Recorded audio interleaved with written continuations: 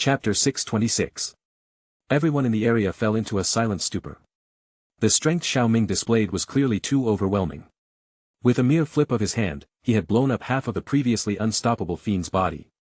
Even the reincarnation stage powerhouses found it almost impossible to muster the will to resist in the face of such a level of strength. Had Xiao Ming been a Yimo, they might have considered suicide as a form of release. Fortunately for the Tianxian faction, they could rest assured that Xiao Ming was on their side. The Yimo, on the other hand, seemed to have fallen into the pit of hell. How could they possibly resist such a strength?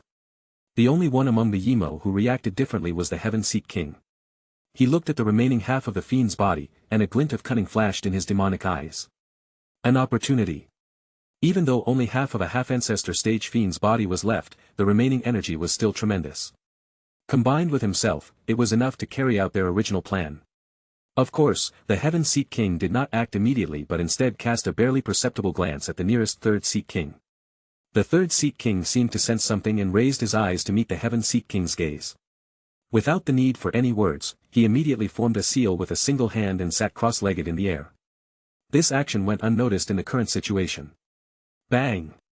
It wasn't until the Third-Seek King's body suddenly exploded that everyone snapped out of the shock caused by Xiao Ming's actions and turned their gaze towards him. Viscous black demonic chi mixed with blood burst out and darkened the entire sky. The liquid like evil demonic chi mixed with viscous blood rained down from the sky and fell on the ground below. Did that guy just self-destruct? Could it be that he felt so hopeless against this person's strength that he couldn't help but commit suicide? Many within the allied forces looked at the spreading evil demonic chi in bewilderment. They had never expected the Third-Seek King to choose self-destruction. But would these ferocious Yimo really choose suicide? This isn't suicide, it is an attempt to summon the Devil Emperor avatar, isn't it? Xiao Ming smiled as he watched the spreading evil demonic chi. However, he did not stop it. After all, it was all going to be resolved one way or another, and summoning it would be a perfect opportunity to do so. Rumble. The land below suddenly began to tremble violently a few breaths later. One could see the ground split apart and demonic chi spread. A demonic figure so huge that one was unable to see where it ended slowly stood up from the depths of the land. This demonic figure climbed up from the endless abyss. Its head reached the sky when it stood on the ground. It looked just like the Emperor of the Devils amidst the pervading demonic chi. The demonic figure seemed to possess countless giant demonic arms. At the center of each palm was a tightly shut evil devil eye that radiated endless demonic might. Devil Emperor Avatar. The ancient masters looked at this extremely frightening demonic figure and an endless chill spread across their faces. They hadn't expected the Yimo to still have such a trump card. It seemed that the devil prison hadn't exerted its full strength before, or else they wouldn't have been able to hold out for so long. Now, they were resorting to desperate measures. However, the 8 ancient masters gazed up at the imposing figure in the sky. With him there, everything would be futile, wouldn't it? Bang bang bang. It seemed that they also felt that the intensity was insufficient. Within the devil prison army, countless explosions suddenly rang out as they began to self-destruct one after the other. Dense demonic chi mixed with pieces of black flesh splattered out.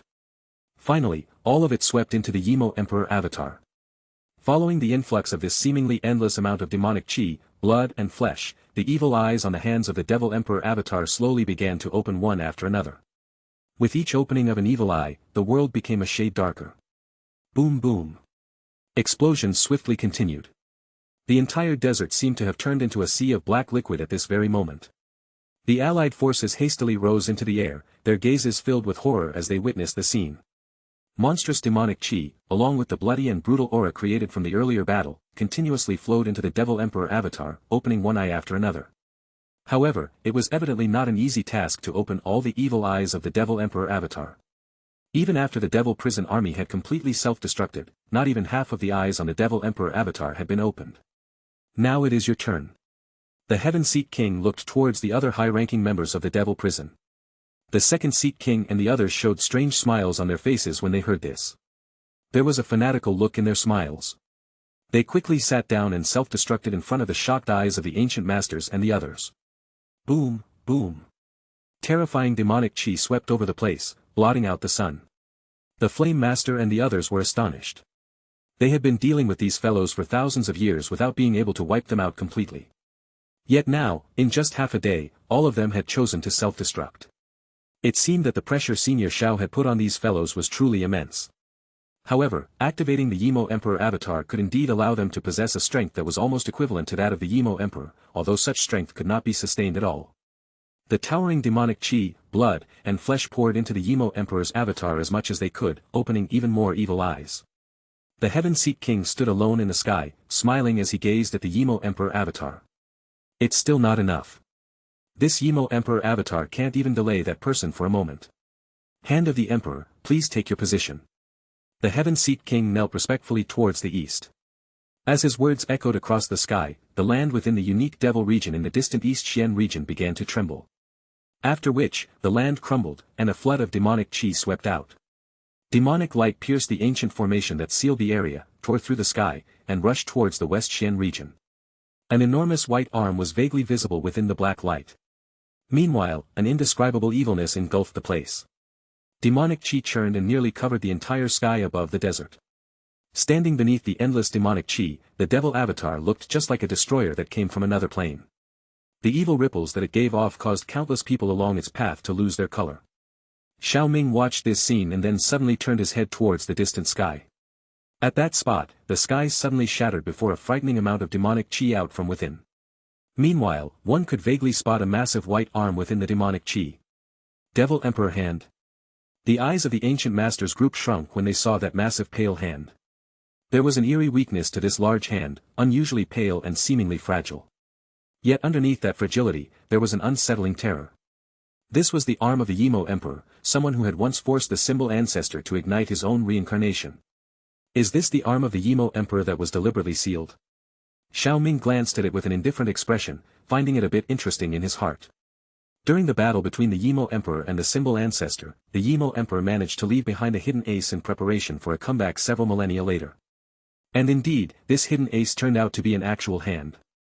The Heaven-Seat King stared at the Devil Emperor hand, which had torn through space, with fanatism. He bowed respectfully and then changed his hand seals.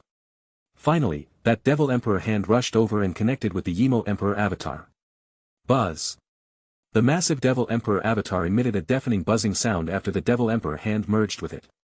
Immediately, monstrous demonic chi swept forward, while a frightening ripple was slowly being incubated.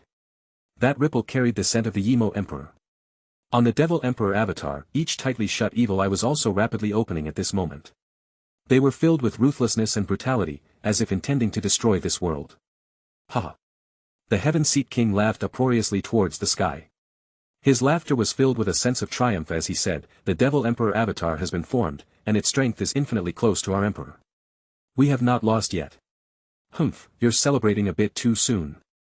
Ing Huanhuan's pretty eyes flashed with cold light as she looked disdainfully at the Heaven-Seat King's smug attitude. Then she turned to Xiao Ming.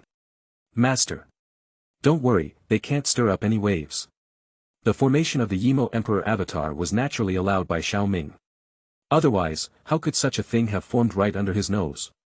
Not to mention the Yimo Emperor avatar, even if the Yimo Emperor himself appeared, he wouldn't last a single move in front of the current Xiao Ming.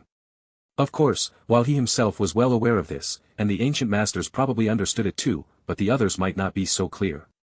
Especially the members of the allied forces below the reincarnation stage, who, upon seeing the avatar that seemed even more domineering than Xiao Ming's appearance, could hardly hide the fear in their eyes.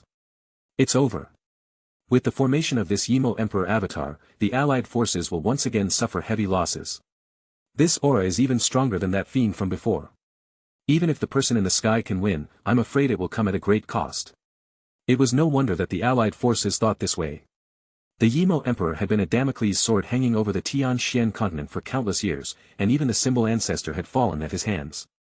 Perhaps the people of the Tian-Xian continent didn't realize it, but deep down, they harbored a sliver of fear towards him. Therefore, no matter how strong Xiao Ming had appeared before, the hearts of the allied forces still lacked confidence. The Heaven-Seat King was still lucid and did not wait for Xiao Ming to make a move.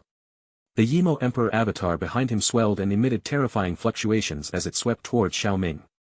Using the avatar of the Yimo Emperor to self-destruct. Trying to stall me, interesting. Xiao Ming pointed his finger upon seeing this. The trajectory of the avatar that was flying towards him came to an abrupt halt and then exploded with a loud bang. Bang! Terrifying energy ripples spread wildly, almost instantly shattering the space for hundreds of thousands of meters. The vast desert below spread sand waves tens of thousands of meters high layer by layer, literally shifting the original position of the entire Great West Xian Desert. Although Xiao Ming had set up a small barrier, those allied forces who were too close still found themselves in a sorry state. In the sky, the ancient masters who were outside the protective range and closer to the explosion were also forced to retreat thousands of meters by this extremely violent energy ripple. Some peak practitioners who had reached the reincarnation stage couldn't help but spew out a mouthful of blood, a spectacle indeed. However, they did not care about such things at this moment. Their gaze was fixed on the central area of the Great Desert. There, the violent energy caused the space to distort, making it impossible for anyone to see what was happening inside. Even the fiend that happened to be at the center of the impact was nowhere to be seen. Bang! Suddenly, the central area lit up as if thousands of suns were shining at the same time. The intense light not only shone through the twisted space but also covered the entire West Xian region. Even the other 3 Xian regions could see the intense light rising from it. Swoosh! Yet, surprisingly, this destructive force was not discharged in the West Xian region. Instead, it transformed into a massive light pillar that stretched endlessly into the horizon. It dashed through the clouds, penetrating the heavens as it headed straight for a distant location. Haha, it's a success. All the lives in this world will become slaves of my tribe. Ha ha ha ha ha. The light pillar of destruction pierced through the sky while the final maniacal laughter of the Heaven-Seek King rumbled across the 4 Xian regions, Chaotic Demon Sea, and Demon Region. The allied forces finally realized something was wrong when they heard this. Looking at the now vanished fiend and recalling all the actions of the Heaven-Seek King before, they gritted their teeth in anger. That damned Heaven-Seek King. All of his previous actions were just a facade. His previous statements were only meant to deceive us, and the Yimo Emperor avatar was merely intended to delay Senior Xiao for a moment. Everything was for the purpose of sacrificing himself and the fiend, even absorbing the energy from the Yimo Emperor avatar's self-destruction, all in order to unleash this light pillar of destruction and break the seal left by Lord Symbol Ancestor. Such a cunning scheme. Countless people lifted their heads in a dazed manner. They watched the light pillar of destruction shoot farther and farther away, while despair grew in their hearts. The light pillar of destruction tore through the sky and flew into the distance. However, the entire world was still affected by the deafening rumbling voice left behind by the Heaven-Seek King prior to his death. Moreover, this voice was filled with fanaticism and brutality. In ancient times, in order to win the Great World War, the world paid an extremely frightening price. Countless strong individuals died, and even the legendary Symbol Ancestor had to ignite his reincarnation in order to draw a close to the war. But now, was that scene from the past about to repeat itself? Standing in the desert, numerous individuals were staring at the sky with pale-looking faces. Although they were unable to see beyond the sky, they could vaguely sense that taste of despair. Only now did they realize that if the Yimo Emperor were truly to descend upon the world, this land might once again face a catastrophe similar to that of ancient times. At this moment, even the Flame Master and his peers looked at the sky with a somewhat blank expression. There was even a hint of fear in their eyes. If they still had confidence in Xiao Ming when facing the devil prison, they were no longer sure now. All this was because of those 2 words, Yimo Emperor. Having experienced the Great War of ancient times, they were keenly aware of the terror of that Emperor of the Devils. Even their revered master, the Symbol Ancestor, was not a match for the Yimo Emperor and had to ignite his reincarnation. As for Xiao Ming's true strength, they had no idea. Could he be stronger than the Symbol Ancestor? Even if that was the case, one had to know that the Yimo Emperor had probably not used all of his cards in the battle with the Symbol Ancestor. The Yimo Emperor could even have his army self-destruct as a desperate measure. In that case, would Xiao Ming sacrifice himself for the Tian Xian continent as the Symbol Ancestor did? In the end, he was not a person who had grown up on the Tian Xian continent, but merely a visitor. There was no reason for him to put himself in danger, as nothing was stopping him from leaving the plane while taking some people with him. Just as the crowd was sinking into despair, within the dark void where the light pillar of destruction was headed, there was a towering, seemingly endless, ancient formation. The formation looked extremely obscure, so much so that a single glance at it could cause one's yuan power to boil over and show signs of going berserk. Many rays of light were stacked on top of each other, obscuring what was behind the formation. Yet, faintly visible was a massive crack that looked like the mouth of an evil devil. Endless evil spewed from within. However, they were all firmly blocked by the ancient formation and could not penetrate this world. Clearly, this vast formation was the seal between the planes left behind by the Symbol Ancestor.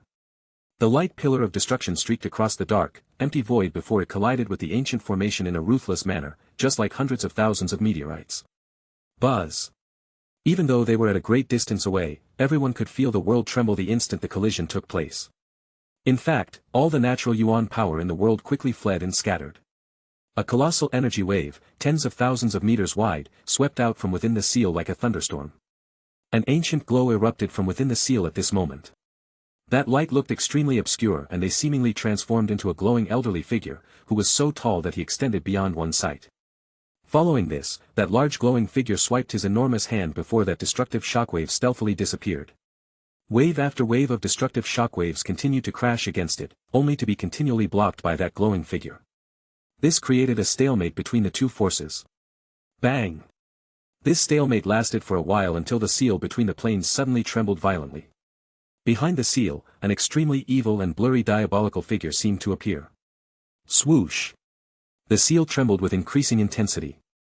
Suddenly, a tiny black ray of light shot out from behind the seal, before it ruthlessly penetrated the area between the brows of the symbol ancestor's glowing figure. The ancient glowing figure instantly became increasingly faint. However, just as he was about to disappear, emotions suddenly flashed across his hollow-looking eyes. This energy, I see, it seems that you have chosen someone else. In that case, Binger and the others need no longer bear the weight I've placed upon them. The ancient, glowing figure gave a final warm smile as he gazed into the distance. After which, he vanished completely and only the incomplete seal between the planes stubbornly remained behind. In the far distance, Huan's delicate body trembled as a sudden ripple stirred in her eyes. She lifted her gaze to see a figure standing in the sky with a nonchalant demeanor. The corners of her mouth curled into a tender smile as she murmured softly, a voice only she could hear. I will. It wasn't long before the entire seal exploded with a loud bang and completely disintegrated under the attack from both sides. As the seal disintegrated, an immense crack could be seen slowly squirming between the planes. It appeared like the large mouth of an evil demon that had started to gnaw at this world. The people on the Tianxian continent only felt a slight tremor followed by a violent surge of yuan power. Immediately after that, a crack between planes hundreds of thousands of meters wide appeared in the sky. The surging demonic chi was so viscous that it seemed to have almost become solid. It poured out from behind that crack between planes. The sun and the moon seemed to lose their light at this moment. Bang! Demonic chi spread over the world. There seemed to be an extremely evil pair of eyes present within it.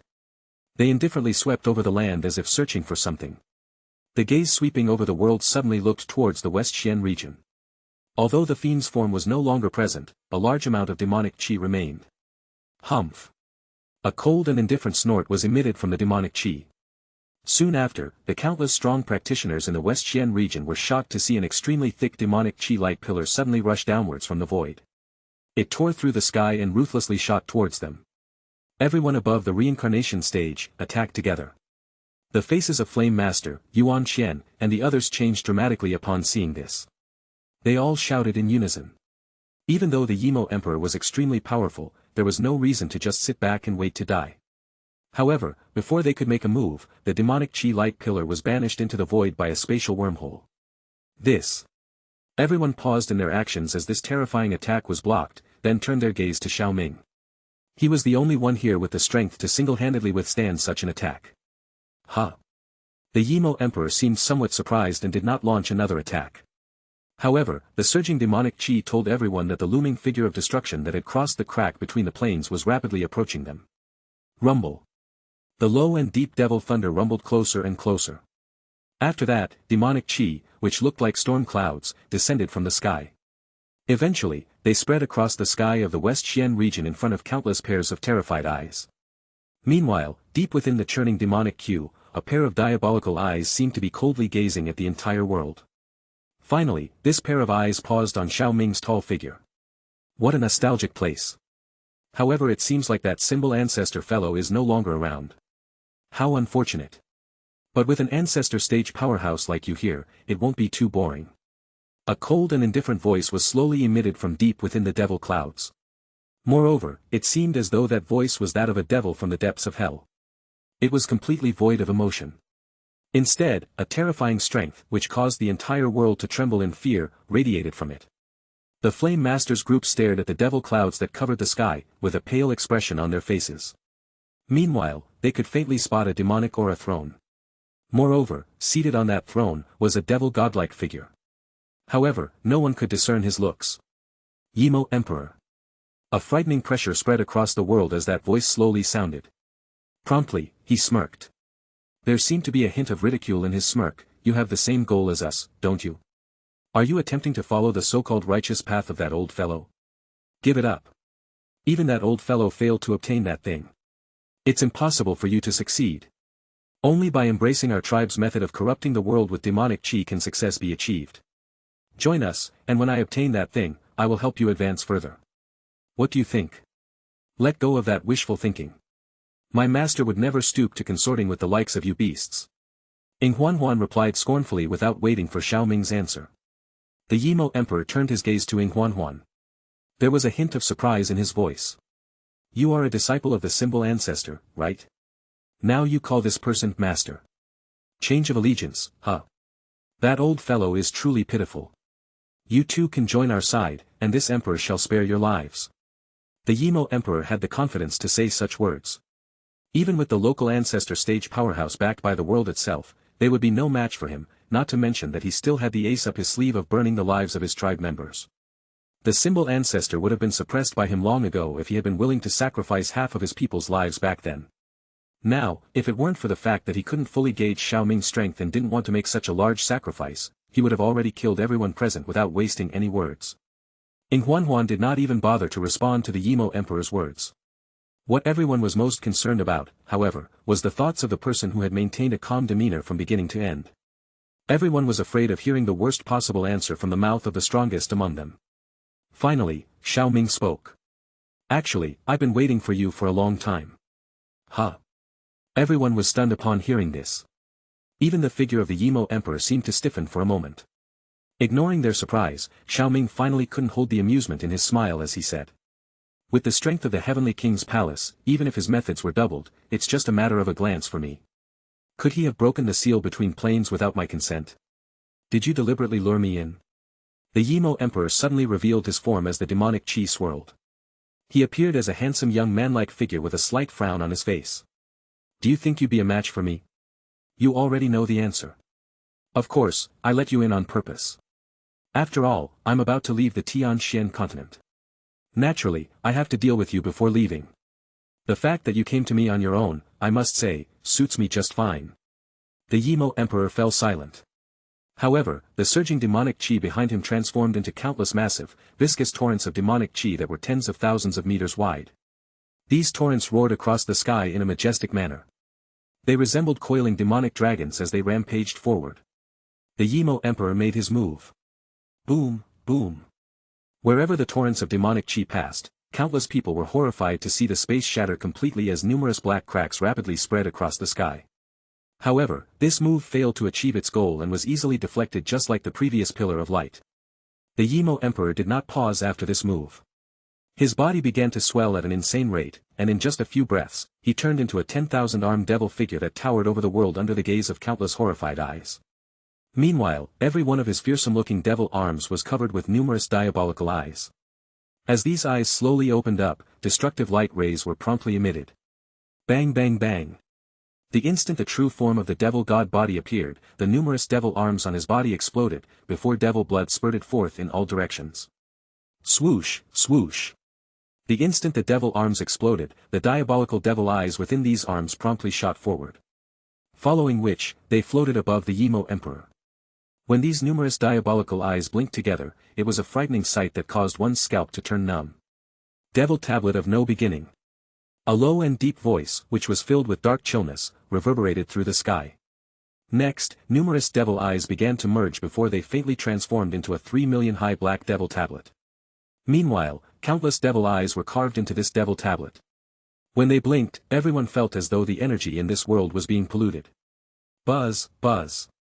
The moment this devil tablet was formed, piercing sharp screeches sounded from behind the crack between the planes. Subsequently, devil figures came gushing through the crack in all directions. This was the army of the Yimo tribe. Moreover, the scale of this army was several times larger than that of the devil prison. They really brought out all their forces this time around. The people of the Tianxian continent were somewhat confused by the exchange between Xiao Ming and the Yimo Emperor. What exactly was that thing they were talking about? One thing they did understand, however, was that Xiao Ming had deliberately let the Yimo Emperor in. Then the Yimo Emperor made a move and summoned a large army. The faces of the ancient masters instantly turned pale as they looked at the summoned army. This was because the scale of this invasion even exceeds that of the Great World War during the ancient times. Clearly, this time around, the Yimo tribe had mobilized their entire tribe. They all seem on the verge of tears. Senior Xiao, you're too confident. This seemed to be a recipe for disaster. Whether they admitted it or not, they all understood that the Yimo tribe's strength had indeed surpassed their plane. If the entire Yimo tribe was mobilized and the Yimo emperor tied up Xiao Ming, it would be an extremely dire situation for them. However, things didn't turn out the way the ancient masters had thought. Tribute to the tablet. The dark, cold, and cruel voice of the Yimo emperor resounded again after the arrival of the Yimo tribe army. The Flame Master and the others were not comforted by this statement, as they realized that the Yimo emperor had a grander scheme in mind. This was an attempt to use the entire strength of the tribe to suppress Xiao Ming in one fell swoop. Without Xiao Ming, they would be like lambs waiting to be slaughtered. Bang bang bang. At the Yimo emperor's command, countless Yimo who had charged into this world suddenly roared towards the sky. Following this, they exploded one after another. Their viscous black flesh flowed continuously towards the devil tablet covered in devil eyes. Buzz. Within less than 10 breaths, countless Yimo had already exploded. Meanwhile, the devil tablet was completely drenched with black blood and flesh. As the blood and flesh wiggled, together with the devil eyes, it created an exceptionally horrifying sight. Moreover, a dark and chilly fluctuation, which caused even the world to tremble, was slowly being emitted from within the devil tablet. This emperor destroyed his true body and sacrificed half of his tribe. I refuse to believe that I cannot suppress you today. Currently, the true body of the Yimo emperor only had 2 arms left. Meanwhile, he stared at Xiao Ming viciously with his devil eyes. This was because even for someone like him, he had to recuperate for several millennia after paying such a price. But he couldn't afford to worry about that right now. It would all be worth it as long as he obtained the dimension fetus. Devil Tablet of No Beginning, 10,000 Devil Seal. A low and deep roar rumbled and reverberated through the sky. After that, the 3-million-meter-high Devil Tablet disappeared before appearing above Xiao Ming in a flash. Then, numerous rays of devil light swept down and imprisoned the entire world. A fearsome-looking scarlet devil seal formed under the Devil Tablet before it pressed down towards Xiao Ming in a rumbling fashion. The land millions of miles below slowly sank, letting out a mournful groan as if it could barely bear the weight. Countless strong practitioners in the West Xian region witnessed this scene. Their bodies trembled as their eyes filled with intense fear. This attack that gathered the strength of the entire Yimo tribe was terrifyingly formidable. Could this person withstand it? If even he failed, was there anyone in this world who could stop the Yimo emperor? The Flame Masters group also clenched their fists tightly. The current Yimo emperor was even more insane and terrifying than before. Come on, master, you can do it. Qing Tan and Ing Huanhuan's brows knit together as they rooted for him in their hearts. Countless evil eyes swept down from the sky and locked the space around Xiao Ming. The scarlet and ferocious devil seal also descended upon him with a whistle. Finally, under the gaze of the entire crowd, Xiao Ming made his move. A single finger. Just a simple flick of his finger. A muffled sound resembling the beating of a heart reverberated through every corner of this world. In fact, it seemed as though this heartbeat sound was created by gathering the heartbeat of every living being in this world. Everyone could feel as if the entire world was resonating at this moment. Moreover, there was an indescribable sense of majesty emanating from Xiao Ming's body. Bang, bang, bang. On the Devil Tablet, countless evil eyes exploded one after another. Meanwhile, miserable screeches were also emitted continuously from the Devil Tablet. Countless people stared at this scene in shock. Bang! Cracks emerged on the tablet before it finally blew apart. Following this, the Yimo Emperor's body also trembled violently. A trace of fear suddenly appeared in his eyes upon seeing this scene. Dimension strength? You actually have control over the dimension fetus? Xiao Ming simply chuckled in response as he withdrew his finger. No. I refuse to accept this. Let this emperor go, and I promise to never set foot in this plane again. The Yimo Emperor hurriedly cried out, but received no response. Soon after, his massive body shrank rapidly, while the viscous demonic chi around him disappeared at a frightening rate. Finally, with a bang, the remaining members of the Yimo tribe, along with the Yimo Emperor, turned into ashes that scattered into the world. Is it over just like that? The strong practitioners in the West Xian region below looked at each other in bewilderment and shock. The fact that the Yimo tribe, which had threatened Tianxian for several millennia, was so easily wiped out was truly unbelievable. Just moments ago, they thought they were doomed to lose. When they came to their senses, countless people trembled with excitement as they watched the scene unfold. The destroyer, who had once caused them to sink into despair, was finally annihilated. The ancient masters and leaders from various regions also had unrestrained joy on their faces. After all, they had been waiting for this day for a very long time. And the one who changed the outcome was that young man in the sky with a gentle smile on his face. We shall never forget how Senior Xiao saved the world. The rebirth after despair caused countless individuals to be so excited that hot tears flooded their eyes. Many of them trembled as they knelt. Their heartfelt voices converged and echoed throughout the world. Chapter 627. The original mission to eradicate the Great Fiend suddenly transformed into the Second Great World War. It was full of unexpected twists and turns at every step. For example, the emergence of the Yimo Emperor was an unforeseen twist that caught all the living beings of the Tianxian continent off guard. However, this world war ultimately concluded with the death of the Yimo Emperor. Such a result caused the world to completely descend into celebration. The hope after despair that everyone experienced contained excitement and elation that was difficult to suppress. Initially, there was fear that the world would succumb to the control of the Yimo. Yet, who could have foreseen such a dramatic turnaround? Not only was the situation reversed, but the Yimo threat was also completely eradicated. This world, which had suffered the ravages of the Yimo since ancient times, finally found peace. In the month following the conclusion of the World War, the Allied forces began to disband one after another. The souls of the strong practitioners who had survived the battle were all resurrected by that person, and everything returned to its rightful course. The world would ultimately continue to progress. However, none of them would ever be able to forget the figure who had saved them from their most desperate moment with his overwhelming strength. They had come to know his true identity. Heavenly Emperor Xiao Ming. And yet, he possessed another identity, one that was unique and unrivaled in this plane, the Dimension Master. The true master of this plane. Within Dao's sect, Xiao Ming stood beside a cliff on a towering peak. He lowered his head and looked at Dao's sect under the swirling clouds.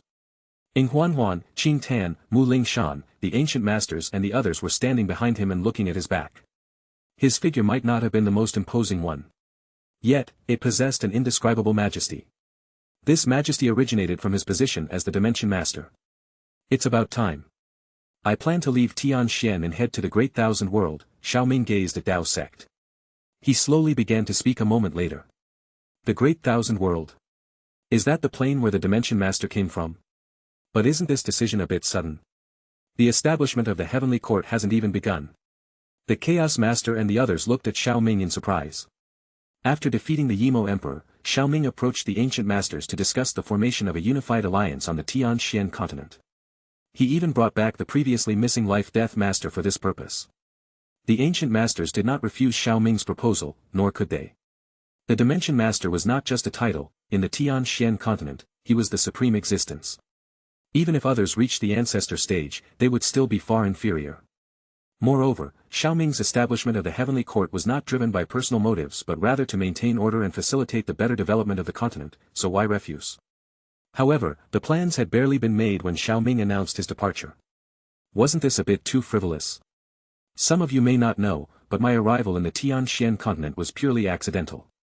Years ago, I had planned to leave my original plane for the Great Thousand World.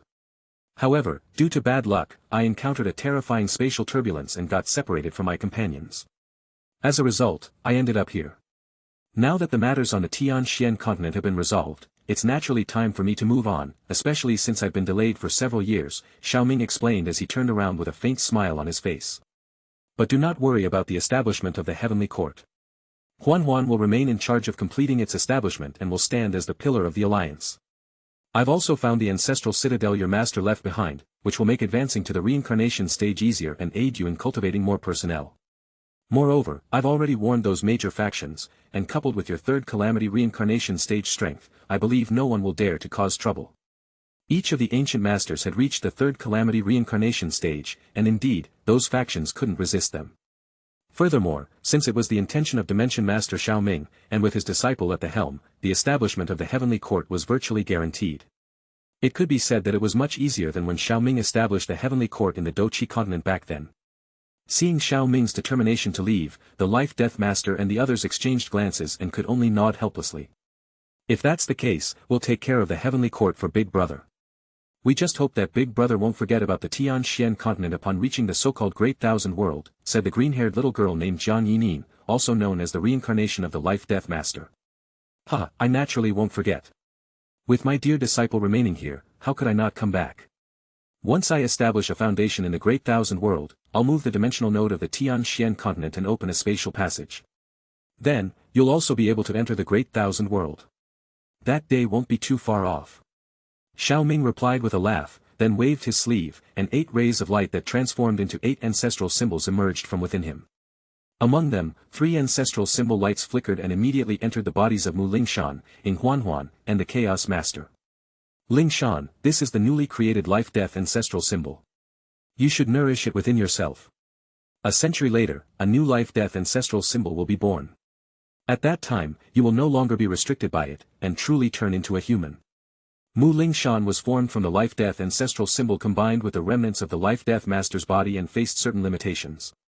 Now that Xiao Ming had become the Dimension Master and reworked her form, all the hidden dangers were removed. Big brother, make sure you open the passage soon and come back to see me, okay? Mu Lingshan waved her small hand and said in an adorable manner. Xiao Ming nodded with a smile, then turned to Ing Huanhuan and the Chaos Master. The Ice Ancestral Symbol and the Chaos Ancestral Symbol were given to him by the two after he killed the Yimo Emperor. Although he no longer needed them, he still took them and transformed them. Now, he returned them to their hands. Xiao Ming naturally had little to say to the Chaos Master, but when it came to his disciple Ing Huanhuan, he had some words. However, before he could utter a word, Ing Huanhuan cut him off with a cold snort. Then Master will indeed take Qing Tan away while leaving me behind. Ing Huanhuan's dissatisfaction was evident in her tone as she turned her pretty face away. Huanhuan, how much longer do you intend to dwell on this? Xiao Ming felt a headache coming on. Humph. If Master hadn't uttered such lofty words about his journey to the Great Thousand World not being for leisure and all that nonsense, only to end up taking the weaker junior sister with you, I probably wouldn't have anything to say. Ing Huanhuan turned and gave him a blank look as she spoke. Anyone would be unhappy if their beloved master decided to just take away their junior sister and leave them behind. Cough cough, you also know that Qing Tan originally came from the Great Thousand World and ended up in the Tianxian continent. Hence, she can serve as my guide there. Moreover, her journey with me presents opportunities for her to catch up with you. As for you, it's just a matter of time until you regain your strength and break through to the ancestor stage. In fact, Xiao Ming had reconsidered his thoughts about taking Qing Tan with him. After all, she would be separated from her family for an extended period. Yet, it was Qing Tan herself who insisted on accompanying him. Having entrusted the care of her family to the Palace of Darkness and the rest of the Alliance members, she expressed a fervent desire to explore her origin plane alongside her master. It had to be said that although Qing Tan acted like a timid girl, she harbored a profound adventurous spirit. Therefore, Xiao Ming hesitated no longer and resolved to bring her along. However, this decision subjected him to constant teasing from his first disciple. Humph. The reasoning was sound as always, leaving Ing Huanhuan unable to argue, yet she still expressed her dissatisfaction with a petulant huff. Xiao Ming watched Ing Huanhuan's petulant manner, but it didn't really bother him. After all, it was true that he had not treated everyone equally in this matter. I suppose the opening of the dimensional node will only take a few years. Spend these years well with your father and sister. But don't neglect your cultivation. Otherwise, your junior sister might surpass you, hee, Xiao Ming teased, causing Qing Tan to giggle and Ing Huanhuan to roll her eyes at him. Oh, and, with a flick of his finger, the remaining ancestral symbols and some jade bottles flew towards Ing Huanhuan. These ancestral symbols are no longer of use to me. Except for returning the blazing ancestral symbol to Mo Luo, you can take care of the rest. These pills will also benefit your cultivation, so keep them. Stop nagging already, I got it, Ing Huanhuan muttered as she accepted all the items. Seeing this, Xiao Ming waved his sleeve and rose into the air with Qing Tan. The others looked up to the sky only to see the space there slowly rip open. The crack was identical to the vast plain crack that had appeared outside the void when the Yimo Emperor first emerged. At this moment, Ing Huanhuan couldn't contain her feelings any longer and hurried toward the departing figures. Master, you should come back soon, she cried out, throwing herself at his back and embracing him tightly. Before the World War ended, she felt as if she had entered a strange state. Not only did the Ice Master's power seem to merge with her even more smoothly, but a profound desire also stirred within her, a longing for a life without regrets. The reason she had agreed to stay on the continent was to spend more time with her family. After all, she had followed her master since she was a child and had learned of the sacrifice her father had made at that time. Now that the continent was at peace, she felt compelled to make it up to them. Perhaps her master noticed this when he asked her to take over the heavenly court. But this was to be temporary, for there was a figure who had altered her destiny and ushered in peace to the world. Her rightful place in this life was by that figure's side. Feeling the soft body embracing him from behind, Xiao Ming's lips curved into a warm smile as he gently traced the hands wrapped around his chest. It's a promise. Don't you dare forget your promise. Otherwise, I might ignore you in the future, Ing Huan said softly, her tone carrying a hint of coquetry that instantly soured the Flame Master's expression. He had thought that this time he might have a chance to get close to little junior sister, but now he realized that he had no chance at all. The Chaos Master and Thunderbolt Master exchanged sympathetic glances as they patted him on the back. Some things, it seemed, were fated to remain out of reach. Xiao Ming's smile widened at Ing Huan's words. As he felt those slender hands release their grip in a reluctant manner, he glanced at the crack slowly widening in front of him and clenched his fists with determination. A thought passed through his mind. He subsequently pulled Qing Tan as he rushed forward. The dimension power enveloped both of them. Finally, they shot into the dimensional crack in front of everyone. Everyone watched the crack slowly mend itself and heaved a long sigh. Some curiosity towards that world appeared as they lamented. What would await them there? Chapter 628. The Great Thousand World. This place stood as the undisputed center of all worlds, where countless planes intersected and numerous planes drifting outside intertwined. Heroes from many different places gathered here, including the strongest individuals from the lower planes who followed the coveted path of the Heavenly Sovereign as they explored the mysterious and unknown realms beyond the Sovereign. The 100 Spirit Continent. The 100 Spirit Continent, located in the northwest region of the Great Thousand World, was not very famous in the vast, endless Great Thousand World. However, the superpower controlling the 100 Spirit Continent was quite renowned in the northwest of the Great Thousand World. The Northern Profound Palace was one of the overlords of the northwestern region of the Great Thousand World and ruled over 4 continents. Its palace master, Qin Beixian, had reportedly gone into seclusion to attempt a breakthrough to the immortal Great Heavenly Sovereign. Should he succeed, its influence would be able to spread even further. The immortal Great Heavenly Sovereign was an existence that was second only to the Saint Great Titans in the Great Thousand World. Aside from the 5 ancient clans and the Great Thousand Palace, the top superpowers, the immortal Great Heavenly Sovereigns were considered the strongest in the Great Thousand World, the true backbone. Therefore, despite the relatively low profile of the 100 Spirit Continent, the fact that it was coveted and occupied by a faction such as the Northern Profound Palace indicated that it was far from being a resource-scarce land. 100 Spirit Sky was an inconspicuous area within the 100 Spirit Continent. Such areas were countless across the land. Although the 100 Spirit Continent was nominally under the rule of the 100 Spirit King, this ruler had not established an effective government. As a result, numerous factions thrived within the 100 Spirit Dynasty, with countless forces spread across various realms, constantly waging wars against each other. The Northern Spiritual Plains, a notorious dangerous area within the Northern Spiritual Realm of the 100 Spirit Sky, located in the northwest, was vast and home to various ferocious spiritual beasts. Exploration teams would occasionally enter to hunt spiritual beasts for resources. The Northern Spiritual Plains contained many rare materials and spiritual medicines. It was considered a treasure trove. Of course, one needed to possess sufficient strength to claim these treasures. Otherwise, one risked not only failing to obtain the treasures but also losing one's life in the attempt. Under the night sky that shrouded the outskirts of the Northern Spiritual Plains, a campfire flickered in a campsite, mostly filled with young people who seemed to be on their first expedition. The entire campsite was enveloped in a lively atmosphere. By the blazing campfire, a young lady with a clear and delicate face sat idly, her gaze fixed on the darkness beyond the camp. It seemed as if various bloodthirsty beast roars were echoing in the distant depths. Though her appearance may not have been striking, she exuded a mysterious and hazy aura that only grew more intriguing the longer one looked at her. Many warm gazes were directed towards her by the vigorous young men nearby. The girl was beautiful.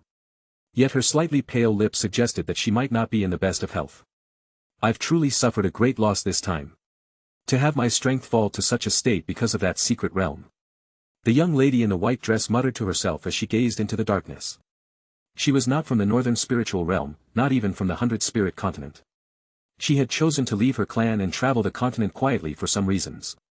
Unfortunately, luck was not on her side, as she had suffered serious injuries in a secret realm not long ago and was forced to use a life-saving method that could relocate her, bringing her to these Northern Spiritual Plains.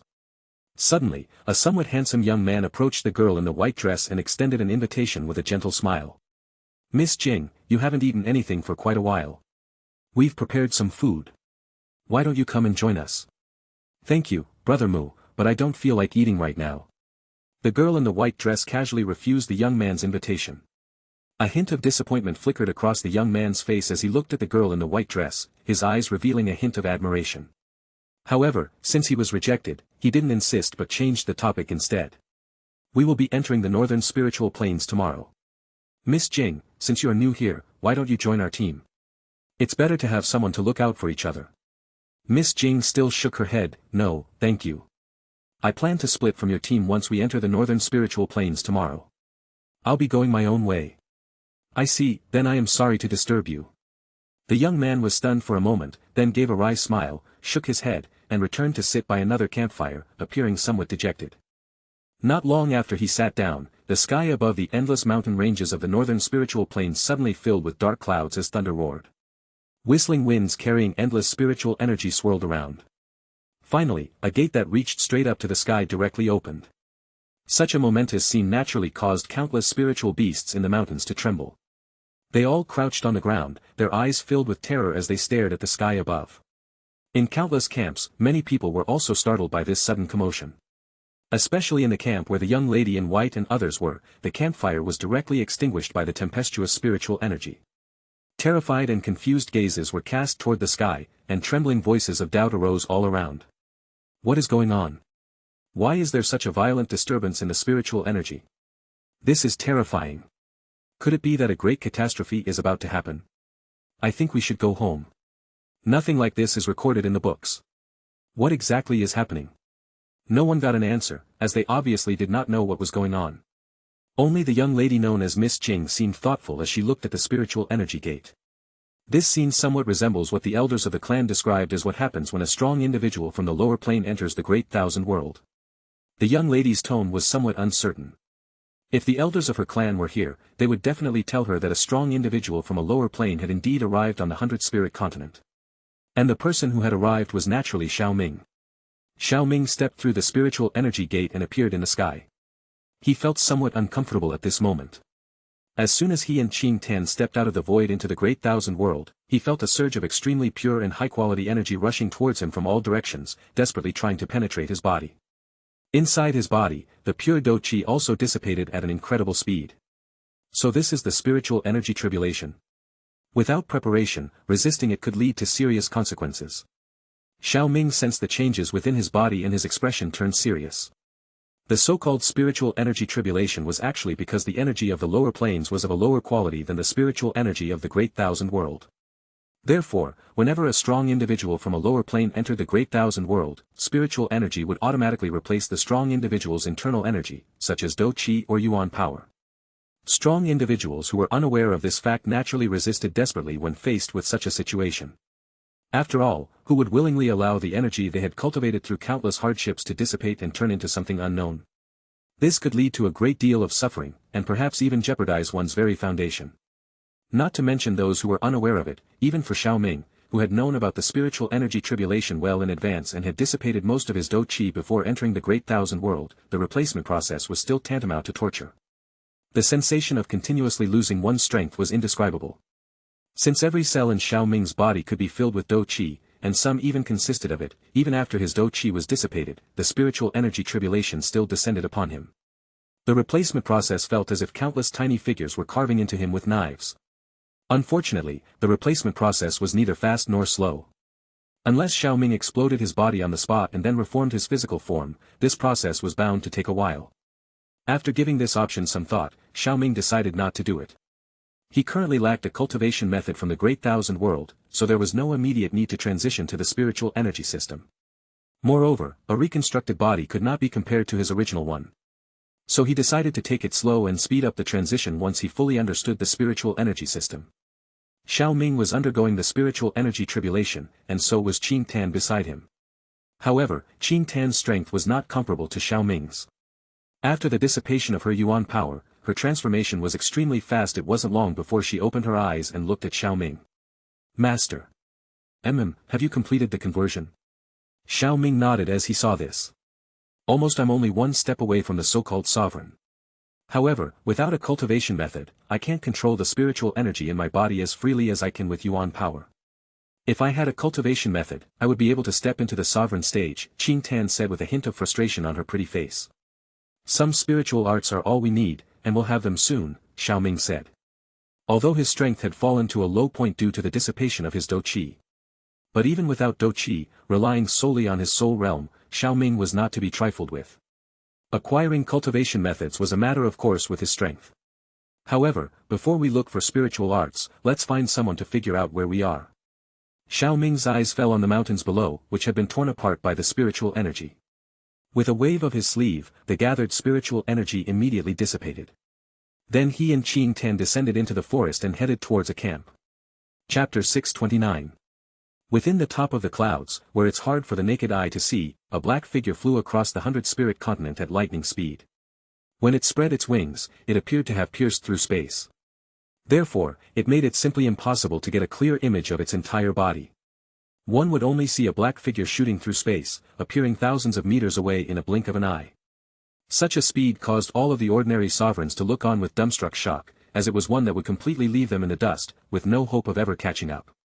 However, that black figure suddenly stopped moving forward and transformed into an old man dressed in a blue robe. The old man's blue robe was covered with black water patterns that shimmered with a faint light. He seemed contemplative as he stared at the dark land below. There's an astonishing surge of spiritual energy below. Could it be that some kind of supreme treasure has emerged?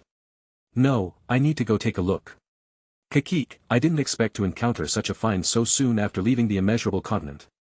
The old man hemmed and hawed, then shuttled towards the mountain range below. The commotion from the mountains has subsided. Inside the camp, as the campfire was being rekindled, everyone felt a bit shaken. The disturbance had been tremendous. Everyone felt that any small mishap could have led to disaster. Fortunately, it turned out to be a false alarm. However, the experience caused many to reconsider their expedition. Maybe we should cancel this training. There's something strange about it, and we don't know anything. It might be hard to come back once we enter the mountains. I also feel that we're not fully prepared for this. Maybe we could wait a few days, let the other team scout the area first, and get better equipped. It won't be too late to enter the northern spiritual planes then. I agree. Of course, while some agreed, there were also some who disagreed. No, this training is very important to me. If I can't capture a beast soul, I'm afraid I won't last a single round in the next clan competition. That's right, we've been preparing for so long, how can we give up so easily?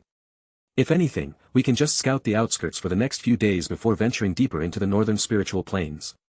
Perhaps this disturbance is caused by the emergence of a divine object. If we find it, it might even catapult us directly into the sovereign stage. Inside the camp, the young men and women continued their incessant debate. The young man surnamed Mu approached the serene girl again and asked with some concern. Miss Jing, you didn't get hurt during the spiritual energy disturbance, did you? I'm fine, thank you for your concern, Brother Mu, Miss Jing replied calmly. Hee, that's good to hear. But as I mentioned before, you can just call me Mu Foam. Noticing the other party's lack of interest in the conversation, the young man scratched his head and gave an awkward laugh. Then he continued without waiting for Miss Jing to respond. By the way, what do you think about the spiritual energy disturbance in the northern spiritual planes? Are you still planning to go there? Miss Jing pondered for a moment upon hearing this, then replied. Those spiritual beasts will be more aggressive after the spiritual energy disturbance. I'd rather not go in. Ah, I see. That's probably for the best. Safety is paramount, Mu Foam nodded in understanding.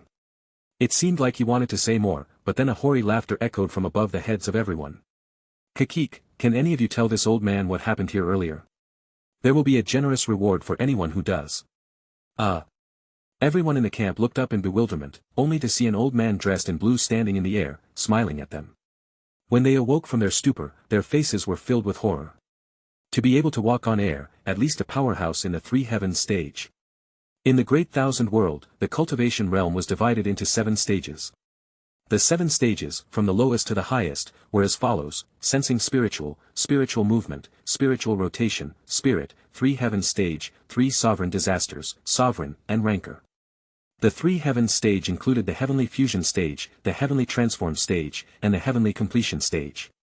The 3 sovereign disasters were the human body disaster, the spiritual energy disaster, and the spirit disaster. The sovereign stage was divided into 1 to 9 grades, followed by the earth sovereign and the heavenly sovereign. The rancor stage had yet to see anyone successfully ascend to it, and it had not even been made known to the world. Only the immortal emperor from ancient times, who had sacrificed himself to seal the heavenly evil monarch, had managed to half-step into the rancor stage. Of course, these stages were far too distant for the young people in the camp. The strongest in their clan was at the spirit stage, far from comparable, while the person before them, who walked on air without any external aid, was at least a heavenly fusion stage powerhouse. No, it is not just the heavenly fusion stage, but the sovereign stage. Miss Jing's face changed as she looked at the old man above. Although her strength had fallen to a point far below even the three heavens stage, her keen eyesight remained. The old fellow before her was clearly a high-grade sovereign and not just a mere first-grade sovereign. This person was definitely attracted by the previous surge of spiritual energy. Actually, this was quite normal. The previous commotion was not insignificant, perhaps it even attracted other strong individuals. This was also why she didn't want to enter the northern spiritual planes anymore, to avoid encountering these strong individuals. However, it seemed her luck wasn't very good, as the camp she was in had been noticed so quickly. I hope this guy will leave after getting his answer, Miss Jing thought. However, things usually didn't turn out the way one wished them to. The blue-robed old man naturally couldn't get any useful information from this group, none of whom had even reached the spiritual rotation stage. The old man frowned and turned to leave, but out of the corner of his eye, he saw a young lady in a white dress. The young lady's demeanor was calm and mysterious, exuding a unique charm that immediately caught his attention. A lecherous gleam emerged in his eyes. Hee, I didn't expect to find such fine goods in this remote place. Little girl, from now on, you shall follow this old ancestor. Senior, aren't you being a bit too coercive? Miss Jing hadn't spoken yet, but Mu Feng's expression changed drastically as he spoke in a somewhat anxious manner. However, the old man completely ignored him, his gaze fixed intently on the young lady standing in front of him. In response, Miss Jing remained indifferent as she coldly said, not interested. Mu Feng sighed in relief upon hearing her words. He had really feared that Miss Jing would agree to this, as there was no shortage of people who would sell themselves to follow a strong individual. Fortunately, Miss Jing was not such a person. He cupped his fists towards the old man. Senior, as you can see, Miss Jing is not willing to. Quiet. You have no right to speak here. A sharp rebuke came as the space in front of Mu Feng suddenly tore apart. From the torn space, black tidal waves poured out, covering the sky and crushing the space as they swept towards Mu Feng. Faced with such an attack, Mu Feng couldn't even react in time. Fortunately, there was someone else by his side. Heaven Protective Spirit Formation, activate.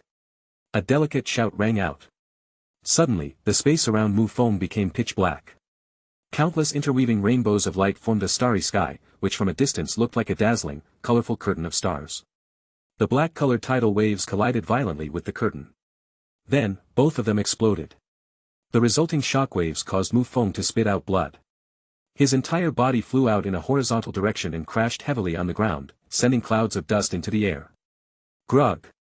Miss Jing, who bore the brunt of the attack, obviously did not fare well either. Blood dripped from the corner of her mouth, and her soft and pretty face turned deathly pale. Kiki, I didn't expect you to have some strength, and you're even a spiritual array master. The blue-robed old man was also somewhat surprised. Although he hadn't been serious before, his attack was more than enough to kill someone at the spirit stage. It was surprising that this woman, despite her youthful appearance, was able to withstand it. Quite remarkable indeed. However, it didn't matter. It was clear that the young lady in front of him didn't have the ability to resist again. He was now looking forward to capturing her and having his way with her, for he, the immeasurable old ancestor, enjoyed women with a rebellious spirit the most. Chapter 630. The immeasurable old ancestor waved his hand, and a torrent of black seawater surged out from the space behind him. A strange seal gradually appeared in his hand, and the black seawater in front of him instantly turned into a huge black cauldron that shot violently towards Miss Jing. Miss Jing tried to mobilize the spiritual energy within her body upon seeing this, but under the surging aura, she ended up coughing out another mouthful of blood. Damn it, am I really going to fall into the hands of this old lecher today? At this point, despair inevitably crept into Miss Jing's heart. As a perfected Earth sovereign, the spiritual energy within her was immense. Unfortunately, due to the previous secret realm, her strength was almost completely depleted. Now, she was running into such an old lecher after barely escaping. Her luck was truly atrociously bad. Biting her lip, she held a jade hairpin to her chest as she watched the huge black cauldron approaching. Even if she were to die, she would not allow herself to be defiled by such a person. Perverted scoundrel, stop. At this critical moment, a delicate shout echoed from the dense forest. A streak of black light flashed by, and the giant black cauldron in the air instantly shattered and dissipated. After that, the black light flew back as the cauldron disappeared. Who dares to ruin this old man's fun? Show yourself. The immeasurable old ancestor shouted towards the forest, his face extremely ugly. The consecutive incidents had worn down his already limited patience. Rustle. A rustling sound came from the forest, and soon, two exceptionally good-looking figures, a man and a woman, emerged from among the trees. Both appeared to be young. The man looked to be in his early 20s. He wore a golden robe, and his long hair was neatly tied. His features were clean and sharp, perfectly balanced, adding or subtracting anything would disturb his exquisite appearance. The smile on his lips made people feel as if they were bathed in a spring breeze, yet it carried an inexplicable sense of majesty. Even the immeasurable old ancestor, who had lived for thousands of years, had to admit that this man was the most outstanding person in terms of appearance and temperament he had ever seen. However, in this world, one relied on strength rather than appearance. So, after carefully observing him, the immeasurable old ancestor did not regard the man as a threat. Instead, his gaze, filled with lecherous intent, was fixed on the slender figure beside him, whose aura was stronger. The young lady was dressed in a black robe with a mysterious pattern of dark gold along the edges, subtly giving off an aura of solemnity and nobility. She had a calm and beautiful face, with skin and hair as white as snow, eyebrows arched like crescent moons, a straight and delicate nose, and especially those honey-colored eyes, tranquil as deep pools, resembling the deepest night sky. Beneath their serenity lay an endless sense of mystery that irresistibly drew people into its depths. She was no less stunning than the girl in the white dress. Looks like this old ancestor's luck with the ladies is not bad today. The anger in the immeasurable old ancestor's heart diminished slightly. Humph, was it you two who sneak attacked this old ancestor just now? Although it was phrased as a question, the tone of the immeasurable old ancestor was certain. The young lady's jade-like hands held a huge black scythe covered with complex and mysterious symbols. It was clear that this was the weapon used to attack him just now. The man and woman were naturally Xiao Ming and Qing Tan. Facing the question of the immeasurable old ancestor, Qing Tan raised her eyes defiantly. And what if it was? You, an old lecher, old enough to be on your deathbed, yet you come here to prey on women. A scoundrel like you deserves nothing but death. Sharp-tongued, huh? You want to stand up for others, yet you fail to consider whether you have the strength to back it up. The immeasurable old ancestor sneered disdainfully as he released a bit of his sovereign aura. Suddenly, a fierce wind arose, and the clouds in the sky churned as if signaling the end of days. Puff, puff, puff. Even though the immeasurable old ancestor didn't specifically target them, the camp was still filled with the sound of people spitting blood due to his overwhelming aura. This scene made the immeasurable old ancestor somewhat pleased. However, when he looked at Xiao Ming and Qing Tan again, he was somewhat surprised. Why did these two seem unaffected? The woman could be understood to some extent since she was at the quasi-sovereign stage, but how could that pretty boy also appear unharmed? Could it be? The immeasurable old ancestor's gaze became uncertain and finally settled on the black scythe in Qing Tan's hand. Just by staring at it, he felt a chill running down his spine, as if the scythe was a harbinger of death itself. This was a divine artifact. That's right, a divine artifact must protect them. The surge of spiritual energy just now must have been caused by this divine artifact. Haha, who would have thought that this woman, after obtaining a divine artifact, wouldn't leave but instead would bring it directly to me? Truly, the heavens are helping me. Beauty, hand over that divine artifact and serve this old man for 10 years, and I can overlook your offense today. The immeasurable old ancestor's voice softened slightly in his joy. Alas, what a tragedy. Is there really no one who can deal with this demon? The men in the camp were all deeply grieved when they saw that yet another woman of unparalleled beauty was about to suffer at the hands of the villain. However, the overwhelming pressure made them too afraid to speak out for fear that even a single word would turn them into minced meat. Relying on a newly acquired divine artifact of unknown rank that just came into her hands doesn't make her a match for a sovereign. Sigh, even others have been dragged down. Looking at the black scythe, Miss Jing was also successfully misled by the immeasurable old ancestor. Both of them overlooked Xiao Ming, who was standing next to Qing Tan. It was not because he had no spiritual energy fluctuation, but because it was too weak, almost as if he had just started recultivating. If it weren't for Qing Tan by his side, Miss Jing might have suspected that this man was a powerful individual from a lower plane, but with a quasi-sovereign at his side acting quite intimate, she had to dismiss the thought. You old rag are so ugly that it should be considered a crime, and yet you still dare to aspire to beauties beyond your reach. Qing Tan chuckled scornfully, her words instantly darkening the expression on the face of the immeasurable old ancestor. Humph, refusing the toast just to drink the forfeit. In that case, I'll capture you first, and then I'll seize that spiritual array master. Boom! The immeasurable old ancestor stamped his foot, causing the black sea to churn as towering waves converged, forming a massive black trident hundreds of meters tall that shot down from the sky. Thud! Even before it landed, the area within dozens of miles was affected, with countless tall trees swaying and falling in all directions. This was the immeasurable old ancestor restraining his strength. After all, his goal was to capture, not to kill outright. Qing Tan did not utter another in retort, but anger was evident on her fair cheeks as she tightly gripped the scythe. Just as she was about to swing it, a warm hand reached out from beside her, halting her action. Her gaze shifted to Xiao Ming beside her. At this moment, Xiao Ming's expression remained calm, as if he didn't care about what the immeasurable old ancestor had said earlier. However, those who knew Xiao Ming understood that anyone who dared to prey on women in front of him had only one fate, death. Moreover, the target of the abduction was his own disciple. This time, Xiao Ming had no intention of letting the immeasurable old ancestor die an easy death. Step back, this old thing is a 7th-grade sovereign, you are still no match for him. With that said, Xiao Ming raised his hand to the sky and clashed violently with the tip of the trident. Whoosh! A terrifying shockwave swept through, causing the entire area to go into a frenzy. The fierce winds raged like a violent storm, leaving the land around the camp in a state of chaos and causing countless beasts in the northern spiritual plains to flee in terror. Silence fell after the rampage, only to be shattered by an incredulous cry. How is this possible? How could the physical body of this pretty boy be so strong? The face of the immeasurable old ancestor twisted in disbelief. He couldn't accept that this person hadn't used any spiritual energy, yet he was able to break his attack with just one hand. And not only did he block the attack, but he didn't even seem to be injured, not a single hair on his head out of place. Chapter 631.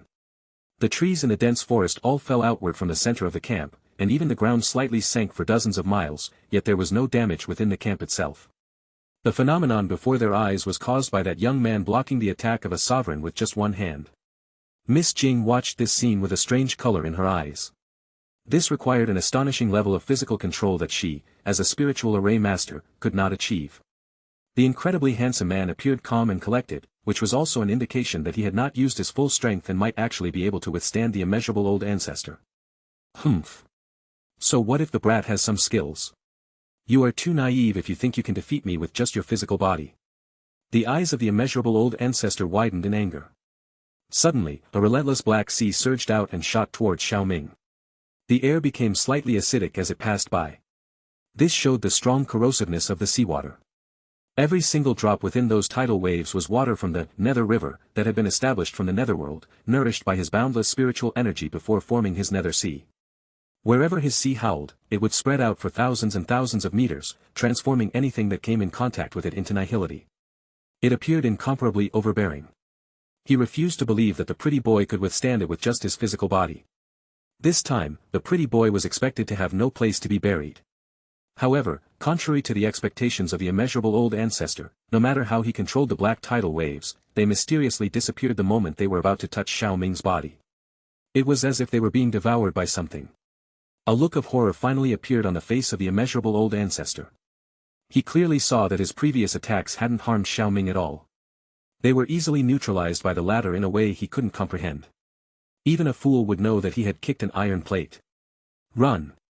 Having lived to this point, the immeasurable old ancestor deeply understood what to do when faced with an insurmountable opponent, and he did just that.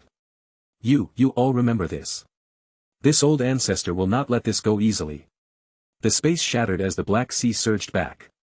The immeasurable old ancestor immediately rushed into the ruptured space and then disappeared. To prevent Xiao Ming from following him, he even left some of the Nether River water behind. It turned into countless black raindrops that poured down on the camp. Whoosh! Suddenly, the sound of the air breaking rang out.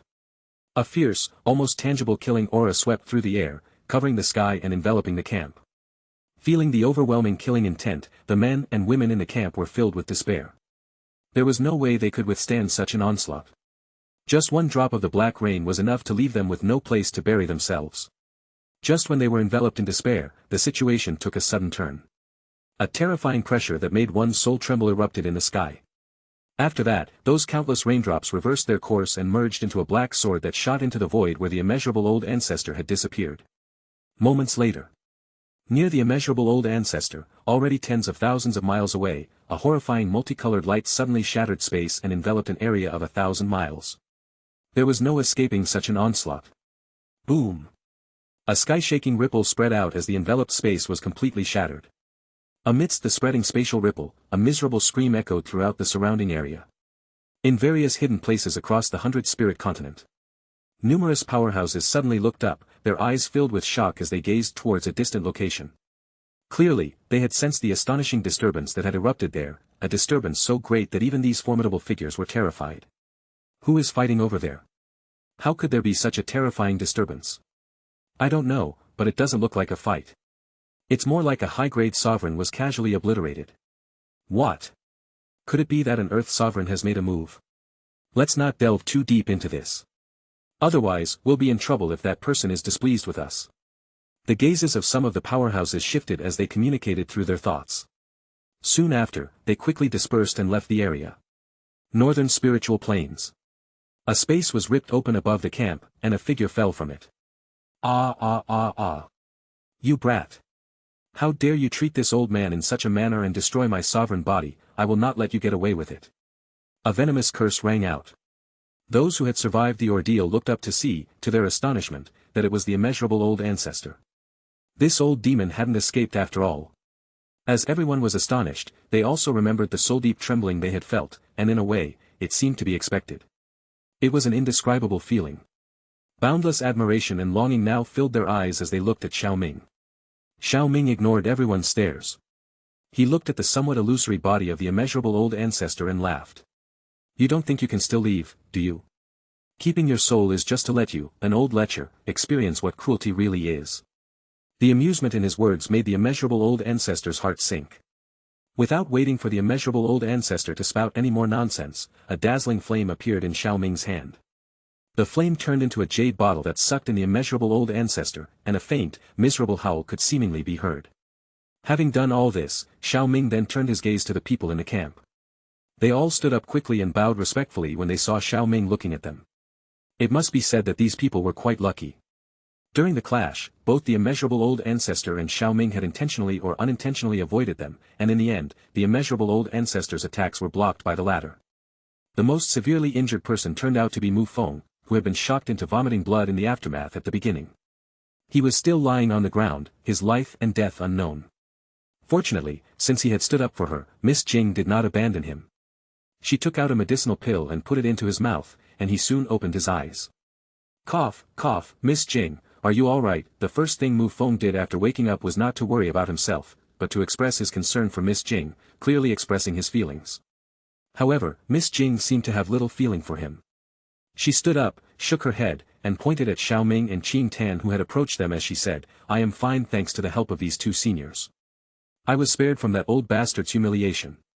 Seniors? Xiao Ming's step stopped slightly when he heard this.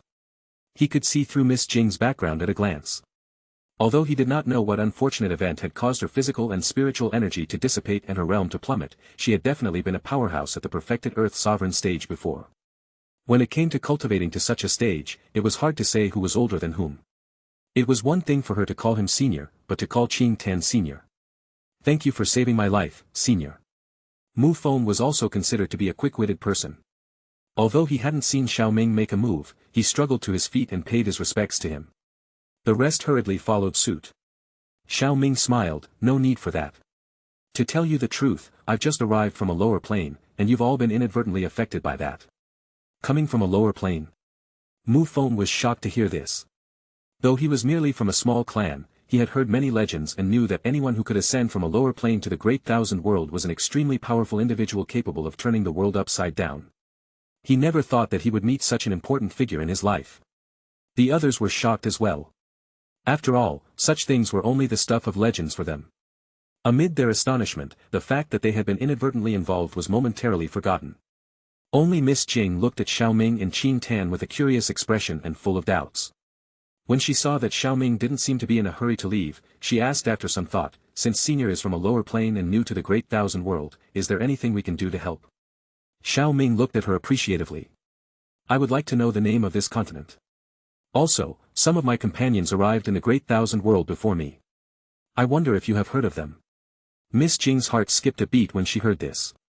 He saw through her strength. Thinking back to her previous address of senior, her pretty face couldn't help but show a hint of embarrassment, and when she replied, she no longer addressed him that way. This place is known as the 100-Spirit Continent. As for your companions, although I have traveled many continents, the great thousand world is vast. I would advise you not to expect too much. The 100-Spirit Continent. Xiao Ming nodded and repeated the name to himself, then suddenly remembered something. Wasn't this the homeland of one of the protagonists, Mu Chen, in the original timeline? As his thoughts wandered, he suddenly heard a familiar electronic sound in his mind. Ding! The host's arrival to the 100-Spirit Continent, which belongs to the Great Thousand World, has been detected. Life Simulator 2.0 is initiating. Ding! Life Simulator 2.0 has successfully launched.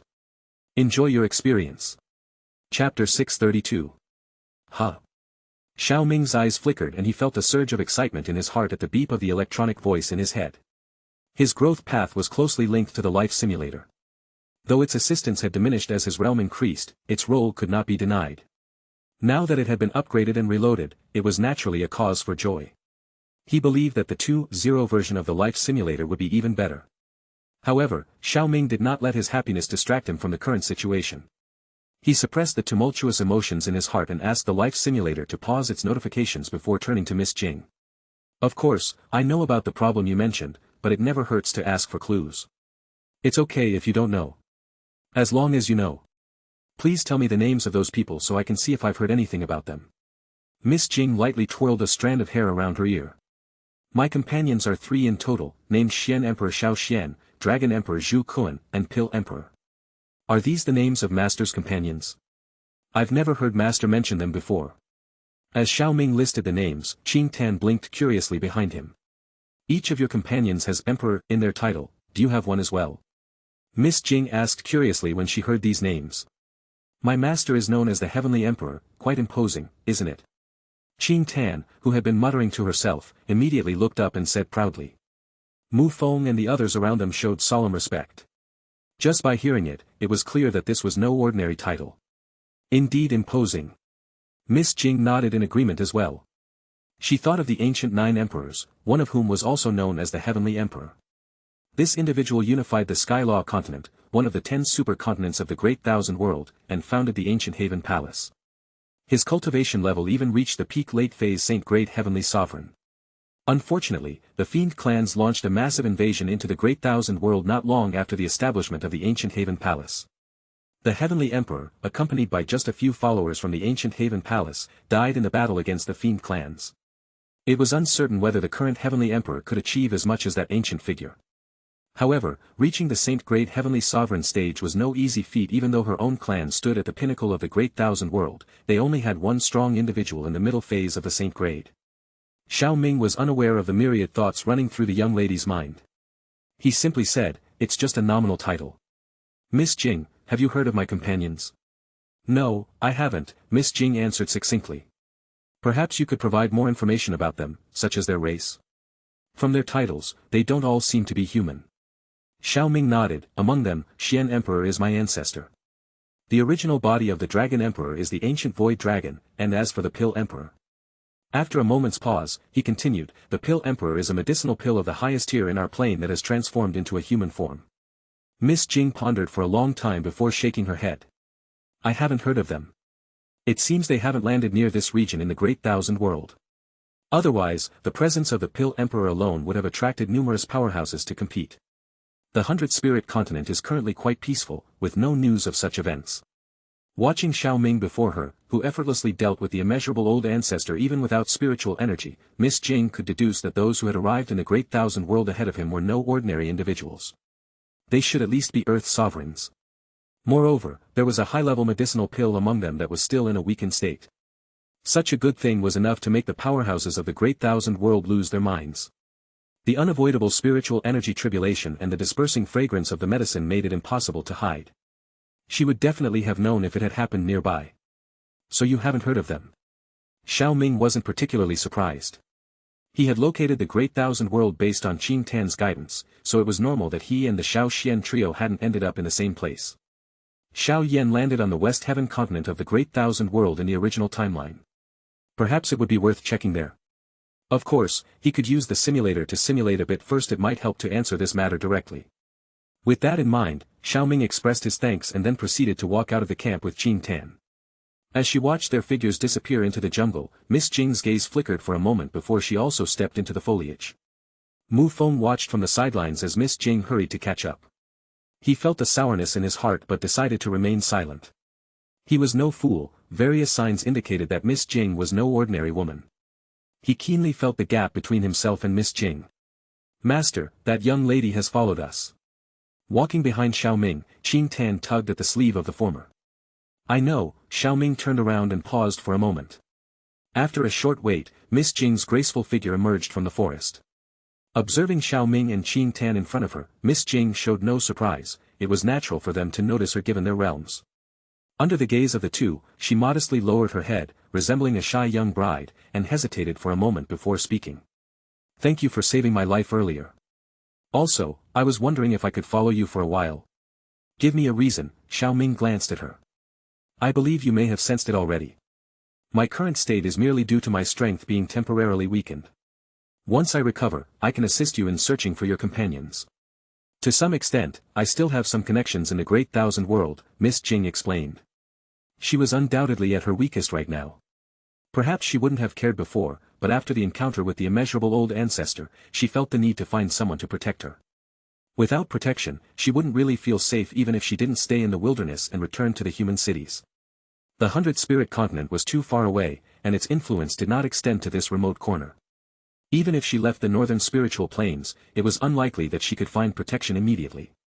Moreover, now that she had lost all her cultivation, she dared not trust her clan. The previous secret realm, despite its strangeness and dangers, normally wouldn't have inflicted such severe damage on a perfected Earth sovereign powerhouse like her. She had been sabotaged, with her spiritual formation materials tampered with. It was a clear attempt on her life, likely orchestrated by a high-ranking member of her own clan in collusion with other clans. Now she was worried that if she sent the message to contact her clan, the first thing she would expect would not be rescue, but unknown assassination attempts. Therefore, she decided not to contact her clan until she could defend herself again. The person in front of her seemed to be the most suitable option under these circumstances. He could see that her strength had diminished, yet he harbored no ill intentions. Clearly, he was someone who could be trusted. Miss Jing didn't get an answer right away, and the atmosphere remained quiet for a while before she finally got to hear. "What is your name?" Miss Jing felt a sense of joy in her heart, understanding that he had already agreed. "My name is Qin Jing." "Qin Jing. I think Qin Yanjing suits you better." Xiao Ming thought to himself, somewhat speechless. First, there was an immeasurable old ancestor, then a Mu Feng, and now a Miss Jing. He had already figured things out. It was just that his thoughts had been disturbed earlier by the restart of the simulator. However, if Qin Yanjing didn't want to reveal her real name, he couldn't be bothered to press further and simply nodded casually. "My name is Xiao Ming, and this is my second disciple, Ling Qin Tan. You may follow us from now on." Chapter 633. 100 Spirit City, as the capital of the 100 Spirit Continent, boasted a grandeur that was unmatched across the continent. It was bustling with activity and unparalleled prosperity. Moreover, the super teleportation array that connected the 100 Spirit Continent with other continents was also located within this city. Inside a room in 100 Spirit City, Xiao Ming leaned back against a well-crafted chair as he lifted a teacup to take a sip. After agreeing to Qin Yanjing's request to follow him the day before, he took the two women to 100 Spirit Imperial City at her suggestion to use the city's super teleportation array. However, since it was already late, they were in no hurry to leave and decided to stay at an inn to rest for the night. This also allowed the two women to go out and gather some information. Of course, during this time, Xiao Ming also took the opportunity to understand the upgraded features of the simulator. The functionality was basically the same as the first version of the simulator: simulate life and then select 3 items that would appear in it. However, after the upgrade, the interval between simulations changed from 7 days to 1 month, and the final limit of the simulation was extended to 100 years. This meant that Xiao Ming could only simulate once a month. Although this was a loss in terms of frequency, the simulator now guaranteed the quality of the drawn items at the very least. It would not produce useless items like weeds. The items drawn were guaranteed to be useful to those at least 2 realms below him. Of course, since the simulator had been upgraded for so long, there were definitely more changes than just these. In the first version of the simulator, the time unit was days, whereas in version 2.0 it could be set to years, months, or days, and it was more likely to show the most important event of the selected time unit. The result was a significant increase in the rarity and value of items in the simulator. The disadvantage was that many details could be overlooked, which meant that less information was obtained. If there were still concerns about the rarity of the items obtained, the simulator offered another option. This was to accumulate simulation attempts over a year. By combining 12 attempts into one, the simulation results would guarantee that at least one of the 3 choices would be among the top 10 most valuable items encountered during the simulation. It was considered a safety net. Moreover, by choosing such a guaranteed item, he could have some control over it, or at least he could be sure he wouldn't die the moment he drew it. Who? With a light sigh, Xiao Ming put down his teacup and began to ponder. Considering that I haven't simulated life in 10 years, this first simulation is essentially a combination of 12 simulations. Good news indeed. Taking advantage of Qin Tan and Qin Yanjing's absence, I should start the simulation now. Otherwise, the items might be difficult to explain. But what unit of time should I choose for the simulation, year, month, or day? Choosing days as the unit would mean a higher number of items, but the entries would be entirely random. Years and months, on the other hand, were more likely to contain significant events and thus higher value items. However, past experience told Xiao Ming that the daily unit could yield items not only from daily interactions, but also from things he happened to be thinking about that day. Switching to years or months significantly reduced the likelihood of this happening. Unless it was a special circumstance, after all, who would have their most important event of a year or a month be merely a fleeting thought? Nevertheless, the thoughts during the simulation were also unpredictable, and over 100 years, this span could ensure access to items and information of a sufficiently high quality encountered in his daily life. It was a situation with its own pros and cons. Xiao Ming slowly tapped his fingers on the tea table and quickly made his choice. Life simulator. A familiar voice sounded in his mind. Ding! A simulation opportunity for the host has been detected. Would you like to start the simulation? Xiao Ming felt somewhat sentimental as he replied, start the simulation.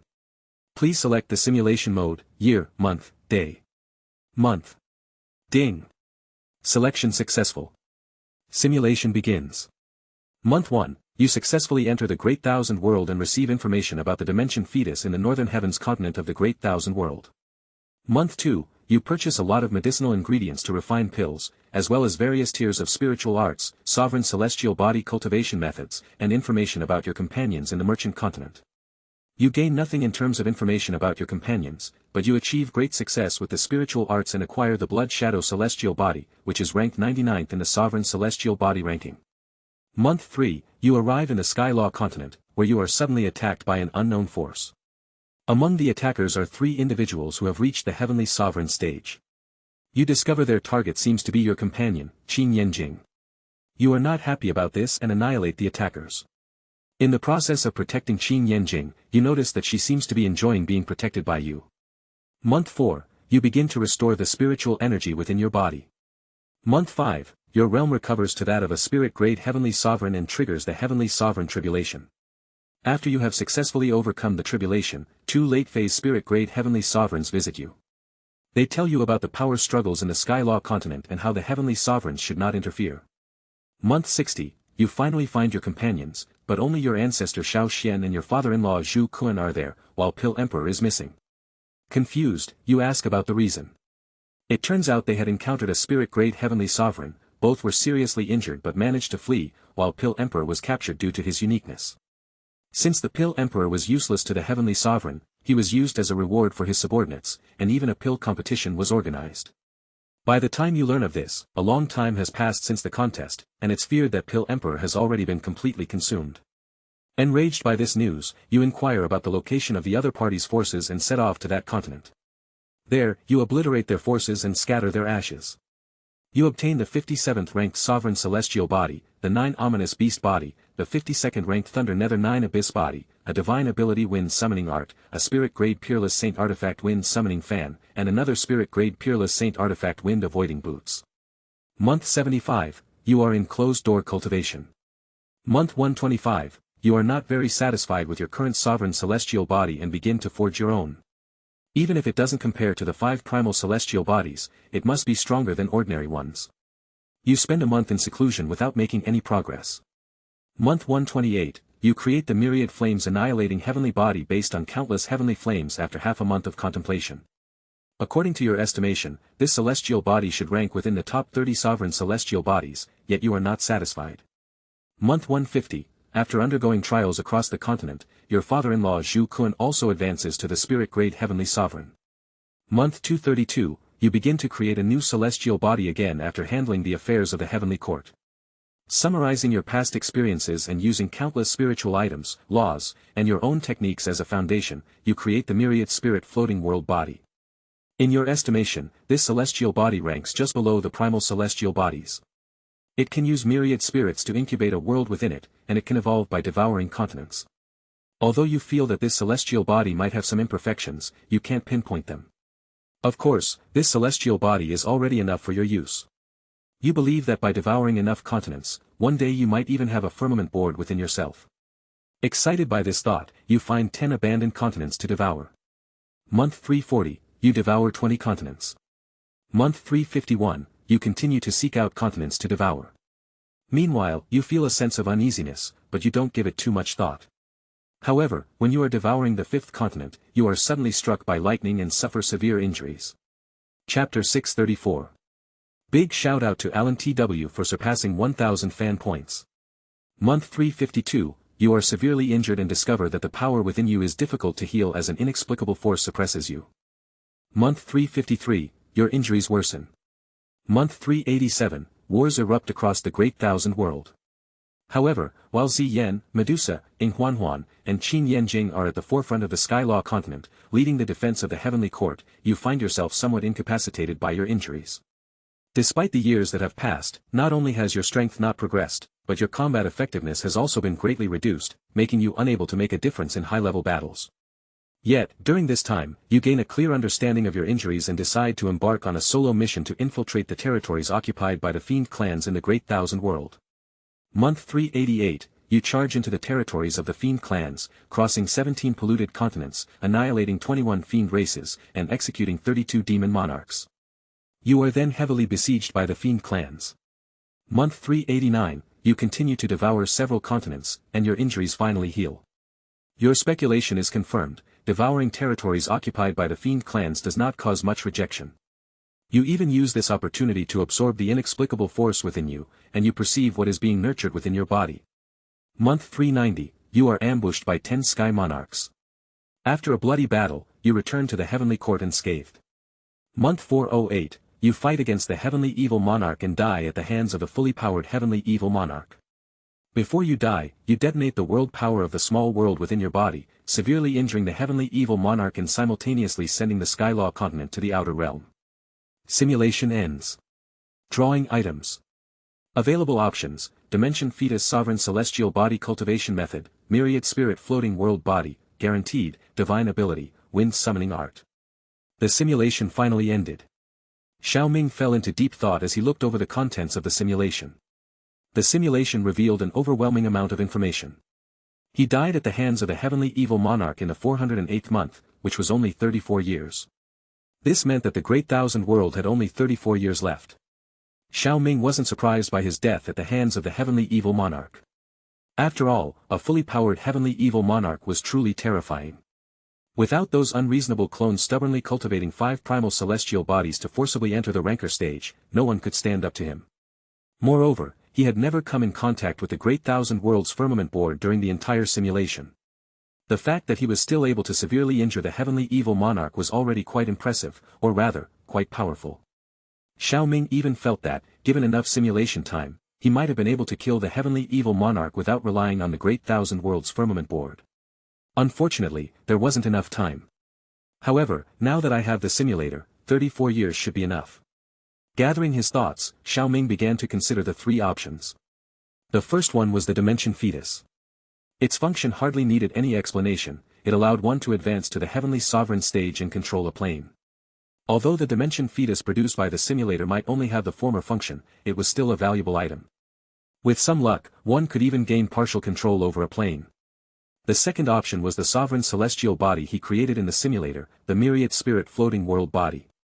Only a true sovereign could refine a sovereign celestial body, thereby controlling heaven and earth and possessing the power to destroy and create with the wave of a hand. In the Great Thousand World, the sovereign celestial body served as the symbol of a sovereign's existence, yet there were differences in ranks among them. As far as Xiao Ming knew, in the current world, the sovereign celestial bodies were divided into 99 ranks. Each rank among these 99 ranks of sovereign celestial bodies was extremely formidable. Moreover, the methods for cultivating them were often the most closely guarded secrets of certain clans or powers. Only their core members were allowed to cultivate them. Beyond these 99 ranks of sovereign celestial bodies, there were other sovereign bodies as well. However, these types seemed to be rather ordinary.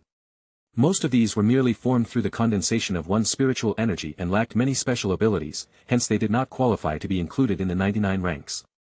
If one were to ask what was most attractive to a sovereign powerhouse, it would likely be the cultivation methods of the sovereign celestial bodies ranked within those 99 ranks. For such cultivation methods, some sovereign powerhouses were willing to pledge themselves to some powerful clans and powers. One could imagine how much they valued these cultivation methods. Even though the myriad spirit floating world body was ranked below the primal celestial bodies, the latter were the most powerful in the world. They represented the power of the world itself. Moreover, if the myriad spirit floating world body was further cultivated, the small world within it would actually possess the power of a world. The fact that he was able to injure the heavenly evil monarch with his world power meant that it was no ordinary small world power. It was known that in the Great Thousand World, in order to control the power of the world, one had to leave one's name on the incarnation of the world will, the firmament board. However, his experience of cultivating this celestial body in the simulator was fraught with difficulties. It was as if the Great Thousand World itself was targeting him. He had good reason to believe that his lack of contact with the firmament board in the simulation was due to the cultivation of this celestial body. Let's choose the myriad spirit floating world body. Xiao Ming made his decision without even considering the third option. Being targeted by the Great Thousand World itself had already proven the potential of this celestial body. A cluster of white light appeared in front of him as he sat down to decide. Within the light, a golden book with strange patterns was silently floating. These patterns gave off an extremely ancient and profound feeling, as if they contained the mysteries of the universe. Xiao Ming reached out and the book fell into his hands.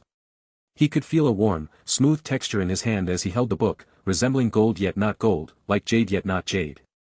Subsequently, his soul brushed against it. Buzz! Suddenly, rays of golden light erupted as Xiao Ming's soul touched the mysterious paper. The light formed a screen within which ancient text seemed to slowly flow.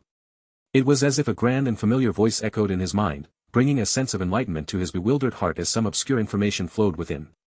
Myriad spirit floating world body. Rumble. Above the sky of the 100-spirit continent, countless dark clouds gathered like thunderbolts as violent thunder roared from the horizon. Lightning bolts, partly hidden and partly visible, sliced through the clouds resembling golden dragons as they released a terrifying pressure. And at the center of it all was the 100-spirit imperial city. All the eyes within the 100-spirit imperial city looked up, their expressions changing involuntarily. Everyone could feel the extremely terrifying ferocity within the sea of lightning. Why is this happening? This is bad. If this thunderstorm descends, no one in the 100-spirit imperial city will survive. Hurry, tell the 100-spirit king to ask the palace master of the northern profound palace to intervene. As everyone panicked, the lightning above seemed unable to find its target and gradually faded until it disappeared completely, leaving everyone utterly confused. Inside the inn, Xiao Ming's consciousness had already awakened. He was now familiar with the cultivation of the myriad spirit floating world body. It was indeed worthy of being a celestial body targeted by the Great Thousand World. It was absolutely terrifying. The cultivation of such a celestial body had a prerequisite: one must be the master of a plane and comprehend the laws of a world's heaven and earth. Then, one had to find an item with spirituality as the foundation and use the laws to carve out the prototype of a world within it. This step could eliminate 99% of the people in the Great Thousand World. Moreover, this was only the foundation. In order to fully construct the myriad spirit floating world body, it required countless heavenly treasures with attributes and a continent to fill its interior before it could truly grow continuously. One could imagine how many resources it would need to grow to a level comparable to the primal celestial bodies. No wonder the Great Thousand World targeted it. Not being directly struck dead by lightning was already considered lenient by the world will. Of course, even though cultivating the celestial body required countless resources and carried the risk of being targeted, Xiao Ming had no intention of giving up. Chapter 635. Master. Qing Tan's voice came from outside the door, interrupting Xiao Ming's train of thought. Come in. With a creak, the door opened and Qing Tan and Qin Yanjing stepped inside. Master, did you see it? The sky outside was covered in dark clouds, almost like a divine punishment. Qing Tan said urgently as soon as she entered. I saw it, but it's nothing serious. The lightning dissipated quickly, didn't it? Xiao Ming said with a slight smile, lightly glossing over the matter. Did you find out any other news while you were out? Qin Yanjing took a seat next to Xiao Ming. The 100-Spirit City is quite lively, but this 100-Spirit dynasty entirely relies on the Northern Profound sect to remotely rule the 100-Spirit continent. Despite the numerous powers within the 100-Spirit continent, there's hardly any potential for development. However, the Northern Profound Palace behind the 100-Spirit continent is indeed a superpower that can't be easily provoked. Moreover, it's said that the background of this 100-Spirit King is not ordinary. Qin Yanjing took the initiative to pour tea for Xiao Ming, and then began to share the rumors she had heard. It is said that this generation's 100-Spirit King is the biggest wastrel of the Northern Profound Palace. His father is Qin Beixian, the Palace Master of the Northern Profound Palace, and his mother is Lu Baihua, the Sect Master of the 100 Flowers sect. Both the Northern Profound Palace and the 100 Flowers sect are superpowers in the northwest region of the Great Thousand World. Qin Beixian and Lu Baihua were both exceptional figures of their time, having broken through to the heavenly sovereign stage, and are considered giants in this northwestern land. Yet, these two giants gave birth to such a wastrel son. It's said that the 100-Spirit King hasn't even managed to break through to the Earth sovereign stage yet, truly a waste of resources and talent. Xiao Ming quite agreed with Qin Yanjing's words. Although the Great Thousand World did not have the same rule as the Doqi continent, where the breakthrough of a Do-God powerhouse could elevate their entire clan, most strong cultivators' descendants would still inherit their cultivation talent. Such a situation could only mean that the person in question had an exceptionally poor character. Anyone with even a slight inclination towards cultivation wouldn't fail to break through to the Earth sovereign stage in his situation. Of course, this also indicated that Xiao Xian and the others had not really landed in this area. Otherwise, the Pill Emperor would likely have fallen into the hands of the local snake, Qin Beixian. Such a good thing would undoubtedly be given to his favorite son, and he would try by all means to make him consume it. However, the current state of the 100-Spirit King was enough to make anyone shake their head. It's time to leave and head to the location of the Super Teleportation Array. Xiao Ming arrived at the Super Teleportation Array accompanied by the two women. It was only after Qin Yanjing paid a sum of sovereign spiritual liquid that they were able to smoothly pass through the security check. It could not be helped, as Xiao Ming did not have a single drop of sovereign spiritual liquid on him. Sovereign spiritual liquid was considered the hard currency of the Great Thousand World. It was a liquid that sovereigns could only condense at the rate of 1 drop per month. Before the teleportation array, an elder in charge of controlling the teleportation came over to inquire. Which continent are you three planning to visit? The Northern Heavens continent, Xiao Ming answered without hesitation. Clearly, he had already planned this destination in advance. The elder nodded without saying much more, then walked towards a specific part of the array where a formation I was located and took out a compass to adjust the coordinates. The Northern Heavens continent is only famous for the Northern Heavens Spiritual Academy. Its overall strength isn't even comparable to that of the 100-Spirit continent. What are you going there for? As the elder adjusted the teleportation array, Qin Yanjing cast a puzzled glance at him.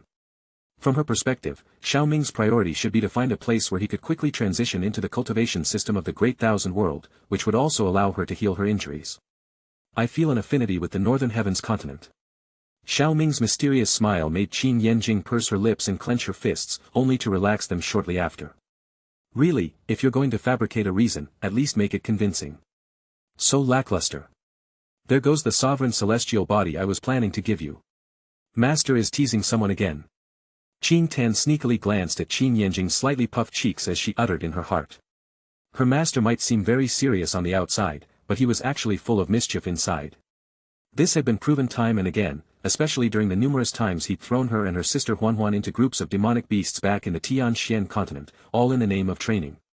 By this time, the teleportation array had been adjusted, and the three of them, each with a different expression, stepped into the array.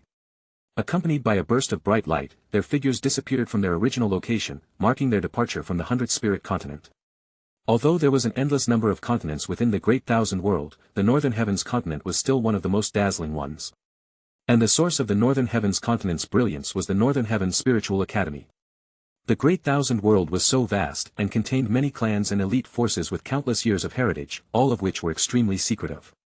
The Spiritual Academy system, however, stood apart from these secretive heritages and was specifically designed to cultivate emerging talents.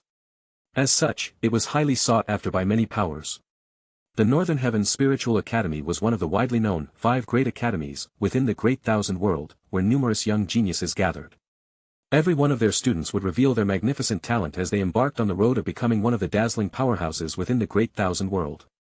Thus, it was perfectly normal for the Northern Heavens continent to have a high reputation, even though it might not have any powerhouses beyond the Earth's sovereign stage. After all, a spiritual academy didn't just rely on the strength it openly displayed. Everyone knew that the strength the spiritual academy displayed was just the tip of the iceberg. Their truly terrifying power wasn't this visible strength, but rather the hidden strength they concealed. Over the thousands of years, numerous powerhouses came out of the Northern Heavens spiritual academies. Among them, there were a few powerhouses who once stood at the pinnacle. Although they had already left the Northern Heavens Spiritual Academy and perhaps become leaders of a force or territory, it was impossible to remove the bonds they had with the Northern Heavens Spiritual Academy.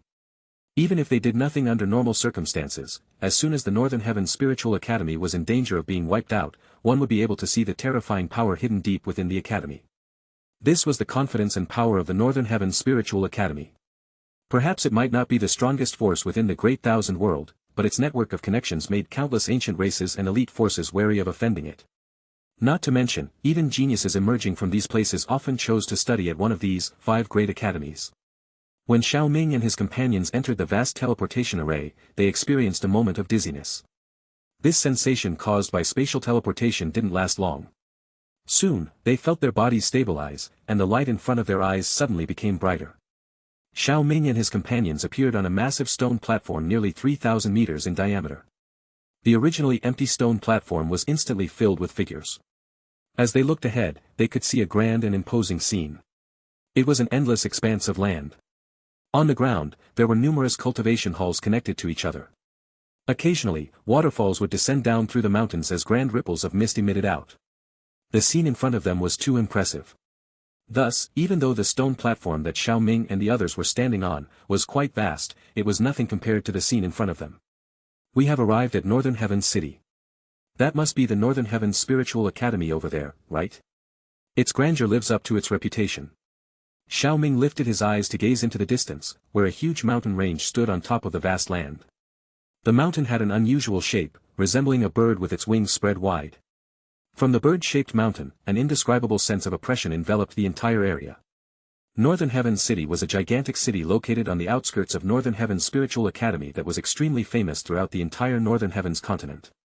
It served as the first layer of defense for the Northern Heavens Spiritual Academy, which was why Xiao Ming was able to catch a glimpse of a part of the Northern Heavens Spiritual Academy from within the city. Qin Yanjing and Qin Tan looked around curiously and noticed many young men and women, clearly students of the Spiritual Academy. Are we going to the Northern Heavens Spiritual Academy? Chapter 636. No, we are looking for a force called the Demonic Dragon Palace. There was only one thing in the Northern Heavens continent that could pique Xiao Ming's interest, and that was the information about the Dimension Fetus. How did this Dimension Fetus come about? This inevitably brought up a certain force within the Northern Heavens continent. In fact, that force was the Demonic Dragon Palace. The Demonic Dragon Palace once flourished in the Northern Heavens continent, even dominating it entirely for a short period and using it as a springboard to attack other continents. Under such circumstances, the transcendent Northern Heavens Spiritual Academy naturally became a thorn in the side of the Demonic Dragon Palace. It became an entity that had to be removed. A great war broke out between the two forces in the center of the Northern Heavens continent. However, with the profound heritage of the Northern Heavens Spiritual Academy, the Demonic Dragon Palace was obviously no match for it. Coupled with the appearance of traitors within the Demonic Dragon Palace, their total defeat was inevitable. Now, all they could do was hide in the shadows. Why did a force capable of competing with the Northern Heavens Spiritual Academy suddenly emerge in the Northern Heavens continent? First, the Northern Heavens Spiritual Academy was focused on education and had no interest in dominating the Northern Heavens continent. Second, the various founders of the Demonic Dragon Palace were not ordinary people. They were all powerhouses from a lower plane that had broken through the barrier between dimensions. These individuals were also quite fortunate to have obtained numerous inheritances. Had they not insisted on challenging the Northern Heavens Spiritual Academy, the situation in the surrounding continents might have been quite different. These lower plane powerhouses didn't come to the Great Thousand World through ordinary means. Their plane was occupied by the Blood Fiend tribe of the Fiend clans, and they came to the Great Thousand World just to seek help. The reason the Blood Fiend tribe occupied that lower plane, much like the Yimo tribe, was to obtain the Dimension Fetus. Thus, by finding the Demonic Dragon Palace, they could use them to locate that plane, and consequently, the Dimension Fetus. Xiao Ming knew these details but found them difficult to explain to Qin Yanjing and Qin Tan. After all, he had just arrived in the Great Thousand World, so he simply chose not to explain. With a face full of confusion, Qin Yanjing wanted to ask him why he was seeking the demonic dragon palace but found herself at a loss for words. She almost felt the urge to pinch that pretending to be mysterious handsome face of his. White Dragon Hillock was situated slightly west of the center of the Northern Heavens continent. Back then, it was the battleground for the clash between the demonic dragon palace and the Northern Heavens Spiritual Academy. Countless experts fell here during that centuries-old, earth-shattering battle. There were even rumors that a sovereign stage expert was among those who fell. When those experts fell, they left everything they had buried here. Since then, countless treasure hunters have flocked to this area in the hope of finding a chance to ascend to the heavens. As more people arrived, a natural gathering place was formed, and White Dragon City emerged as the largest city on White Dragon Hillock. The territory within hundreds of miles around White Dragon City was under the control of the city lord, who possessed the strength of the heavenly transformation stage. At the massive entrance of White Dragon City, the continuous stream of people created a bustling scene. The lively noise made Qin Tan move closer to Xiao Ming, clinging to her master's arm as she curiously observed the customs and culture that were different from those of the Tianxian continent. For Qin Yanjing, a person of the Great Thousand World and the prodigy of an ancient clan, White Dragon City wasn't much of a novelty. Rather, she was somewhat puzzled. The strongest in this city is only at the heavenly transformation stage. Why come here if we are searching for the demonic dragon palace? Regardless of its current state, the demonic dragon palace was once able to contend with the Northern Heavens Spiritual Academy. Surely, they must have a sovereign stage expert within their ranks, right? Directly seeking out the demonic dragon palace would be too troublesome. There was a great battle at White Dragon Hillock, and there's an undercover agent of the demonic dragon palace within White Dragon City. We can just find them directly, Xiao Ming replied casually. You know this too. Are you really a lower plane powerhouse who has just entered the Great Thousand World? Qin Yanjing asked, somewhat exasperated. I have some special abilities, Xiao Ming replied with his usual nonchalance before leading the two women into the city. Inside the city was even more bustling. Xiao Ming and his companions attracted quite a bit of attention along the way. A handsome man and beautiful women always draw gazes wherever they go. However, it wasn't long before the three of them vanished from sight amidst the crowd. Deep inside the city lord's mansion, in an antique-looking study, a tall and dignified middle-aged man was deeply engrossed in his work. Suddenly, he looked up and stared at the door with a grave expression on his face. Unbeknownst to him, the door that had been securely closed was now open. Furthermore, there was a strikingly handsome man standing there, smiling at him, with two young women standing behind him. When did you get there? The city lord of White Dragon City involuntarily broke into a cold sweat. The ability to stand there undetected was undoubtedly the sign of an expert. A true expert. So this is the so-called undercover agent you mentioned? I didn't expect it to be the city lord of White Dragon City himself. When the city lord heard the handsome man's companion say this, he sighed inwardly and knew that trouble was coming. His spiritual energy surged violently as he suddenly slammed the table, his fingers reaching out towards the young lady who had just spoken. Demonic dragon tearing claw. Roar. A surge of spiritual energy transformed into an enormous black dragon claw. The claw seemed capable of tearing apart mountains with its bone-chilling cold. Swoosh. Yet, this black dragon claw was effortlessly crushed by a slender hand. After that, the city lord's attacking arm was lightly struck, causing him to let out a miserable shriek and collapse to the ground as if a snake had been struck at its vital 7 inches. Why resort to violence? The city lord heard the handsome man's polite voice as he lay on the ground. I merely wanted your assistance in finding someone. I apologize for this situation. These words made the city lord want to spit blood. You blew my cover the moment you arrived, how could I not react? He wanted to curse aloud, but the intense pain in his arm was unbearable. However, it also made him aware of the visitor's overwhelming strength. Therefore, he realized that the best thing he could do was to cooperate a bit. Struggling to suppress the pain, he squeezed out a forced, ingratiating smile. I was blind not to recognize Mount Tai. Please spare me, Your Excellency. Count yourself smart. Qin Yanjing moved closer to Xiao Ming and huffed softly. Her comment was entirely because this guy's attack had been directed at her, targeting what he perceived as the weakest among them. How could he not be smart? I am willing to offer compensation. Tell me what Your Excellency desires, and if it's within my possession, feel free to take it. We are not here for your petty possessions. Stand up, Xiao Ming waved his hand, and the city lord instantly felt the pain in his arm disappear. He quickly scrambled to his feet. Thank you for your mercy, Your Excellency. Enough with the pleasantries, as I've already said, I didn't come here for you, Xiao Ming glanced at him and cut him off. Then what can I do for you? The city lord asked hastily.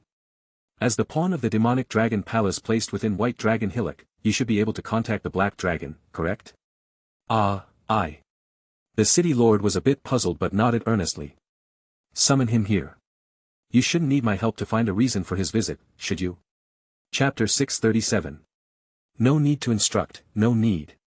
In such a situation, the city lord of White Dragon City certainly wouldn't utter any quips. He clenched his hand, and a ray of black light appeared in his palm. The light condensed into a black bead the size of a dragon's eye. Crack. The city lord swiftly crushed the mysterious black bead the moment it condensed. Boom. A terrifying surge of energy suddenly spread out as the bead was crushed.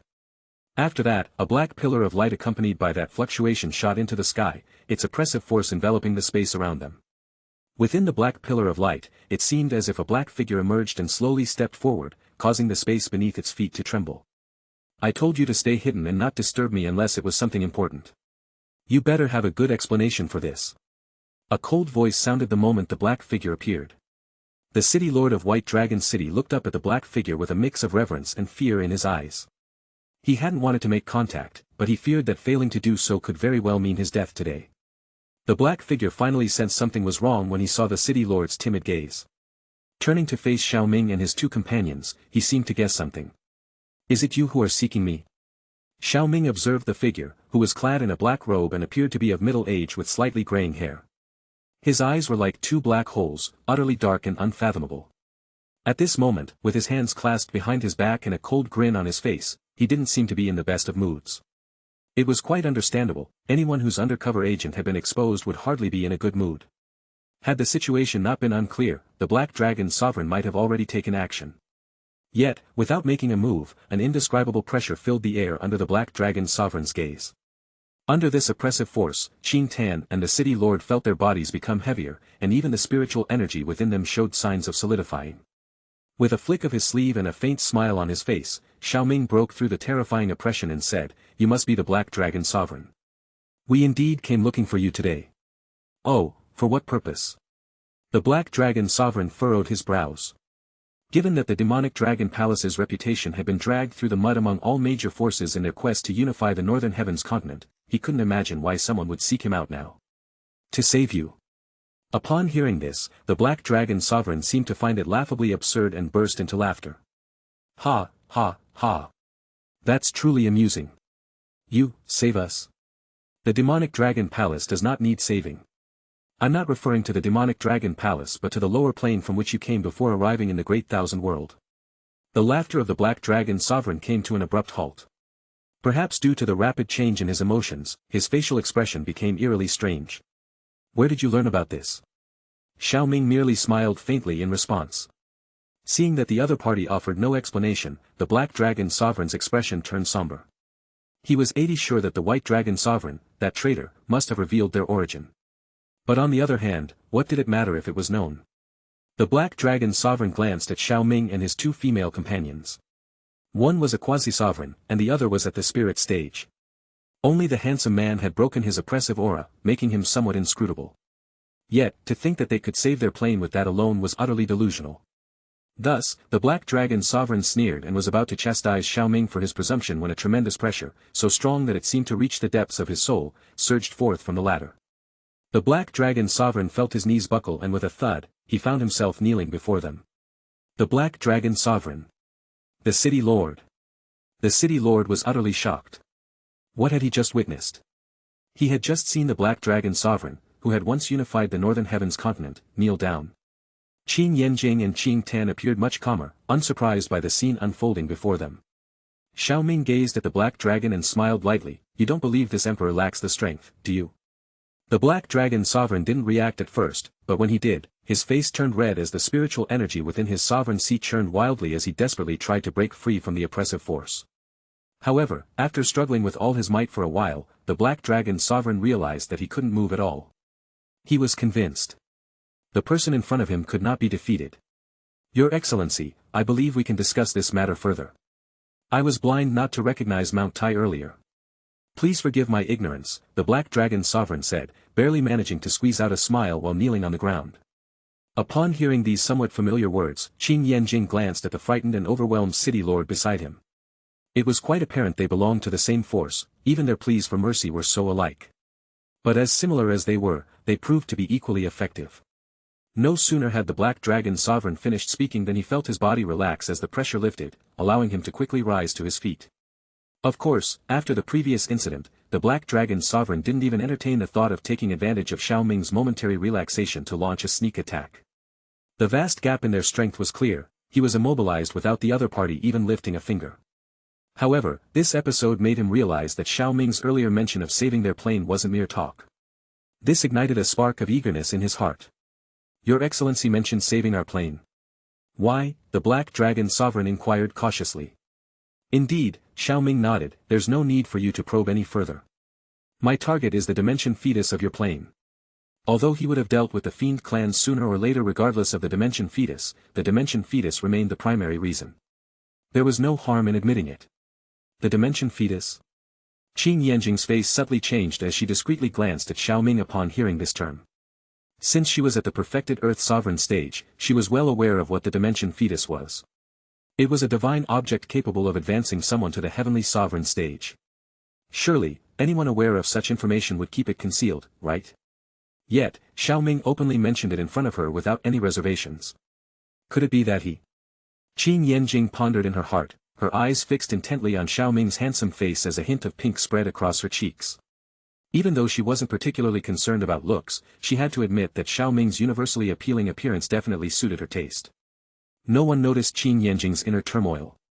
When the Black Dragon Sovereign heard about the Dimension Fetus, he was initially startled but soon understood.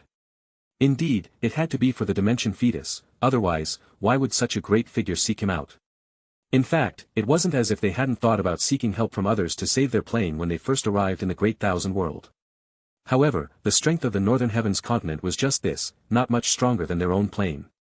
The forces of other planes, especially the stronger ones, wouldn't even give them the time of day, no matter how much they pleaded. This left them with no choice but to wage wars across continents in order to strengthen themselves and return to save their homeland. However, this path was also destroyed when that guy White Dragon betrayed the demonic Dragon Palace. To add insult to injury, he claimed that his betrayal was for the sake of revenge and accused the others of straying from the right path. These words infuriated the Black Dragon Sovereign to the point of wanting to beat him to death, and indeed, he did.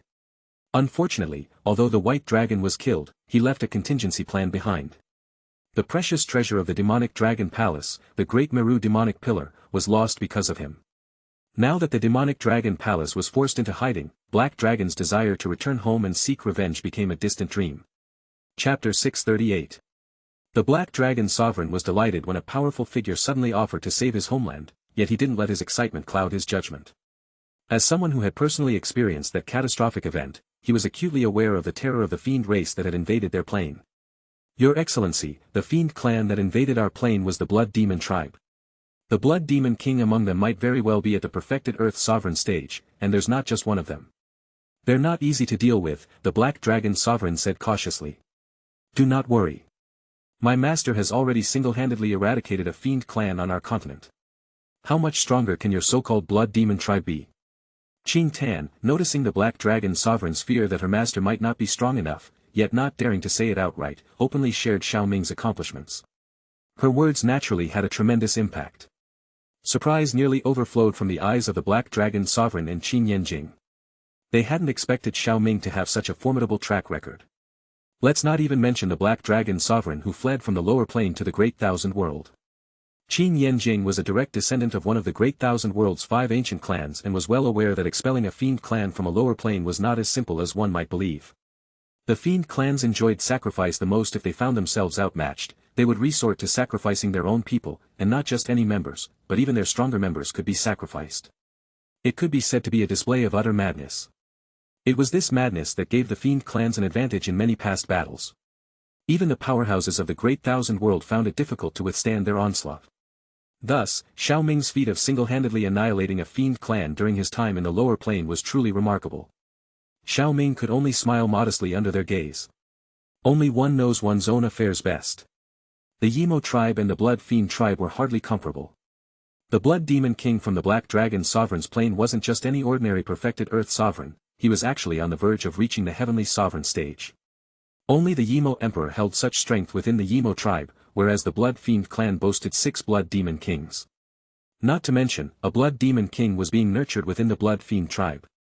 Should they encounter any danger, the Blood Fiend tribe would immediately perform a blood sacrifice to break his seal and ascend him to the Demon Emperor's strength level.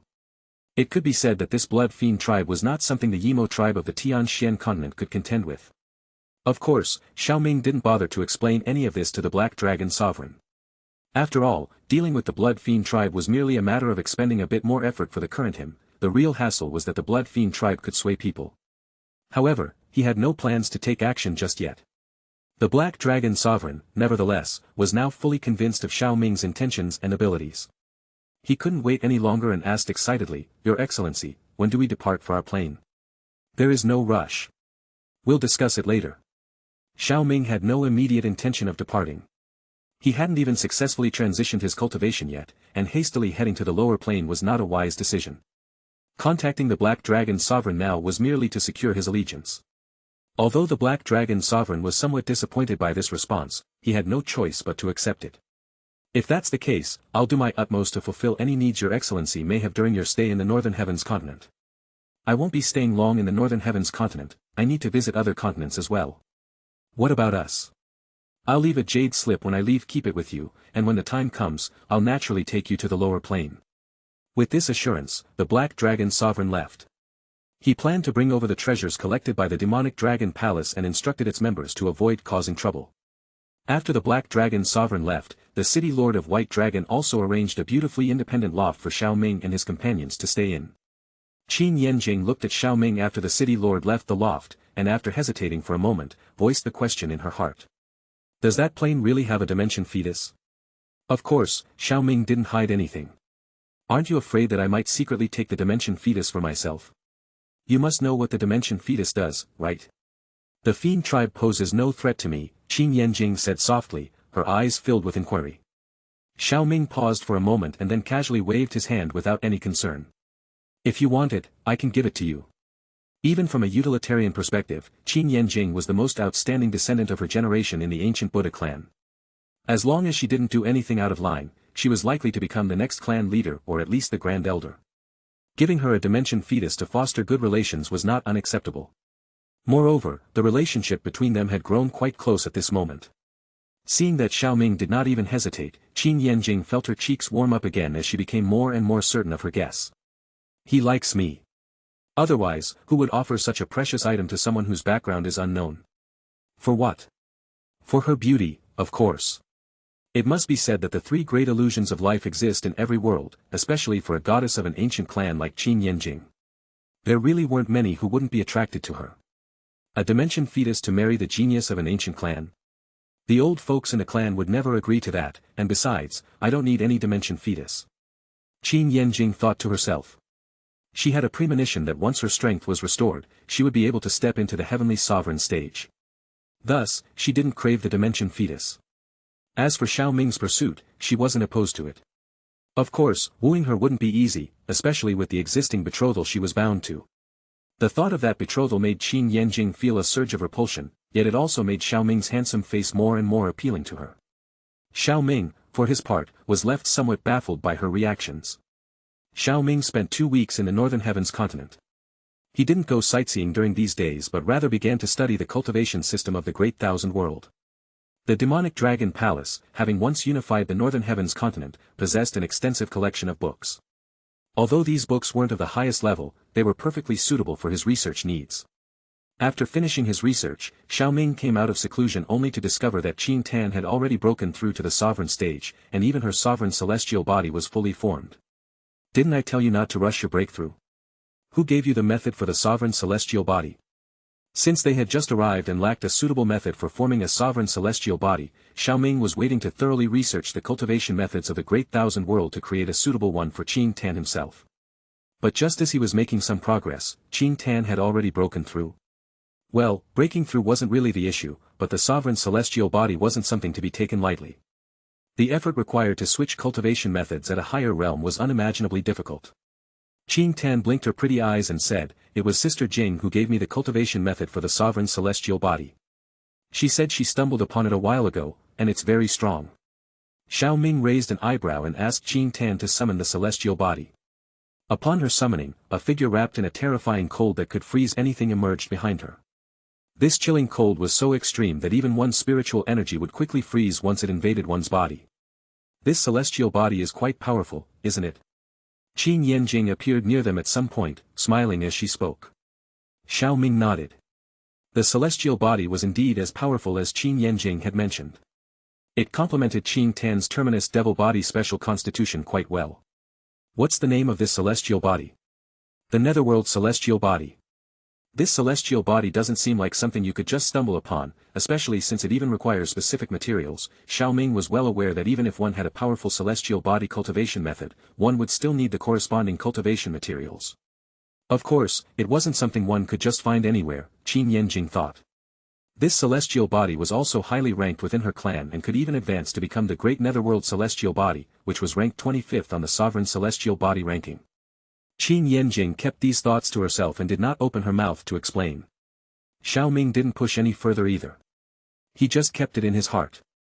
It's time for us to leave. Where to? To the Merchant Continent. I've almost fully grasped the spiritual energy system. I should be able to restore my strength there. Chapter 639. The Merchant Continent. As according to the name, it was a continent primarily focused on commerce. This continent was home to countless auction houses, each well known in its own right. Although this continent wasn't vast in size, its reputation was remarkably resounding throughout the Great Thousand World. This fame stemmed from the countless treasures that converged here. Many of the treasures from all directions were gathered here and eventually circulated through various major auction houses. Thus, there was a saying in the Merchant Continent. As long as you possess enough supreme spiritual liquid, you can purchase anything you desire here. That saying was overbearing, but it also reflected the deep resources of the Merchant Continent. Despite its moderate size, the continent was a complex mix of dragons and snakes. There was an endless number of forces of various sizes. Besides, the majority of the auctions here had quite the background behind them. Therefore, although numerous treasures were amassed here, not many would dare to act recklessly within this territory. Rumor had it that a few hundred years ago, a great figure of a dominant force coveted a divine artifact but failed to secure it at auction. In a bold move, he violently seized the item at the auction house, killed the auction manager and his rival bidder, and fled with the treasure. This incident shook the Merchant Continent at that time, and soon after, they made a response. In just a few dozen days, the force behind that great figure found itself surrounded by all sorts of powerful forces. The conflict resulted in heavy casualties, and even the great figure himself was severely injured. In the end, he had no choice but to return the treasure in a disgraceful manner and pay an enormous price as compensation before settling the matter. After that incident, no one dared to disregard the rules of the Merchant Continent by stealing treasures and committing murder within its auction houses. It was precisely because of the Merchant Continent's perfected rules that its reputation in the Great Thousand World had grown increasingly resounding over the years. Innumerable people who sought treasures came here to search for the treasures of their hearts. In the following days, Xiao Ming and his companions traveled relentlessly, crossing numerous continents in a whirlwind of dust and haste. The Merchant Continent was getting closer and closer with their fast pace. Of course, even while on the move, Xiao Ming did not forget to inquire about the whereabouts of Xiao Xian and the others. Unfortunately, he still found nothing. During this time, Qin Yanjing's injuries began to heal and her strength started to recover, although she was still far from her peak condition. Xiao Ming also accumulated another simulation opportunity. After much thought, however, he decided not to use it immediately but to save it for later. One day, their continuous travel finally came to a halt as they reached their destination. Merchant City, the central city of the Merchant Continent. Judging by its size, it should be the most majestic city on the continent. When Xiao Ming and his companions arrived outside the Merchant City, they looked up at the majestic city that seemed to have been created by celestial beings and finally breathed a sigh of relief. The city walls rose hundreds of meters high. Their pitch-black surfaces flickered with a cold sheen. The city walls stretched so far that even at the end of one sight, there wasn't a trace of the wall's edge. Colossal flickering runes could be seen on the city walls, fluctuating with terrifying waves of spiritual energy that made others' hearts race. Above the city, a massive light pillar rose into the sky, forming a shield of light that shone down and enveloped the entire city. The only way to enter the city was through the city gates. Any attempt to enter from other areas would activate the massive array in the city, and they would be considered an intruder. This array seems to include some techniques typical of a symbol master. Xiao Ming stared at the vast light array hovering above the city. The vast scale of the array flickered with many light patterns, forming an extremely complex spiritual formation that was clearly visible to his eyes. This is a spiritual array set by a spiritual array scholar. It's powerful enough to block an Earth-sovereign powerhouse. Standing beside Xiao Ming, Qin Yanjing looked where he was looking and saw the spiritual array. Her tone was somewhat indifferent. Such an array is simple for me to set up. What's there to look at? Perhaps the symbol ancestor was also a spiritual array scholar. Xiao Ming nodded as he thought about the similarities between symbol masters and spiritual array masters. Both disciplines initially trained in mystical runes and seal symbols could also be used in array formation. Now, Xiao Ming's proficiency as a symbol master was comparable to that of the symbol ancestor. After studying spiritual arrays, he might quickly reach the level of a heaven spiritual array scholar. Let's enter the city. We should find something worthwhile today. Without dwelling further, Xiao Ming led the two women into Merchant City. He had previously acquired an encyclopedia of the medicinal herbs of the Great Thousand World from the demonic Dragon Palace, which familiarized him with a wide variety of medicinal herbs and their properties. Using this as a basis and combining it with his personal situation, he created a pill recipe that could accelerate the conversion of his own spiritual energy. Since his strength was high and the necessary medicinal herbs were rare, he came to this highly commercially oriented merchant continent in search of them. Additionally, Qin Yanjing's injuries also required healing through medicinal pills, along with the need for spiritual arts and so on. Overall, Xiao Ming had come with great expectations. Their group attracted a lot of attention along the way, largely due to the striking beauty of Qin Tan and Qin Yanjing. Each woman displayed a distinct temperament, one gentle and the other lively, creating a dazzling effect that left onlookers mesmerized. Xiao Ming, walking beside them, noticed the intense glances directed their way and could only offer a helpless smile in response. Speaking of which, he already possessed a certain amount of supreme spiritual liquid, the result of some overly bold individuals letting their lust cloud their judgment. The Great Thousand World was indeed not a peaceful place, as instances of depravity and violence were common. However, those who had encountered him had kicked an iron plate, and now those unlucky fellows had already been reduced to ashes. Perhaps because he had repeatedly eliminated those slobbering fools who had indecently proposed to Qin Yanjing to become their concubine, her attitude towards him had grown noticeably warmer. Sensing these heated glances around them, Qin Tan's eyebrows knitted slightly, and shortly after, she suddenly reached out to grab Xiao Ming's arm. Qin Yanjing's eyes twinkled upon seeing this before she grabbed his other arm. The ample, soft sensation coming from his arm stunned Xiao Ming for a moment. Then, he soon sensed some hostile glances being cast their way. Xiao Ming opened his mouth but was at a loss for words. It was one thing for Qin Tan to cling to him since she was his disciple, but for Qin Yanjing to mimic her. Qin Yanjing also felt a bit speechless. She felt that the moment she grabbed his arm, the number of glances directed at her increased, but the source of those glances shifted from men to women, some of whom seemingly wished to kick her aside and cling to Xiao Ming themselves. What left her most speechless was that some of these jealous glances seemed to come from men as well. All right, she had to admit that Xiao Ming did indeed appeal to a wide range of tastes, but this was just too much. At this point, she couldn't just let go of his arm. The trio walked into the grand city with all eyes on them. Upon entering, Qin Yanjing finally released Xiao Ming's arm. "Why did you stop holding on?" Xiao Ming said quietly. Qin Yanjing rolled her eyes. "Forget it. I'm afraid of being devoured by those stares, but..." A bright smile suddenly appeared on her face. "If you want me to keep holding on, that's not impossible. Just wait until you're strong enough to stand up to my clan. Otherwise, if they see us, you might not be able to withstand it." Xiao Ming simply smiled in response. Alright, he couldn't claim to be the most clever, but his perception was definitely sharper than that of an average person. Over the days they had spent together, he realized that Qin Yanjing might have developed the misconception that he liked her. He didn't voice this thought, however, because he might also be under a misconception, and besides, bringing it up would be quite awkward. He decided to let things take their course. Qin Yanjing was very gentle and clearly had the qualities of a good wife.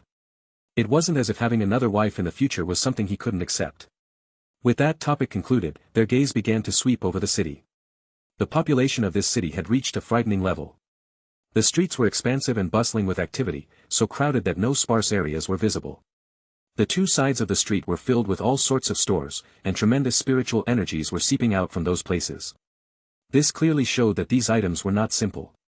"Let's head to the auction house along the street and check if there are any medicinal herbs we need on the way," Xiao Ming suggested to the two women. Other common harmonizing medicinal herbs were also indispensable besides the main ingredients needed for the pills. The chances of finding main ingredients in these street-side shops were slim, those were usually available in auction houses, but obtaining common medicinal herbs shouldn't be a problem. Qin Yanjing and Qin Tan had no objection and nodded their heads. Under the massive flow of people, the trio paced towards the center of the city. Chapter 640. Chapter 641. As they walked along, the stores displayed a dazzling array of items, and the majestic spiritual energy attracted constant glances from Xiao Ming and his companions. Within an hour, they had successfully collected all the medicinal ingredients they needed, except for the main ones, without any mishaps. At this moment, in the distance, they could see an extremely large auction house standing in the center of the city. It was the biggest auction house in Merchant City. The Xiao Ming trio quickened their pace upon seeing this. They passed through several bustling pedestrian streets and, around a street corner, their view widened dramatically. In front of them stood a large palace, from which an enormous amount of spiritual energy emanated, forming a pillar of light that soared into the clouds. Outside the palace, there was a massive amount of people flowing through. The scale of the operation was so huge that it left them somewhat awestruck. Merchant Auction House. Xiao Ming raised his head as he looked at the words made of golden light and smiled, "This must be the place. This scale is indeed worthy of being the top auction house of the merchant continent." Qin Yanjing looked at the palace, which resembled a giant beast opening its mouth to devour the endless stream of people without the slightest sign of overflowing, and couldn't help but nod in approval. Such a level of auction house was not even possessed by the ancient Buddha clan, not because they lacked the capability, but simply because there was no need. The ancient Buddha clan did not rely on such activities for sustenance. Moreover, the auction house's grand scale was greatly influenced by its strategic location. Adjacent to it was the Skylaw continent, teeming with countless forces that acted as buyers, and surrounded by dozens of other continents that served as close neighbors. "Let's go." Xiao Ming waved his hand as he led the duo into the majestic palace. As soon as they entered, they could clearly feel the spatial ripples around them. After that, their vision blurred slightly before clearing up. The interior of the palace was exceptionally well lit. The floor seemed to be forged with shining crystals. A large number of people were scattered around, but even though there were so many people gathered here, it wasn't even a little bit crowded. Instead, it was abnormally spacious. At a counter, Xiao Ming handed over 15 drops of sovereign spiritual liquid to a lady and received 3 tickets to participate in the auction. The group then entered through a light door. Beyond the light door was a field similar to an arena, the size of which was vast enough to accommodate tens of thousands of people. The area was already swarming with heads. The population in this place had reached a dreadful degree. Even Qin Yanjing, a prodigy from an ancient clan, was somewhat astonished by this sight. A single ticket cost 5 drops of sovereign spiritual liquid. This one auction alone could generate several 100,000 in revenue. On an annual basis, it could be almost 200 million drops of sovereign spiritual liquid, a sum that could make even a heavenly sovereign envious. Of course, there were auctions held in the trade city every day, but today's auction was on a much larger scale. It wasn't every day that they had this many attendees, but even if the number of attendees was halved, it would still generate around 100 million drops of sovereign spiritual liquid, a significant amount that didn't even include the auction house's commission. The thought was genuinely staggering. Qin Tan eagerly looked around for seats and soon spotted some of them. Then she happily pulled Xiao Ming and Qin Yanjing towards them. The seats in the auction house were forged from jade stones, and the surface was covered with soft fur. When one sat on it, one could vaguely sense a faint spiritual energy flowing into one's body. Clearly, neither the jade nor the furs were ordinary materials. Suddenly, Xiao Ming tilted his head slightly and looked towards a light door not far to the right. At this moment, several figures were slowly stepping in. Many eyes in the hall were discreetly watching as these figures entered. These individuals were all clad in fiery red robes. The young man at the forefront had a proud expression, with flame runes marked on his forehead. Following the young man was an ordinary-looking, gaunt old man who always stayed one step behind him. The occasional glint in the old man's eyes was sharp enough to unsettle anyone who caught it. Clearly, the young man held the highest status among these people. "These are people from the Fire Spirit clan." Qin Yanjing seemed to sense Xiao Ming's gaze and raised her eyes to glance at the group. "The Fire Spirit clan?" Qin Tan repeated, somewhat puzzled. In the Great Thousand World, there are many clans with ancient heritages and powerful foundations, such as the Ice Spirit clan and the Wood Spirit clan. They are quite renowned in the Great Thousand World, and each of them has a heavenly sovereign who presides over their clan. The Fire Spirit clan is one of them, known for cultivating the path of flames and their penchant for collecting divine flames. It's said that within their clan, there are flames powerful enough to burn a heavenly sovereign into nothingness. Oh. That's interesting. Could it be that today's auction includes a divine flame? Xiao Ming's eyes sparkled. They were not aimlessly wandering, they had come to the auction because they had heard reliable information about certain medicinal herbs. However, they had not heard of a divine flame being auctioned. This might be because it was reserved as one of the last items to be auctioned, known only to the elite forces. While Xiao Ming and Qin Yanjing were observing, the gaunt old man next to the haughty young man seemed to sense something. He lifted his head and glanced in their direction, his eyes pausing on Qin Yanjing for a moment before hesitating in his steps. His subtle movement was noticed by the young man next to him, who also looked in that direction, his haughty gaze fixed on Qin Yanjing. After a brief scrutiny, the young man merely furrowed his eyebrows and then led his group into one of the few exclusive small pavilions at the front of the auction house. Once inside the pavilion, the young man narrowed his eyes and said, "Old Yan, the woman's strength seems quite formidable, doesn't it?" The old man referred to as Old Yan nodded slightly. "She is a severely injured perfected Earth sovereign. She likely came here in search of healing medicine and shouldn't pose much of a threat to our objective." "That's a relief," the young man sighed. "That divine flame is essential for my ascension, I don't want any complications." Following the arrival of the Fire Spirit clan, numerous representatives from other major powers appeared one after the other, all of whom walked directly into the small pavilions. Clearly, this auction had drawn many influential figures. As time passed, the atmosphere in the auction gradually reached its peak. Finally, a pillar of light shot up from the center of the auction house, and faintly, the sound of the ringing of bells could be heard. Countless gazes were directed over.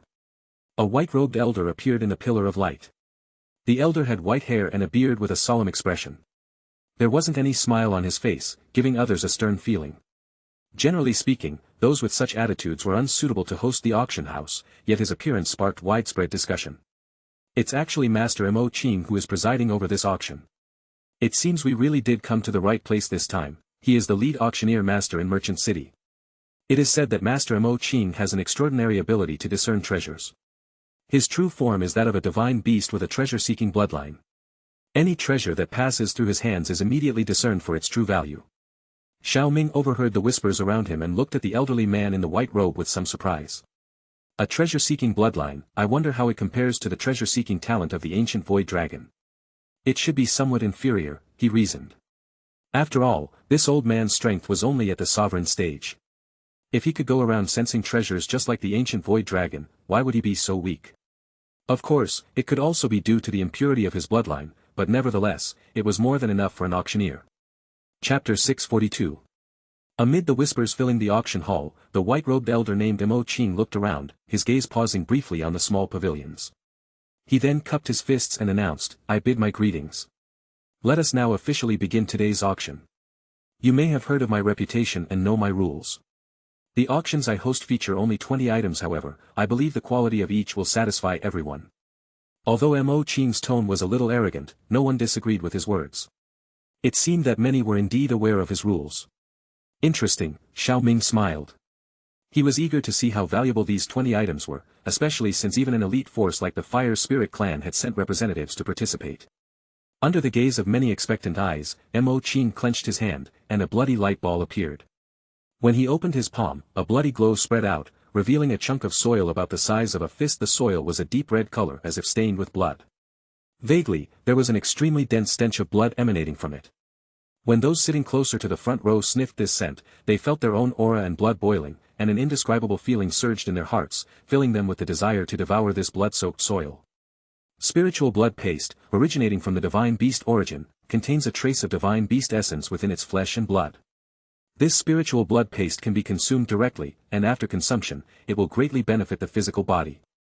For those skilled in alchemy, it can even be used to refine spiritual blood pellets, which can help one shed the body and exchange the bones. Master Mo Qing explained with a light smile. The starting bid for this item is 2 million sovereign spiritual liquids. A commotion broke out in the entire field. They had heard of this spiritual blood paste before. It was known as a divine substance for tempering the physical body. It was usually only accessible when the divine beast origin was opened, and the divine beast clans would organize expeditions to collect it. The spiritual blood paste they collected would be used to enhance their own physical bodies, so it was rarely circulated outside. Currently, it wasn't the time for the divine beast origin to open, so such a large piece of spiritual blood paste was an extremely rare sight. It was estimated to at least double the physical strength of an ordinary expert. 2,100,000. There were many in the crowd interested in the spiritual blood paste, as many experts in this world were keen on forging powerful bodies. Having a strong physique offered advantages in various aspects. 2,200,000. 2,300,000. In just a minute, the price of the spiritual blood paste had skyrocketed from 2 million to 3 million sovereign spiritual liquids. After that figure was reached, the bidding gradually began to decrease. After all, 3 million sovereign spiritual liquids was not a small sum, and it was not something an ordinary sovereign could afford without the backing of a major power. Finally, the spiritual blood paste was sold for 3,200,000 sovereign spiritual liquids to a fierce-looking middle-aged man. The second auction item. After the bidding ended, another ball of light rose from the white-robed elder's hand. Inside the ball of light was a red fiery liquid that looked like magma. Flames flickered within it, emitting an unusually high temperature that raised the entire auction house's temperature. This is a divine flame-associated chalcedony. As everyone knows, various powerful flames are naturally born in the world, and this associated chalcedony is a treasure that was formed next to these mighty flames after absorbing countless energies. For those who practice fire-based spiritual arts, this is a priceless treasure that can enhance their offensive capabilities. The starting bid is 1 million sovereign spiritual liquids. Countless glances were directed at it. This divine flame-associated chalcedony contained a considerable amount of fire attribute energy, and even absorbing its energy could be of great benefit to one. Xiao Ming was also somewhat interested in this item, as it could be used to refine medicine. Inside a luxurious pavilion in the front row, the haughty young man from the Fire Spirit clan's eyes burned with intensity. When he saw that there was indeed a divine flame-associated chalcedony, he was reassured that the rumors about the divine flame were true. He had indeed not come in vain. "Brother Huemo, should we bid for this associated chalcedony?" asked a young man of similar age sitting next to him. The bidding for the associated chalcedony had already begun as they spoke. 1,115,000. 1,131,000. The associated chalcedony could also be used to enhance one's strength. Therefore, it attracted many bidders and its price quickly rose to about 1,500,000. At that price, fewer participants were willing to continue bidding. Upon noticing that the remaining bidders were not from major powers, the haughty young man sneered, "Typical of small factions, they are oblivious to the fact that the associated chalcedony enhances the chances of absorbing divine flames. It's worth much more than 1.5 million. Bid 3 million for me." The white-robed elder watched as the bidding seemed to conclude and was about to declare the winner when he paused. 3 million sovereign spiritual liquids. Surprised glances were cast. They hadn't expected someone from the Fire Spirit clan to take an interest in such an item. There were also mocking and sympathetic glances directed at Xiao Ming, who had been the last to bid just before. These glances seemed to say, "You were outbidding everyone earlier, but now that the Fire Spirit clan has made their move, the duck that was almost in your hand has flown away, hasn't it?" Such glances had no effect on Xiao Ming. He could afford 3 million sovereign spiritual liquids, but spending that much on a chalcedony simply wasn't worth it.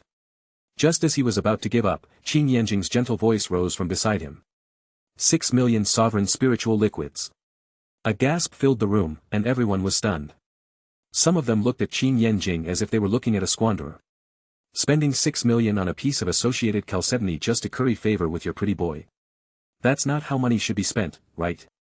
Envious, jealous, and resentful glances filled with loathing were directed at Xiao Ming.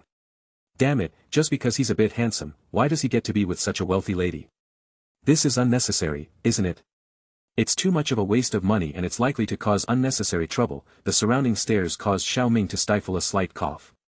Don't worry, this lady is not short of sovereign spiritual liquids. As for the trouble, that's for you to deal with, since my strength hasn't recovered yet. Qin Yanjing covered her mouth and giggled. Huemo felt his anger rise as he watched Xiao Ming and Qin Yanjing's cheerful interaction. He had directly doubled the bid as a clear declaration of his intention to secure the item, yet this couple nonchalantly raised their bid in response, clearly not putting him in their eyes. When had his Fire Spirit clan ever been so disregarded? "Brother Huemo, shall we raise the bid again?" "Humph, no need. A mere associated chalcedony isn't worth the effort. The real prize is the divine flame later on. As long as we obtain that, we have plenty of methods to control it within our clan." Although Huemo was angry, he did not let his emotions cloud his judgment. Following Huemo's decision to withdraw, no one else in the auction house made a bid. When the white-robed elder saw this, he waved his sleeve, and a bell rang throughout the auction house, signaling that the associated chalcedony had been successfully sold. Chapter 643. Auctioned items could not be claimed until the auction was over, so after the associated chalcedony was removed, the auction continued. Next, about a dozen items were auctioned off in a row. These treasures included divine artifacts and divine abilities, each of which was not of ordinary value, thus igniting a fierce competition that intensified the atmosphere in the auction house. Ordinary sovereign stage experts no longer had the means to bid as the auction progressed. Every bid that followed was made by major powers with an Earth sovereign at the helm, and there was no shortage of greater Earth sovereigns among them. However, the items Xiao Ming was anticipating had yet to appear. He wanted to refine a pill called the Spiritual Transformation Pill. The effects of the pill were rather ordinary, it merely accelerated the transformation of spiritual energy and aided in recovery. In order for it to be effective for someone of his strength level, the main ingredients were naturally of a high grade.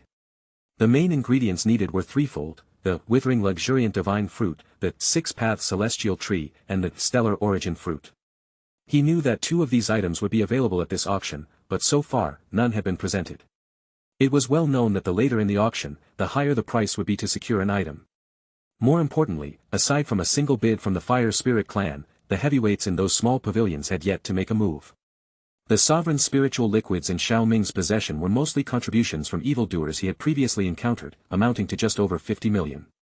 Although it seemed like a lot, it would hardly be enough to purchase the 3 types of medicinal ingredients. Was he to be reduced to eating soft rice? TLN, a man sponging off a richer woman. Xiao Ming glanced at Qin Yanjing beside him, who seemed to sense his gaze and smiled warmly at him. Time passed slowly amidst Xiao Ming's contemplation. After the 14th item was auctioned off, the 15th item finally snapped him back to reality. On the stage, the white-robed elder held something that emitted 6 different yet extremely dazzling rays of light that intersected and resonated with each other like the cycles of reincarnation, enveloping the entire auction house in their glow. A unique fluctuation began to fill the place. The auction house fell silent for a moment as all eyes focused intently on the divine medicine emitting 6 rays of light. With their keen vision, the attendees could clearly see that the 6 rays were emanating from the ends of different branches of a small tree about a foot long. Each branch and even the leaves bore mysterious runes. Xiao Ming straightened up and his heart filled with joy upon seeing this. The 6-path celestial tree he had been waiting for had finally appeared. At this moment, some activity could be heard from the small pavilions at the front, as focused gazes were cast towards the stage, clearly drawn by the item. This is the 6-path celestial tree, a name many of you have surely heard before. Its uses are numerous. If one can refine it, one can not only use the power of the 6 paths to purify and strengthen one's spiritual energy, but it can also transform the attributes of one's spiritual energy and sovereign celestial body without any loss. All of you who have cultivated to this point must understand how difficult it is to convert the spiritual energy that has been cultivated for many years. How many people have later obtained a better spiritual art, only to fail at this conversion hurdle? The rarity of this 6-path celestial tree does not need to be explained by this old man. The starting bid is 10 million sovereign spiritual liquids, with each increment no less than 1 million. Countless murmurs swept through the crowd as Mo Qing's words fell. The high starting price deterred many, yet it was still highly coveted. Indeed, as Mo Qing mentioned, many had obtained superior spiritual arts but could not cultivate them due to attribute mismatches, nor could they afford the losses of converting. However, the 6-path celestial tree perfectly solved this problem. Furthermore, even if not needed immediately, such an item was worth keeping as a backup. Such a heavenly treasure was something no one would disdain. On the auction stage, Mo Qing observed the crowd's reaction before calmly saying, "Ladies and gentlemen, let the bidding begin." No one bid immediately after his words fell. 10 million sovereign spiritual liquids was not a small amount. Without the backing of a powerful faction, even ordinary Earth sovereigns would find it difficult to produce such a sum, hence a careful observation of the situation was necessary before bidding. However, the quiet in the auction house did not last long before it was finally broken. 11 million. The bidder was a stern-faced middle-aged man surrounded by powerful spiritual energy fluctuations. His bid drew many envious glances and whispered comments. This seems to be a lord from the 9-heaven continent. It's said he has been at the greater Earth sovereign stage for many years. No wonder he's so lavish. I'm afraid that much sovereign spiritual liquid would be enough to elevate me to the 9th grade sovereign. Before the envious murmurs fully subsided, another bid was made. 14 million. Everyone looked toward the sound, where the windows of a front-row pavilion were wide open. A man in white, fanning himself with a jade fan, faced the crowd with a modest smile, full of poise. "Look, isn't that the young master of the White Jade Tower from the South Territory of the Skylaw continent? I heard his father has broken through to the perfected Earth Sovereign. You also know this?" He, I'm in the intelligence business. Xiao Ming watched quietly as the crowd bustled about, knowing that 14 million was certainly not the limit. Sure enough, under everyone's watchful eyes, the price of the six-path celestial tree soon broke through 20 million sovereign spiritual liquids. At this stage, both the young master of the White Jade Tower and the Lord of the Nine Heavens continent seemed overwhelmed, their expressions uncertain and clearly hesitant. 21 million. Just as the two hesitated, a clear voice rang out, causing both of their expressions to change as they abruptly looked up to see that it was the pretty boy who had been perceived as eating soft rice at the beginning of the auction who had made the bid. Countless astonished gazes turned to Xiao Ming. Had they misjudged him earlier? Was this young man backed by a major power? Otherwise, how could someone so young dare to bid 21 million? Xiao Ming remained calm amidst the surprised looks, his gaze fixed solely on the six-path celestial tree on the auction stage, ignoring everyone else. The young master of the White Jade Tower and the Lord of the Nine Heavens continent exchanged glances but ultimately did not continue bidding. Just when everyone thought the bidding was over, a bid came from the pavilion of the Fire Spirit clan. 22 million. This Fire Spirit clan all cultivate fire attribute divine arts, why would they need the six-path celestial tree? This sudden bid is just to deliberately raise the price, right? Qin Yanjing couldn't help but snort coldly as she witnessed this scene. She hadn't expected that their earlier bidding for the associated chalcedony had offended the Fire Spirit clan. No wonder the Fire Spirit clan had been in decline over the years, the temperament of its members was far too petty. Just keep outbidding until you crush them to death. I'll cover the rest if you run out of sovereign spiritual liquids, Qin Yanjing said as she waved her hand in a grand manner. Xiao Ming smiled calmly, though impatience flickered in his eyes. 23 million. 24 million, the Fire Spirit clan immediately followed. 25 million. This time, the Fire Spirit clan did not bid again. Inside the Fire Spirit clan's pavilion, Old Yen, who had witnessed the previous bidding, frowned. Why didn't the young master stop the other young masters from raising the price earlier? The divine flame cannot be lost previously, this young master didn't want to quarrel over the associated chalcedony, thinking the other party would stop there. Unexpectedly, that man is still able to produce such a large amount of sovereign spiritual liquids, even though his spiritual energy is obviously not strong. Something is strange. Therefore, there is no harm in consuming some of his funds just in case he dares to be interested in the divine flame, and it also serves as a way to vent some anger. However, this young master is also aware of your concerns, Old Yen. Don't worry, from now on, I will prevent them from further inflating the prices, lest we bid recklessly and end up with the item ourselves, Mo replied indifferently. Chapter 644. After Mo Qing announced the auction results, Xiao Ming sighed softly and then looked deeply at the pavilion where the Fire Spirit clan was located. He could see the haughty young man through the window. If this guy hadn't meddled, he wouldn't have had to spend an extra 4 million sovereign spiritual liquids. Although he ultimately secured the six-path celestial tree, it still left him somewhat irked. The old man next to that guy from the Fire Spirit clan is quite strong, even stronger than I was at my peak, Qin Yanjing whispered beside him. Xiao Ming nodded slightly.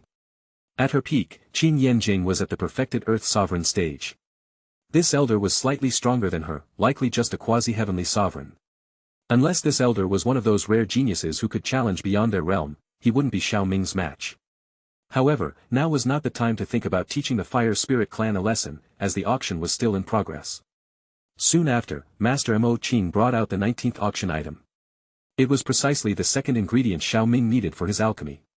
A ball of light appeared in Master Mo Qing's withered hands, revealing a fruit no bigger than a palm. The fruit was a dull yellow color with tree-like patterns sprawling across its surface. It appeared remarkably inconspicuous. If it hadn't been presented by Master Mo Qing himself, it would have been hard for anyone to guess that it was the legendary, withering luxuriant divine fruit. In the world, there existed a divine tree called the withering luxuriant divine tree. Its lifespan was incredibly long, and even after countless disasters, it had survived for eons without perishing. It was said that this divine tree would wither and flourish once every 1,000 years, and each cycle would produce a single fruit, the withering luxuriant divine fruit. Consuming this fruit was said to heal all injuries within the body and dramatically improve one's innate qualities, akin to being reborn. Because of this, the withering luxuriant divine fruit had always been highly sought after by countless powerful individuals. After all, treasures that could improve one's innate qualities were extremely rare, not to mention those that could also heal old ailments. As such, whenever a withering luxuriant divine fruit appeared, it would trigger fierce competition among many powerful individuals. Inside the vast auction house, numerous eyes blazed with intense desire and longing. Had it not been for their common sense reminding them that starting a fight in such a place would be akin to courting death, some might even be tempted to snatch it by force. On the auction stage, Master Mo Qing observed the numerous greedy gazes, yet his tone remained calm as he announced, withering luxuriant divine fruit. The starting bid is 20 million sovereign spiritual liquids. The entire palace paused as soon as these words were uttered, followed by a collective gasp. Such a high starting bid was out of reach for ordinary powers. Indeed, such divine items were only obtainable by the wealthy. It wasn't long after Mo Qing's words that a bid made everyone gasp again. 30 million sovereign spiritual liquids. The crowd looked towards the source of the voice and saw it was the same pretty boy who had bid before. Holy shit! This guy must have spent over 50 million sovereign spiritual liquids by now. His strength isn't that great, how does he have so much sovereign spiritual liquid? Maybe they stumbled upon some powerful faction's inheritance. What kind of inheritance could that be? An ordinary continent couldn't come up with that much sovereign spiritual liquid in a year. Countless whispers filled the air, and the gazes that looked towards the Xiao Ming trio were filled with envy, surprise, and greed. Of course, no one doubted whether Xiao Ming really had that much sovereign spiritual liquid, as causing trouble in the auction house would have severe consequences. No one would risk their life as a joke. Those with the ability to compete visibly changed their expressions in response to the sudden increase of 10 million. Although the withering luxuriant divine fruit was indeed precious, the price of 30 million sovereign spiritual liquids was too painfully high. Furthermore, given the bidder's tendency to raise his bids, 30 million was clearly not the upper limit. It could potentially go even higher, which made it not worthwhile. Therefore, after weighing the pros and cons, surprisingly, no one else participated in the bidding. When Master Mo Qing waved his sleeve and the bell rang, the fruit officially fell into Xiao Ming's hands. Xiao Ming happily stretched and relaxed a bit upon seeing this. He had finally obtained two of the main ingredients for the spiritual transformation pill, and although the stellar origin fruit was still missing, it should be possible to find it quickly by entrusting it to the auction house. The withering luxuriant divine fruit, once refined into a liquid, could also be used to refine a pill to help Qin Yanjing recover from her injuries. However, the greedy gazes around him made him frown. It looks like it won't be easy when we leave this place. Qin Tan and Qin Yanjing also noticed the greedy gazes hidden in the shadows. No longer the naive girls they once were, a cold gleam flashed in their eyes. Let them try if they dare. Who knows, they might end up giving us tens of millions more sovereign spiritual liquids. Xiao Ming smiled, but his smile lacked warmth.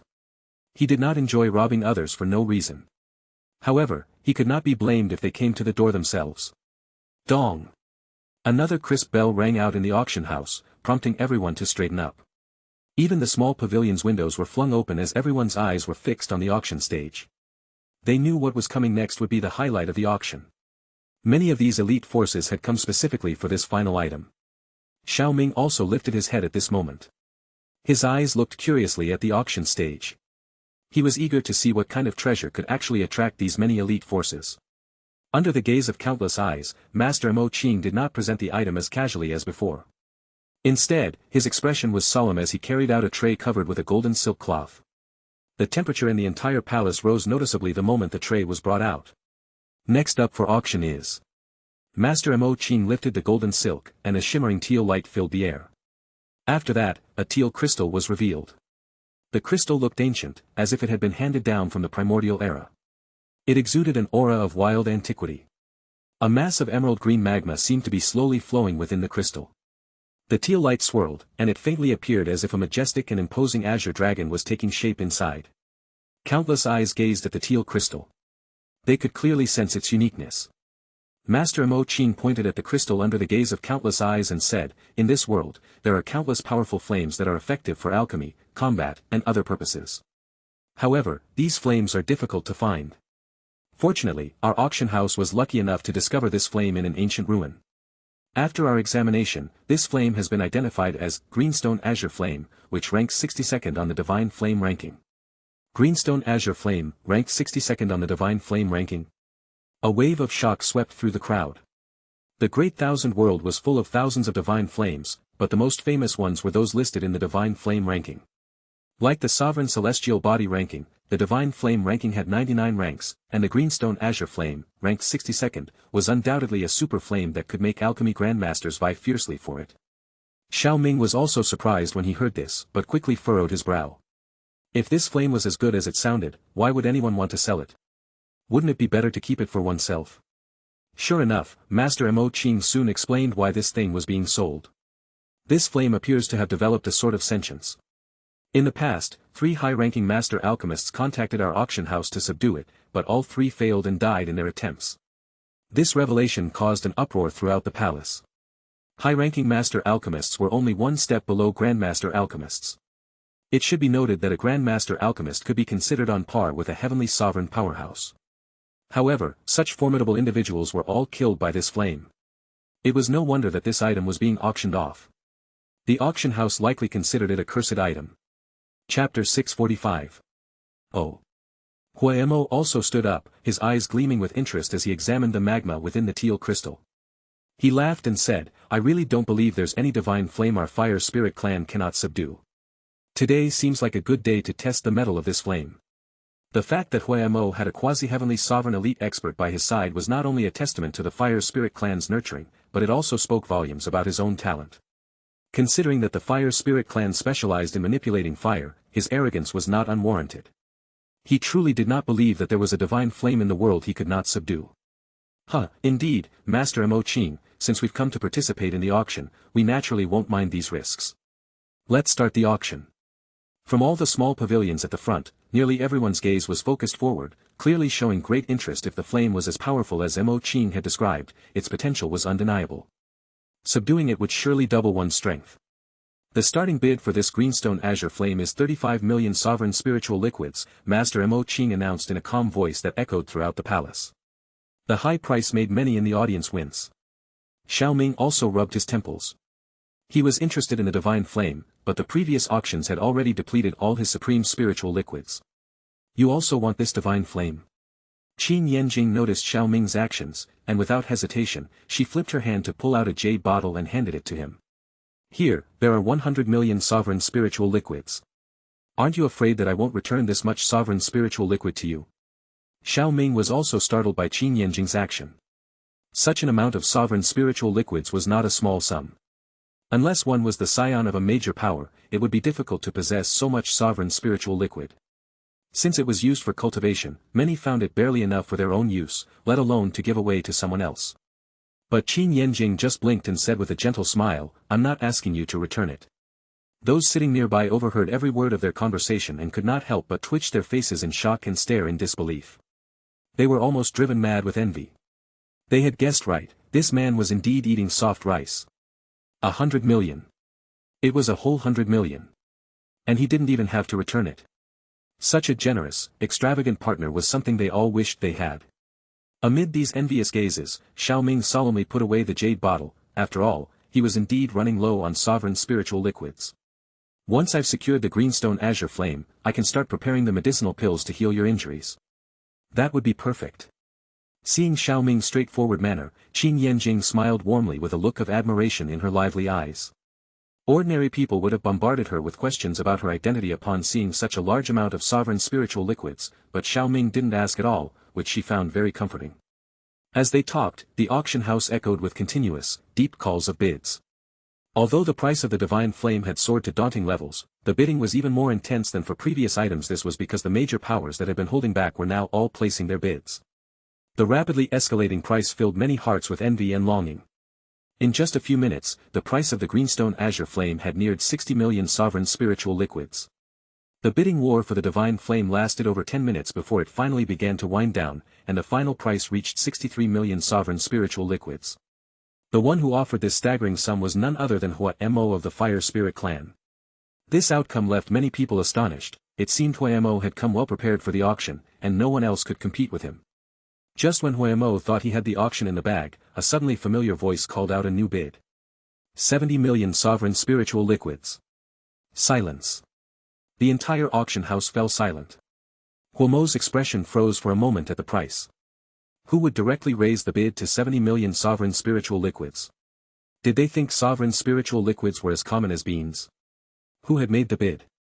The eyes of everyone in the auction house searched frantically, and moments later, countless gazes suddenly shot towards Xiao Ming's position. Damn! It's that guy again. This brings the total bids from him and his companions to over 130 million. Humph, where did this young upstart come from, daring to make such wild bids? Inside the small pavilion, Mo regained his composure and then fixed his gaze on Xiao Ming's position, his tone extremely harsh.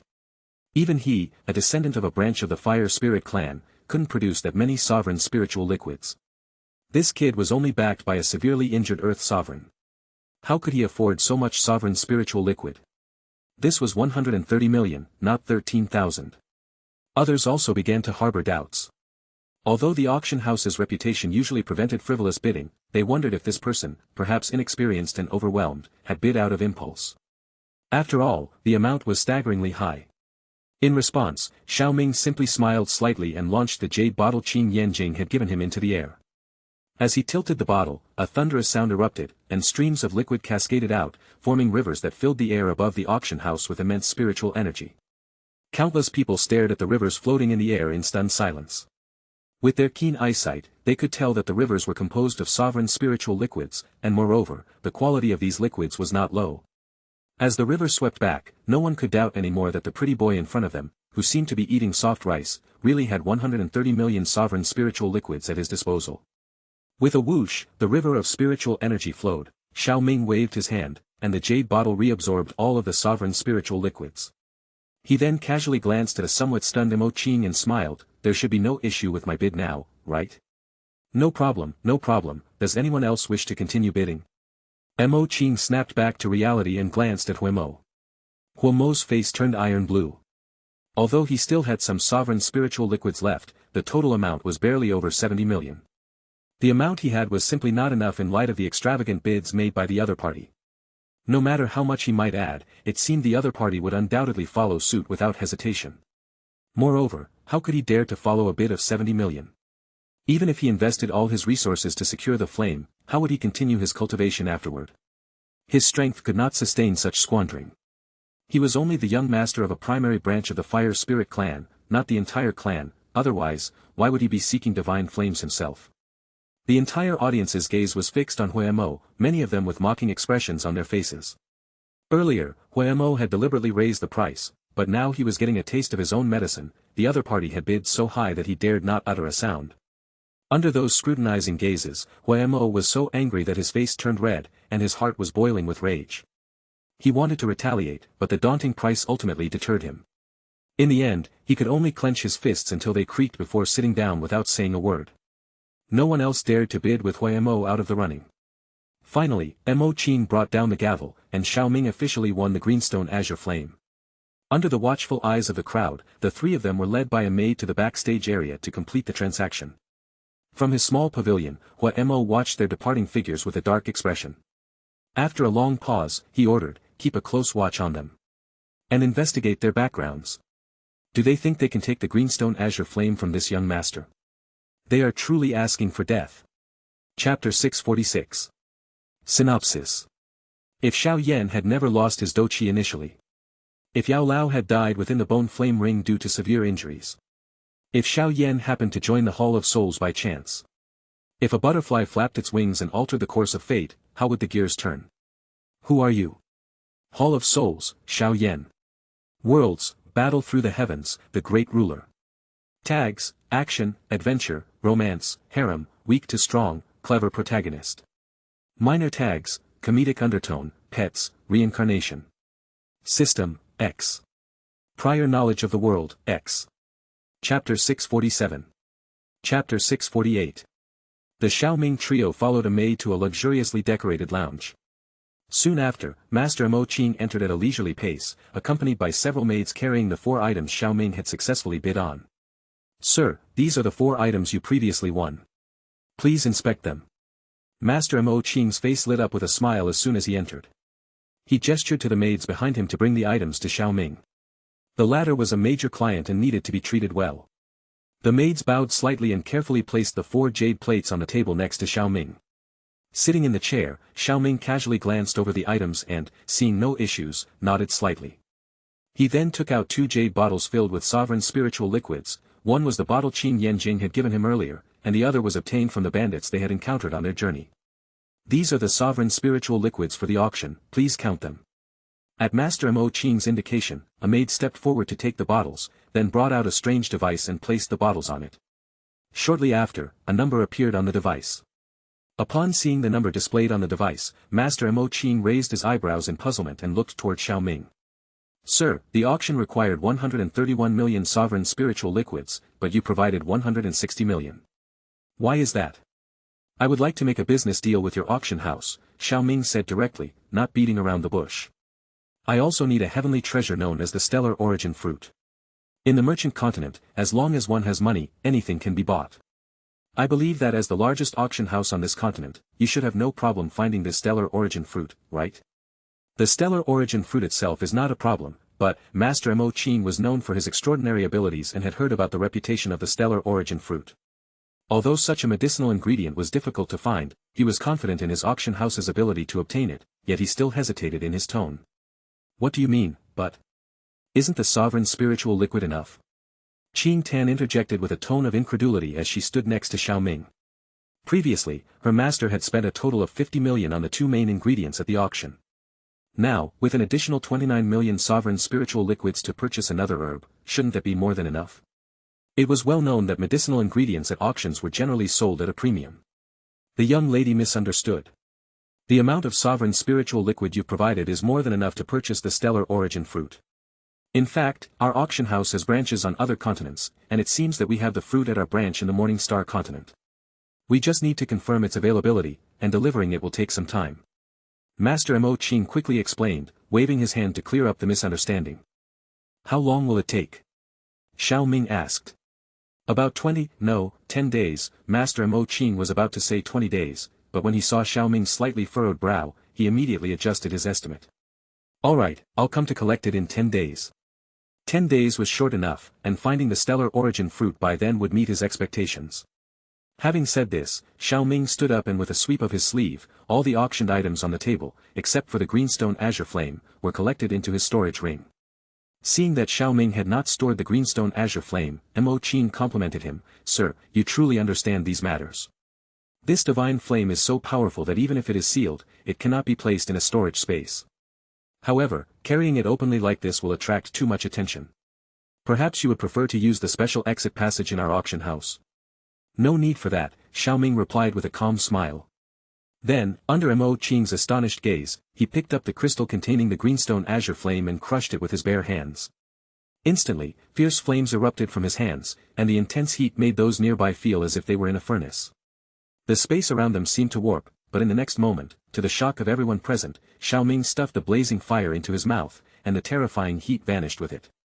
Did he really just swallow that cluster of flame? That was the same divine flame that killed 3 high-ranking master alchemists. Master Mo Qing was left agape as he watched. Even Qin Yanjing couldn't help but purse her lips. Despite her own strength, without having reached the heavenly sovereign realm, she wouldn't dare to swallow a divine flame without preparation. She had guessed that Xiao Ming's previous strength was formidable, but he seemed to have not fully recovered his strength yet, right? His spiritual energy hadn't even fully transformed yet. Who? After swallowing the divine flame, Xiao Ming actually felt no ill effects. Instead, he noticed a significant acceleration in the conversion of his spiritual energy, which was an unexpected gain for him. Seeing how Xiao Ming swallowed the divine flame with just one long exhalation and otherwise seemed unaffected, Mo Qing quickly regained his composure. He realized that despite Xiao Ming's good looks, he was not just a pretty face or someone lucky. Instead, he was a terrifyingly powerful figure. His smile became both warmer and more respectful. Ha ha ha, with senior strength, such precautions are indeed unnecessary. I was too presumptuous before. No harm done. We have other matters to attend to, so we won't stay any longer. Seeing that everything was settled, Xiao Ming stood up, gestured with his hand, and started walking toward the exit, with Qin Yanjing and Qin Ten quickly following him. Oh, right. Stopping at the door, Xiao Ming suddenly remembered something and paused. Mo Qing hurried forward and bowed respectfully to listen. In the next few days, would also like you to gather information on 3 individuals. Xiao Ming briefly described the appearance of Xiao Xian and the others, focusing on the characteristics of Xiao Xian and Zhu Kuan. After listening, Mo Qing patted his chest and assured him that they would do their best to gather the information, adding that such a small task would not incur any charge and would be treated as a courtesy. Satisfied, Xiao Ming then departed. Mo Qing watched the passage through which Xiao Ming had left for a while before retracting his gaze. He then turned to the maid standing nearby and instructed, ensure that none of what happened here is spoken of. If I find out otherwise, you will bear the consequences. Watching the nodding maids, Mo Qin thought to himself, anyone who can so easily subdue the greenstone azure flame, a divine flame that killed 3 high-ranking master alchemists, must be immensely powerful. It seems someone is bound to be unlucky soon. As soon as they stepped out of the auction house, Xiao Ming felt several greedy and icy stares cast upon them from the shadows. Xiao Ming, where are we heading next? Qin Yanjing also noticed the hidden glances. Her eyes flicked across the bustling street that seemed calm on the surface but was turbulent underneath. To her keen senses, those lurking, predatory stares were glaringly obvious. Qin Tan was also aware of it, as some onlookers did not even try to hide their blatant stares. Of course, these were mostly minor characters, and Xiao Ming didn't even consider them worthy of his attention. Xiao Ming looked around with a calm expression and chuckled lightly. Let's find a place to settle down while we wait for the stellar origin fruit. That should give me enough time to prepare the medicinal pills to heal your injuries. As for those little rats, if they dare to come forward during this time, we'll just take care of them on the spot. If they don't dare come forward, then we'll deal with everyone together when we leave. After all, it's merely a matter of a few moves. Chapter 649. The next day. In a secluded courtyard on the southern side of the market district, the gate was tightly shut and a spiritual array hovered in the sky above the courtyard. Its spiritual light surged as it isolated the prying eyes of the outside world. Inside the courtyard, Xiao Ming stood looking up at the sky beyond as he smiled. It seems these little rats don't dare to make a move yet. Behind him, Qin Yanjing nodded and calmly said, it is quite normal for them not to dare make a move. The market district is crowded and too many eyes are watching. Since they aren't making a move, let's start the alchemy, Xiao Ming said as he shook his head. Then, with a sweep of his right hand, numerous medicinal ingredients appeared in the air, densely filling the entire courtyard and diffusing a rich medicinal fragrance that instantly turned the secluded courtyard into an ocean of herbal scents. At the forefront was a fruit no larger than a palm, dark yellow in color with tree-like patterns on its surface. It was the withering luxuriant divine fruit. Xiao Ming extended his right hand and brought the fruit before him. In an instant, a fresh fragrance that belied the fruit's withered appearance enveloped him. This fragrance overpowered the scent of the other herbs and cleared his senses. Those 30 million sovereign spiritual liquids were well spent. Xiao Ming couldn't help but think as he sensed the medicinal power within the fragrance. Such high-grade medicinal ingredients were almost impossible to find in the Doqi continent. Only in the vast and spiritually rich Great Thousand World could such divine fruits so readily emerge. Xiao Ming's gaze intensified after his praise. He extended his left arm, and a faint rosy glow emanated from his body. In an instant, a continuous stream of multicolored flames burst forth from him and converged toward the sky above. Now, after absorbing the greenstone azure flame, the emperor flame had deepened in color and become more substantial. Its current power could only be described as terrifying. In Xiao Ming's view, even without cultivating a sovereign celestial body, he could overpower a heavenly sovereign-level powerhouse just by relying on the emperor flame. Of course, this was under the condition that his spiritual energy conversion was completely successful. Otherwise, lacking enough spiritual energy to combat a heavenly sovereign would be too great a disadvantage.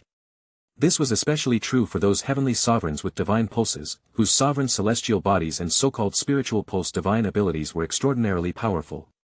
However, once he obtained the stellar origin fruit in 10 days, he would be able to restore his strength, and then, even those heavenly sovereigns of the same level would no longer pose a threat. As the emperor flame writhed and shifted in the air, a huge and incomparable multicolored fire cauldron coalesced. Gathering fire into a cauldron. The cauldron was 3 meters in size and bore intricate fire patterns.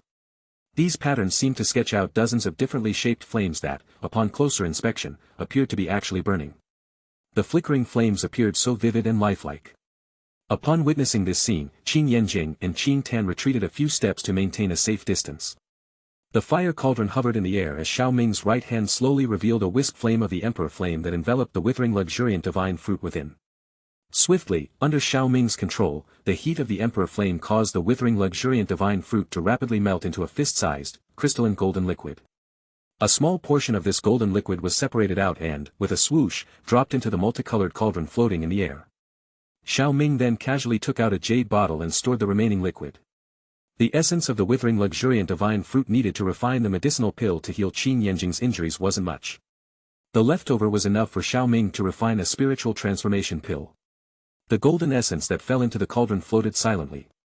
Then, one by one, Xiao Ming introduced more herbs into the cauldron. Immediately, flames leaped up to engulf these herbs entirely. The quality of these herbs was nothing compared to the withering luxuriant divine fruit. In a matter of moments, the Emperor Flame extracted the essence of the herbs with its terrifying power. Then, under Xiao Ming's meticulous control, the potency of these essences was maximized. Typically, only a single drop of spiritual liquid could be extracted from each herb, and these drops, filled with highly precise spiritual energy fluctuations, shimmered like dazzling pearls as they emitted a soft glow. Standing nearby, Qin Yanjing watched Xiao Ming's skilled alchemy techniques with a gleam of admiration in her eyes. Although she was not an alchemist herself, her background as a member of one of the 5 ancient clans provided her with extensive knowledge.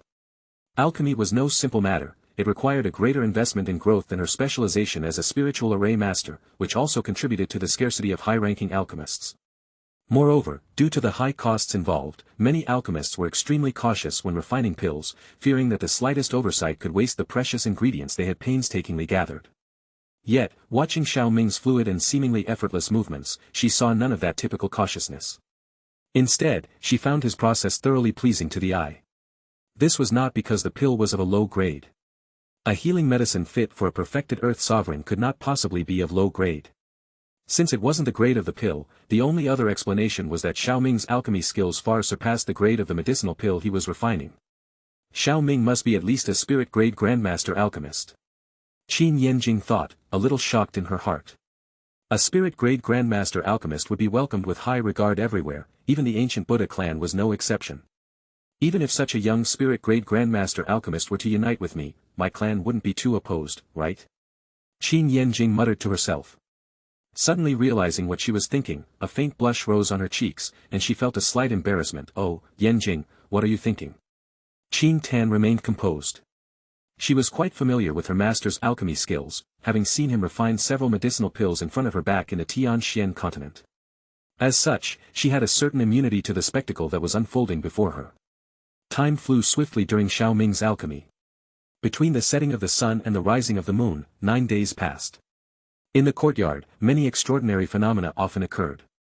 The boiling spiritual energy made even the empty space tremble, and visions of dragons soaring and tigers leaping seemed to fill the air with an overwhelming divine might.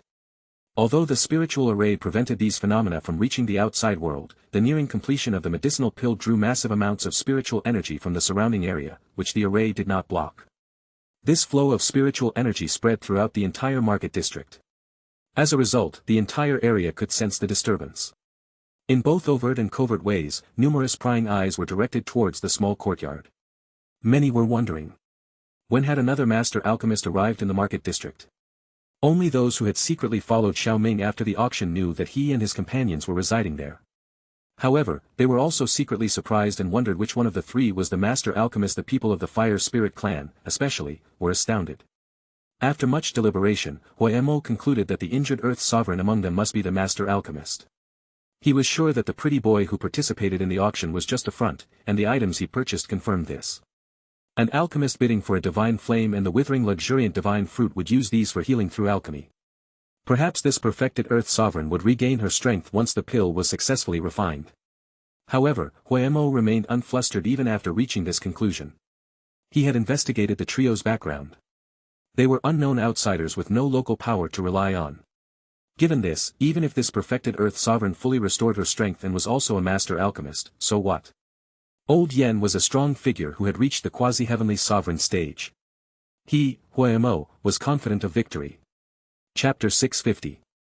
Under the prying eyes of countless observers, Xiao Ming had reached the most critical step of his alchemy process in the secluded courtyard. Inside the fire cauldron, the dense spiritual liquid resembled pearls of various colors, similar to countless dazzling stars scattered across an endless galaxy. Condense. Xiao Ming shouted in a deep voice while forming extremely intricate hand seals. His hand movements were so swift they even left trails of afterimages. The surging spiritual strength spread out like tidal waves. At the same time, countless streams of spiritual energy swept across the sky and wildly rushed into the cauldron. The violent spiritual energy engulfed droplet after droplet of the raging medicinal spiritual liquid before slamming into the golden liquid at its center. Boom! The collision of the numerous streams of spiritual liquid produced a loud noise, but it did not cause the cauldron to explode. Instead, a pinpoint of light emerged under Xiao Ming's meticulous control. The shape, trajectory, and merging method of each drop of spiritual liquid were controlled with the utmost precision, merging into one in a strange state without a single mistake. The fusion of the medicinal liquid was complete. Xiao Ming's hand seals changed, and the emperor flame enveloped it once again. The surging liquid energy within the cauldron rapidly dissolved under the embrace of the emperor flame. A speck of light gradually emerged at the center of this merging liquid energy. This was the embryonic form of the medicinal pill. At the instant the embryonic pill was formed, a hurricane-like surge of spiritual energy continuously converged towards the fire cauldron, even forming a mist-like swirl of spiritual energy. The light within the cauldron grew more intense, and the embryonic pill became increasingly solid.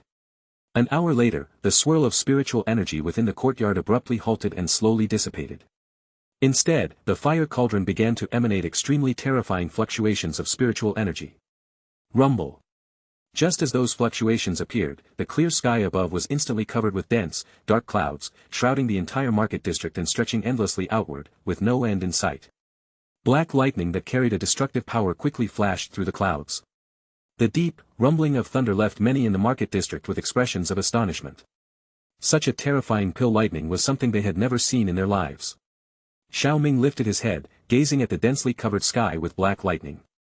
With a sharp flick of his sleeve, the lid of the fire cauldron automatically flipped open. A pervasive medicinal fragrance quickly spread out, so intense that even the spiritual arrays set up by Qin Yanjing couldn't contain it.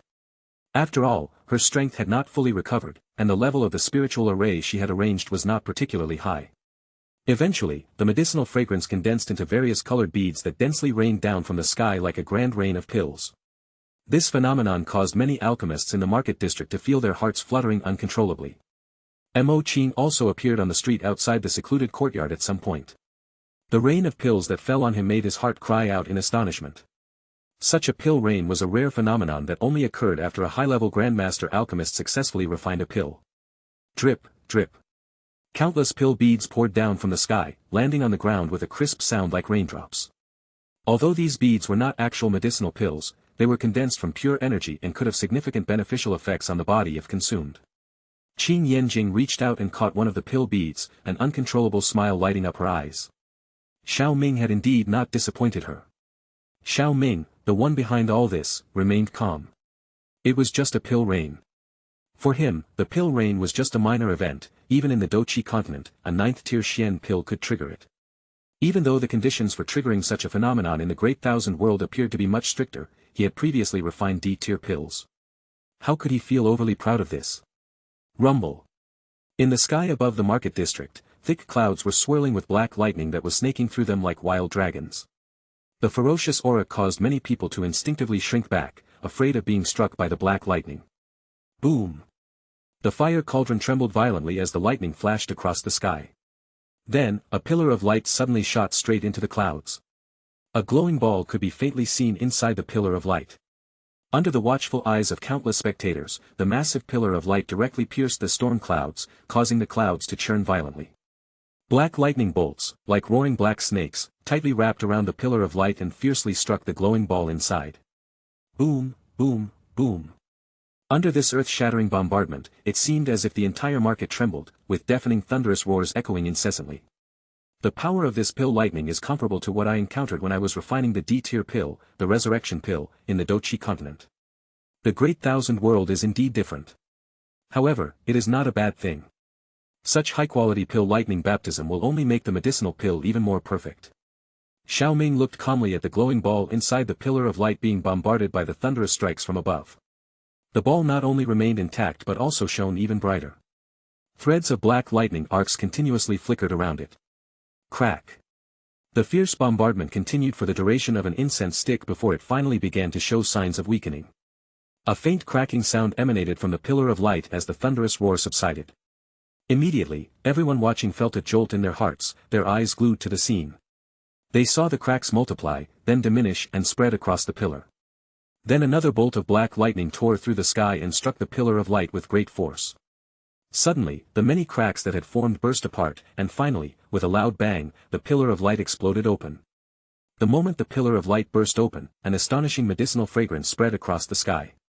The fragrance swirled and astonishingly condensed into various herb-like shapes, filling the sky with an extraordinary spectacle. Whoosh! While the crowd was mesmerized by this phenomenon, a streak of light suddenly flashed across the sky. It moved like lightning as it raced toward the market district's outskirts, leaving a dense trail of medicinal fragrance in its wake. That's the newly formed pill. It's trying to escape. The entire city was in an uproar as soon as the streak of light appeared. Countless people leaped into the air, their eyes fervently following the streak. A deep greed could be seen in their gazes, as few could remain calm in the presence of a divine pill that had unleashed such a formidable pill lightning. However, before any of them could make a move, a massive surge of spiritual strength swept in front of them and smashed violently into the streak of light. The impact shattered the light covering its surface and revealed its true form. It was a pill the size of a dragon's eye wrapped in a fragrant, golden, glass-like medicinal essence. After the spiritual strength revealed the pill's true form, it quickly descended back into the secluded courtyard. The pill then fell into Xiao Ming's palm. Outside the courtyard, when the pill disappeared from sight, everyone felt a sense of loss. It was as if they had just missed out on hundreds of millions of sovereign spiritual liquids. In fact, a pill of this caliber could easily be sold for hundreds of millions of sovereign spiritual liquids, if not more. Such a huge temptation made many factions salivate. As a result, countless messages were sent out. It was clear that the number of people setting their sights on Xiao Ming and his companions had increased after this event.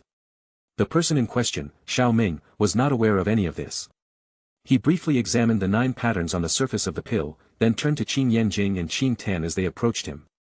As he handed the pill to Qin Yanjing, he smiled and said, "You are lucky, the pill has 9 patterns. This is a medicinal pill of the highest quality. I believe you will recover quickly once you take it." I don't think it's luck on my part, but rather your extraordinary alchemy skills," Qin Yanjing replied with a smile as she took the pill. The fragrance that wafted out of it invigorated her spirit, and signs of recovery appeared on her injuries. She was somewhat surprised and said, "Even though this is a 9th-grade medicinal pill, it deserves to be called a divine pill." In the Great Thousand World, the classification of alchemists differed from that of the Dochi continent, and naturally, so did the classification of medicinal pills. There were 10 grades of medicinal pills in the Great Thousand World. From the 1st to the 5th grade corresponded to the spiritual rotation stage to the heavenly completion stage, and similarly, from the 1st to the 5th rank alchemist. The 6th grade medicinal pills corresponded to the sovereign stage. Alchemists who could refine these pills were divided into 3 levels, heaven, earth, and human, and called master alchemists, yet they still fell within the 6th rank category. Pills of the 7th, 8th, and 9th grades corresponded to the 3 substages within the earth sovereign stage. Only a grandmaster alchemist could refine such pills. Whether it was a high, intermediate, or low-level grandmaster, the success rate of refining these pills was not high. This was because the process of pill formation attracted special types of pill lightning, which further reduced the success rate to an extremely low level. Although many people called the 9th-grade pills divine pills, they were not true divine pills. The true divine pills were the 10th-grade pills, which could only be refined by a great grandmaster alchemist just like the great grandmasters themselves. These divine pills were divided into 3 levels, spirit, immortal, and saint. Ordinary people rarely saw pills of this caliber and were usually only accessible to heavenly sovereigns. For this reason, coupled with the fact that 9th-grade medicinal pills were rarely circulated in the outside world and were mostly found within the power circles of the heavenly sovereigns, they were often referred to as divine pills. Xiao Ming was already well aware of this information. In response to Qin Yanjing's surprise, he merely smiled and said, "Put the medicinal pill away first, we have a visitor at the door." Chapter 651. Qin Yanjing nodded with a smile. She also sensed someone at the door. After storing the medicinal pill, she controlled the spiritual array and the gate of the secluded courtyard opened automatically. The person standing at the door was startled, then realized that he must have been detected earlier, and walked towards the gate. Inside the courtyard, the rich fragrance of the medicine lingered for a long time, refreshing the senses of the visitor as he walked through it. The visitor felt the urge to immerse himself in it. However, he did not give in to the impulse. While marveling that the pill was indeed a divine pill, he saw the target of his visit, Xiao Ming, sitting in an elegant bamboo pavilion in the courtyard, smiling at him with 2 female companions by his side. Unlike others, the visitor knew about Xiao Ming's tremendous strength. Those medicinal herbs and the greenstone azure flame were also taken away by Xiao Ming. Thus, he had already surmised the identity of the alchemist now that he saw the other party calm and composed just after refining the pill. Unlike other alchemists who would be utterly exhausted, he felt the terrifying presence of the latter. Every gesture exuded the demeanor of a grandmaster. Not daring to delay, he quickly approached and bowed deeply. Mo Qin came to visit just as Sir finished refining the medicinal pill. Please excuse the intrusion. The visitor was none other than Master Mo Qin from the auction house. Xiao Ming shook his head and gestured for him to take a seat on a chair next to them. Once Master Mo Qin was seated, Xiao Ming asked. The 10-day period has ended. Have you come because the stellar origin fruit has arrived? Sir's assumption is correct. Mo Qin nodded with a smile as a flash of light appeared from his hand, revealing a square jade box about a foot long. This is the stellar origin fruit, please take a look. Xiao Ming took the jade box and opened it to find a sea blue fruit lying quietly inside. Staring at the fruit in his hand, which seemed as if it had been dyed by seawater, Xiao Ming's eyes gleamed. He had never seen a real stellar origin fruit before, but he knew that such fruits grew by absorbing stellar power, and the pulp was exceptionally rich in it. The fruit in front of him met all the criteria and was undoubtedly genuine.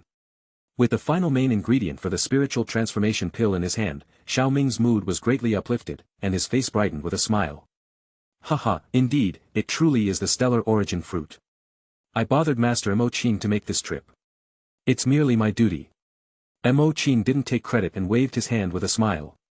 He then took out a card made of a special material and stood up to hand it over. This is a VIP card from our merchant auction house. With this card, you can enjoy VIP treatment at our headquarters and subsidiaries. If you ever need something like the stellar origin fruit again, feel free to contact us. I will contact your establishment if needed. Xiao Ming gestured for Qin Tan to take the card. Seeing that Xiao Ming had accepted the card, Mo Qin's smile grew wider, then he brought up another matter. By the way, we haven't been able to find any news of the individual Sir asked us to look for. No worries, if there's no news, then let it be. Xiao Ming had anticipated this outcome and was not disappointed. Seeing that Xiao Ming did not blame him, Mo Qin was about to take his leave when a hint of hesitation suddenly appeared on his face. After a moment of thought, he still said, the merchant continent is a maze of complex powers, including some hidden superpowers lurking in the shadows. Sir, the turmoil caused by your alchemy is something you must already be aware of. Wealth tempts people's hearts, and those who will be eyeing you will not be few. You should be careful. In the Great Thousand World, only those forces with a heavenly sovereign at the helm were considered true superpowers. Being targeted by them, it was feared that ordinary people would have trouble sleeping and eating, yet Xiao Ming nonchalantly waved his hand. Thanks for the warning. I have my own arrangements. Since that's the case, I shall take my leave. Mo Qin cupped his fist and turned to leave the bamboo pavilion. Qin Yanjing squinted her eyes as she watched Mo Qin leave, then turned her head and spoke softly to Xiao Ming, I'm going downstairs to take the medicinal pill to recover from my injuries. The spiritual array will operate automatically to block those prying eyes. Xiao Ming nodded and watched her leave. Master, what do we do next? Qin Tan asked at this moment. Go and cultivate. Use the sovereign spiritual liquids I gave you earlier to aid your cultivation. You should be able to break through to the second-grade sovereign stage in the next few days. Set up a soundproof array when you cultivate. I need to refine another pill, and the noise will be greater than last time. Thus, in the following days, the fire cauldron was once again suspended above the courtyard. 10 days later, when the lid was lifted on the fire cauldron, the entire market district was stirred once more. Countless people leaped to their feet and rushed to their windows or climbed onto rooftops. What they saw was a pill lightning of even greater magnitude than before. This is another pill lightning. This pill lightning is much more ferocious than the last one, and there are even hints of gold in the color of the thunderbolts. Countless people exclaimed in shock. Gold was the color of lightning that only a spirit-grade divine pill could attract. Although this time's pill lightning was not entirely gold, the mere presence of some gold was astonishing enough. It had, at the very least, touched the threshold of a spirit-grade divine pill. If this medicinal pill were to be auctioned off, the sovereign spiritual liquid it could fetch would be at least in the tens of billions. After seeing where the pill lightning struck, countless people exchanged glances with the people around them and saw the fire of greed in each other's eyes. It was another pill refined by that alchemist. Including this spirit-grade divine pill, he now had at least 2 divine pills. As the pill lightning continued for a while and then dissipated, the newly formed pill was pulled back into the courtyard by a surge of spiritual strength. Many people cried out in their hearts, he must not be allowed to leave easily. Inside the secluded courtyard, a golden-red spiritual pill alternately glowed and dimmed, seemingly begging for mercy. It was a pill that displayed a high grade of spiritual intelligence. Xiao Ming was holding the spiritual transformation pill in his slender hand, and as he looked at it, he spoke in a calm manner. You cannot escape. This spiritual transformation pill was of a higher grade than the D-tier pill. It was only because he had acted quickly to dissipate much of the spirit of the pill as soon as it formed that he was able to contain it. Otherwise, in its current unrecovered state, it would have taken some effort to catch it once it tried to flee. Xiao Ming's lips curled into a smile as he glanced outside the courtyard. Without looking, he knew how many people were eyeing this pill, even if they did not know its purpose. Then I should go outside the merchant continent to restore my realm. Otherwise, it would be bad if these fellows were scared away. I'm curious to see how many dare to target me. With enough people, I might even be able to recoup the sovereign spiritual liquids I spent at the auction. Having resolved to teach the outsiders a harsh lesson while lining his own pockets, Xiao Ming decided not to regain his strength in the merchant district. A terrifying spiritual strength stirred in front of him as a spatial channel appeared. Xiao Ming stepped into it, and the channel slowly closed behind him. The figure of Xiao Ming appeared on the edge of a cliff on a small, deserted continent near the merchant continent. The desolate environment pleased him immensely. He immediately tossed the spiritual pill into his mouth. The spiritual energy surged and bonded with the pill inside and out.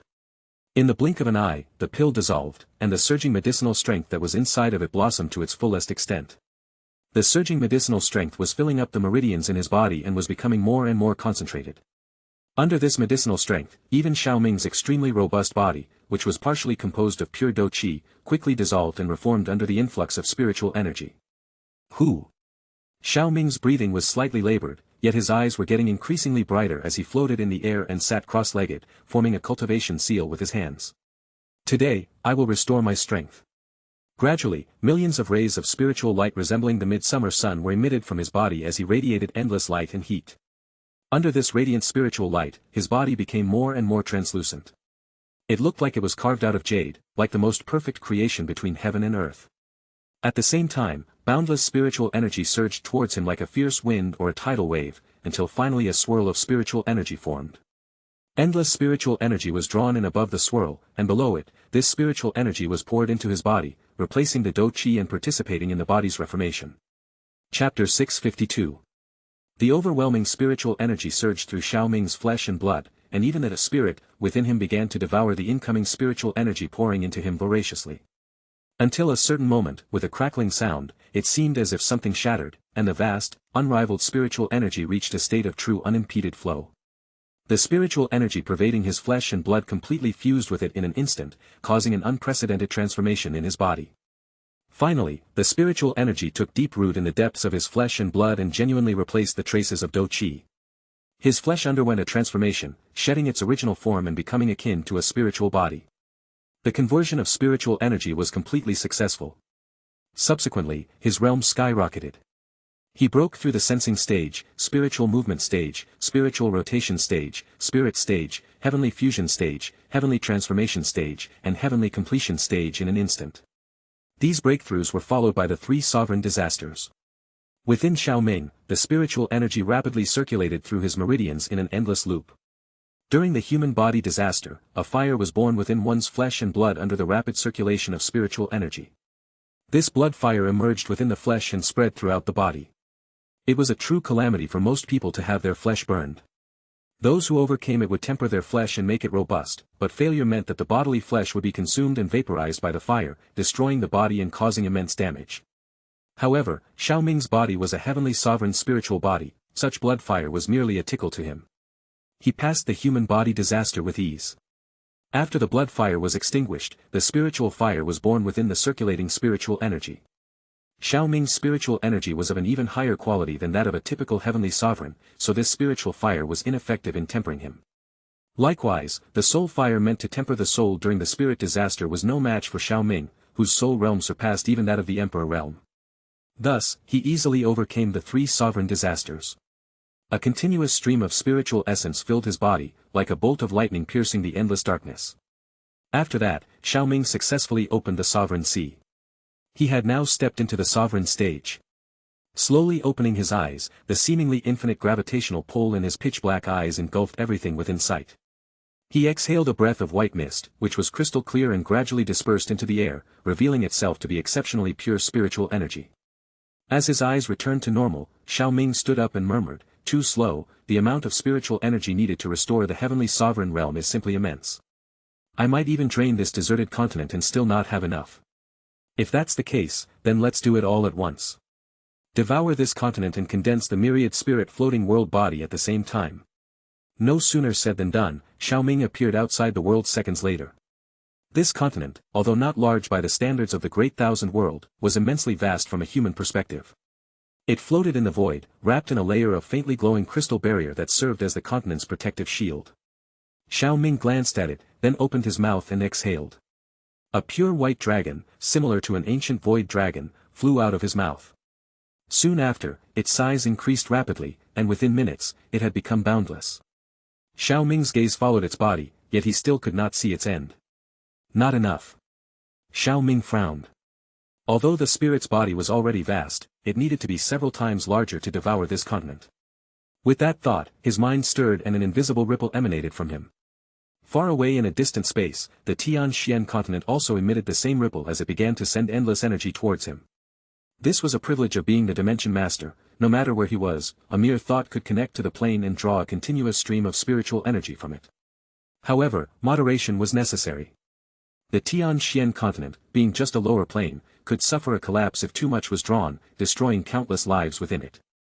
Therefore, since Xiao Ming was able to devour the continent in front of him to restore his realm, he did not need to draw on the energy of the Tianxian continent to restore himself. He would only call upon enough energy to make the spirit large enough to devour this continent. With the arrival of this energy, Xiao Ming's realm skyrocketed to the 9th grade sovereign in the blink of an eye, and that was just from the residual energy. More energy was transferred to the spirit's body the moment it arrived. The energized form of the spirit swelled once again, finally meeting Xiao Ming's requirements. It wrapped itself around the crystalline barrier below. The world was tightly enveloped by the dragon.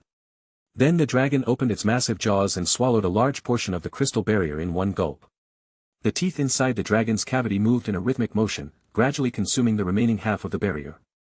After the time it takes for an incense stick to burn, only the white dragon remained in front of Xiao Ming, its belly swelled like that of a woman in the 10th month of pregnancy, looking comically distended. Xiao Ming's face lit up with joy. It's time to condense the myriad spirit floating world body. With a swift motion, he appeared atop the dragon's head and sat down cross-legged. His hand seals changed, and within the spirit's body, countless colored laws manifested and began to operate, initiating an indescribable transformation. Cultivating the myriad spirit floating world body required one to be the master of a plane and to comprehend the laws of heaven and earth. It also involved using a highly spiritual object as a foundation, opening up an embryonic world within it using these laws, and then continuously filling it with countless attribute-rich heavenly treasures and a continent's worth of material to make it truly grow. In terms of spirituality, the spirit that Xiao Ming possessed was the most potent. It had been refined by him countless times and was as easy to use as his own limbs, making it the most suitable to condense his celestial body and maximize its power. Moreover, it was extremely difficult for ordinary people to condense such a celestial body. Ordinary sovereigns could forget about it. There was no need to mention the difficulty of becoming the master of a plane and the complexity of comprehending its laws. Even if they met the requirements, from the formation of the world embryo to the ability to devour continents, their realm would have to be at least at the perfected Earth sovereign. During that period, they would not have a sovereign celestial body to utilize. Due to his formidable strength, Xiao Ming started by having the spirit devour a continent. Having a continent as a foundation made the process more convenient, an advantage that others did not have, but this was to be expected. After all, this was originally within the simulator, and he had custom-made this celestial body for himself. As such, the cultivation process was naturally easier for him. Under the influence of numerous laws of different colors, the continent's crystal barrier also began to merge with the spirit's body. Xiao Ming's condensed laws intertwined and interacted with the laws of the world, eventually merging into one. Gradually, Xiao Ming began to feel a sense of control over the continent. This sense of control grew stronger until he had total control. Afterwards, he began to drastically reshape this world with his laws, the rules changed, and mountains and rivers shifted. During this process, the spirit unknowingly transformed into a light shadow tens of thousands of feet in size. This light shadow emitted endless chaotic light, a type of primal force that typically only emerged at the birth of a plane. It was among the top tiers of energies in the Great Thousand World, surpassing even spiritual energy. At this moment, however, it emanated freely from within itself like an inexhaustible resource, unleashing an indescribable terrifying power that seemed to be tangible, wreaking havoc and causing numerous spatial storms in the surrounding area. Due to the abundance of chaotic power, some of it dissipated while Xiao Ming absorbed the rest into his body. This chaotic power took him by surprise.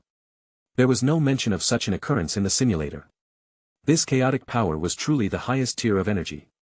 The amount of spiritual energy it contained was immense. He absorbed the equivalent of billions of sovereign spiritual liquids in just a few breaths. His realm gradually increased until, with a loud bang, his strength was restored to the heavenly sovereign stage. Xiao Ming suddenly opened his eyes. Buzz! An intense beam of light shot out of his eyes as soon as they opened. The light was indescribably brilliant, piercing through the void before finally vanishing into it. He slowly clenched his hand and felt the overwhelming surge of spiritual energy within him. His body trembled slightly, as if countless thunderbolts were exploding within him. He had finally regained his strength. However, he did not focus too much on the power within him as he looked up at the vastness of the void above. The void trembled at this moment. Layers of pitch-black clouds surged forth and black light swirled within them, brewing something ominous. These clouds continued to absorb the chaotic light emanating from the myriad spirit floating world body and became even more profound and mysterious. Xiao Ming watched these black clouds with a hint of solemnity in his heart. Is this the heavenly sovereign calamity? It was rumored that a breakthrough into the heavenly sovereign realm would inevitably bring about a disaster, and this disaster was called the heavenly sovereign calamity.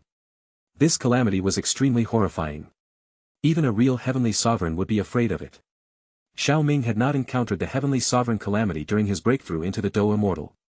But now that he had shifted to cultivating the spiritual energy system and restoring his realm, he had unexpectedly triggered this disaster. Moreover, much of the chaotic power had been absorbed by it and had seemingly increased its power. No, this doesn't seem like just a simple heavenly sovereign calamity. Chapter 653. As Xiao Ming watched the darker and more immense thunderclouds, the sense of threat within him grew stronger. He had successfully condensed the myriad spirit floating world body and restored his realm.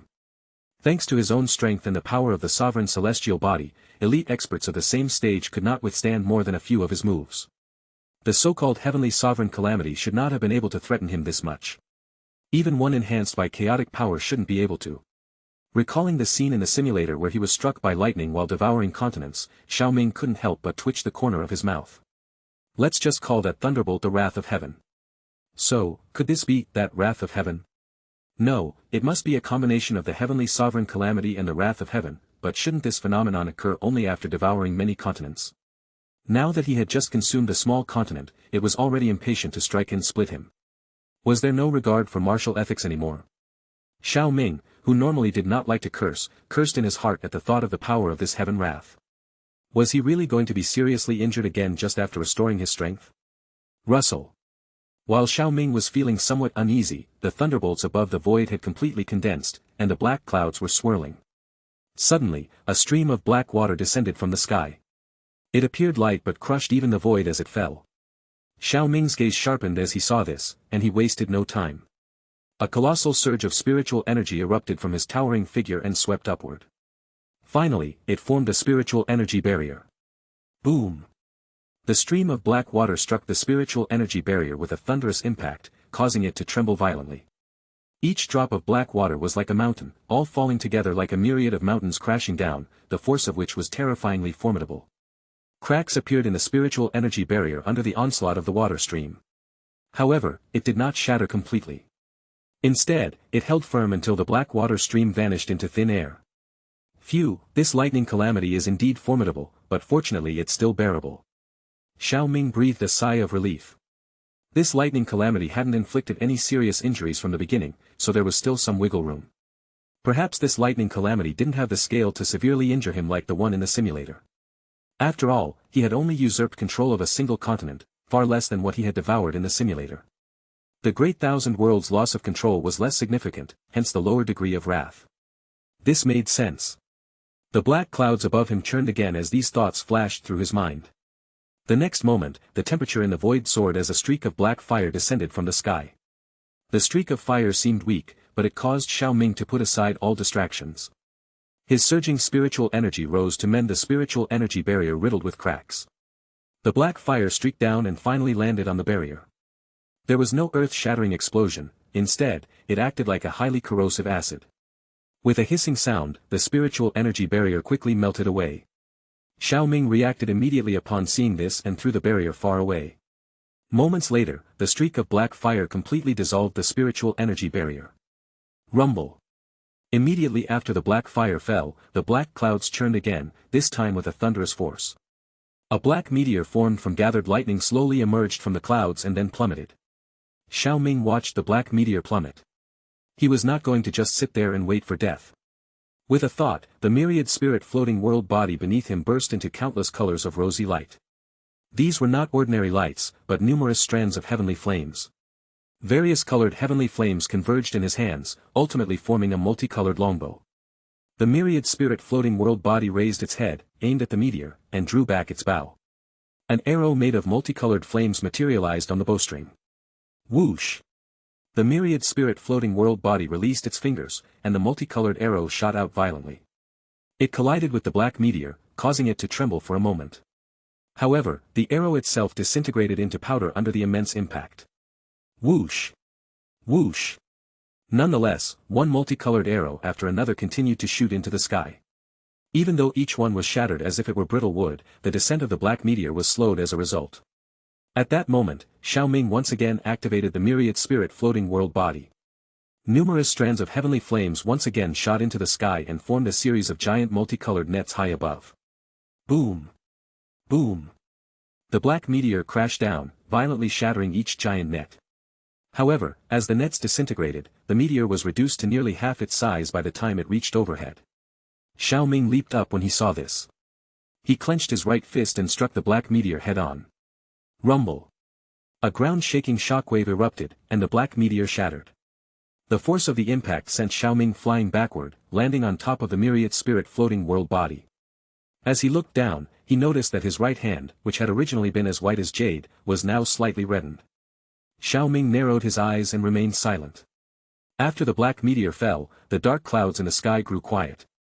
It seemed like an even stronger attack was brewing. Rumble! Suddenly, the black lightning tore through the clouds and rained down with overwhelming force. Each bolt was imbued with a terrifying power of destruction. Xiao Ming's color changed slightly when he saw this. Without further hesitation, he let out a cold cry in his heart. The myriad spirit floating world body erupted in a burst of colors, forming a gigantic multicolored lotus that fully shielded him within. Bang! The black lightning fell continuously and relentlessly crashed onto the lotus. The lotus shook violently with each impact, and its petals shattered quietly one by one. This onslaught was incredibly swift and seemed to be endless, like a torrential downpour. Even though Xiao Ming had activated his defenses, it felt as though he was a fragile boat in the midst of a storm, seemingly on the verge of capsizing at any moment. Rumble! Thunder echoed across the sky as the bombardment continued for an indeterminate amount of time. At one point, the lotus shattered with a loud explosion. After that, several bolts of black lightning struck Xiao Ming directly, forcing him to step back and eliciting a muffled groan from him. Fortunately, the relentless black lightning gradually dissipated at that moment. Clearly, Xiao Ming had survived another ordeal. Even Xiao Ming couldn't help but suck in a cold breath as the lightning faded. He took back his earlier words. This compounded lightning calamity was not to be underestimated. No wonder, after understanding the reason in the simulator, he would rather fight the fiend clans for 300 rounds than greedily devour uninhabited continents in the Great Thousand World. Who could withstand such a relentless lightning calamity? Only he could. Any other heavenly sovereign elite expert of the same stage would have been severely injured in that tempest of lightning. However, it seems the lightning calamity is not over yet. Just as his voice fell, he suddenly sensed a sound coming from the black clouds. He abruptly looked up to see all the black clouds converging in one direction. Within a few breaths, the clouds dispersed again. In their place appeared purple-colored lightning eye that exuded a vast, ancient and domineering aura. It was as if it could peer through the time and space of myriad realms. The lightning eye suddenly opened, and a hair-thin streak of purple-colored lightning pierced the world and manifested itself in real space and time. Boom! The moment the lightning manifested, it appeared like an emperor, supremely noble, proudly hovering in the sky. Then a trace of lightning power began to grow stronger and stronger. Finally, it turned into a purple void that wavered as it descended, targeting Xiao Ming. There really is more. As the purple void descended, Xiao Ming's expression became solemn. He could sense the immense power contained within the void. It was a power more terrifying than the previous 4 lightning strikes combined. High in the sky, the mysterious purple-colored void descended with an ethereal motion. Although its speed was not fast, the moment it fell, Xiao Ming instinctively knew that he could not avoid it. In that instant, an indescribable sense of crisis surged through his heart. Therefore, with a thought, Xiao Ming unhesitatingly activated the myriad spirit floating world body. In an instant, a brilliant chaotic light was emitted. This time, not only were the heavenly flames unleashed, but the mysterious thunder, heavenly water, divine ice, and spirit wood he had collected from the Doqi continent and the Tianxian continent also appeared. As a result, an enhanced version of the giant multicolored lotus reappeared, forming a protective shield. These spiritual items were no less powerful than the heavenly flames, it was just that Xiao Ming used them sparingly. However, this was a critical moment, and there was no need to hold anything back. As Xiao Ming activated his defenses, the mysterious purple void finally descended, landing lightly on the multicolored lotus. The moment it touched the lotus, an endless burst of purple-colored light erupted from it. The light enveloped the lotus and immediately caused it to tremble violently upon contact. In the next instant, the lotus began to disintegrate at a speed visible to the naked eye. It was true annihilation. Even the spiritual energy dissipated into nothingness under the illumination of the purple-colored light. Despite the formidable defenses Xiao Ming had constructed, they were powerless against the purple-colored light. Xiao Ming's mind was severely shaken at this moment.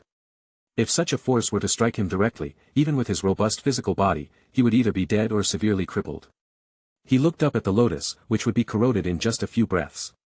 An aura of near death enveloped his heart. If it were anyone else, they might have been consumed by fear and despair by now, but not Xiao Ming. Having risen from an obscure orphan of a minor clan in a remote region of a lower plane to become a new generation heavenly emperor in the great thousand world, he had experienced too much to be easily frightened. Even though there were ripples in his pitch-black eyes, they showed little fear. He pressed his lips together and didn't give up just because the mysterious purple void seemed unstoppable. Instead, he steadied his mind and allowed his spiritual energy to pour out and merge with the lotus in a desperate attempt to resist. After several breaths, the lotus was completely annihilated, and the purple void descended again, this time directly targeting both the myriad spirit floating world body and Xiao Ming himself. Xiao Ming lifted his head, his face devoid of joy or sorrow. Meanwhile, the chaotic light around the myriad spirit floating world body grew stronger and smoother. From a distance, it resembled a Buddha serenely meditating in the vast void. The tyrannical and unrivaled purple-colored light poured down onto the myriad spirit floating world body.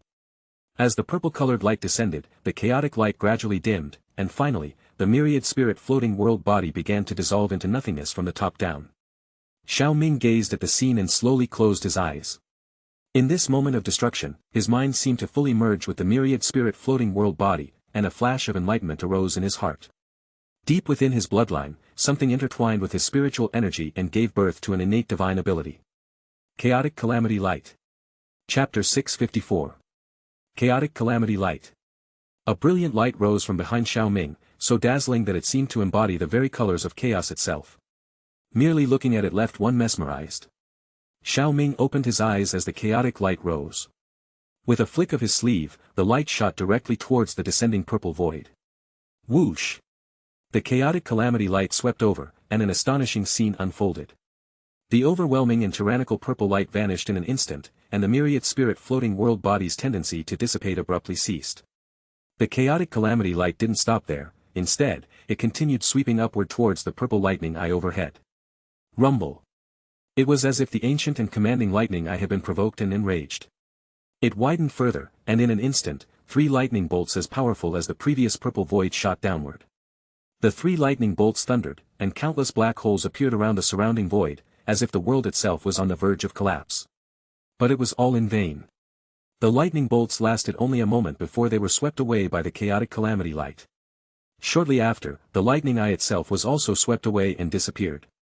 Behind Xiao Ming, within the chaotic light, several purple voids and the ancient, imposing lightning eye had now appeared. The chaotic light then merged back into Xiao Ming's body. Suddenly, a striking purple pupil opened between his brows, with faint traces of lightning flickering inside, seemingly containing the power of an apocalyptic lightning calamity. I never imagined my divine ability would be so powerful. Xiao Ming slowly stood up. At this moment, his inner joy was indescribable. After all, he had not expected that his awakened innate divine ability would be this strong. The reason behind this lay in the origin of innate divine abilities. Innate divine abilities were linked to the heavenly sovereign spiritual body, which was a hallmark of the heavenly sovereign stage. This body could transform into the purest form of spiritual energy at any moment, providing extraordinary combat power while seamlessly merging with the world around it. As a result, its internal spiritual energy was virtually inexhaustible. However, this was only the initial form of the heavenly sovereign spiritual body. To reach its full potential, the spiritual pulse hidden deep within one's body needed to be refined and completely fused with the body.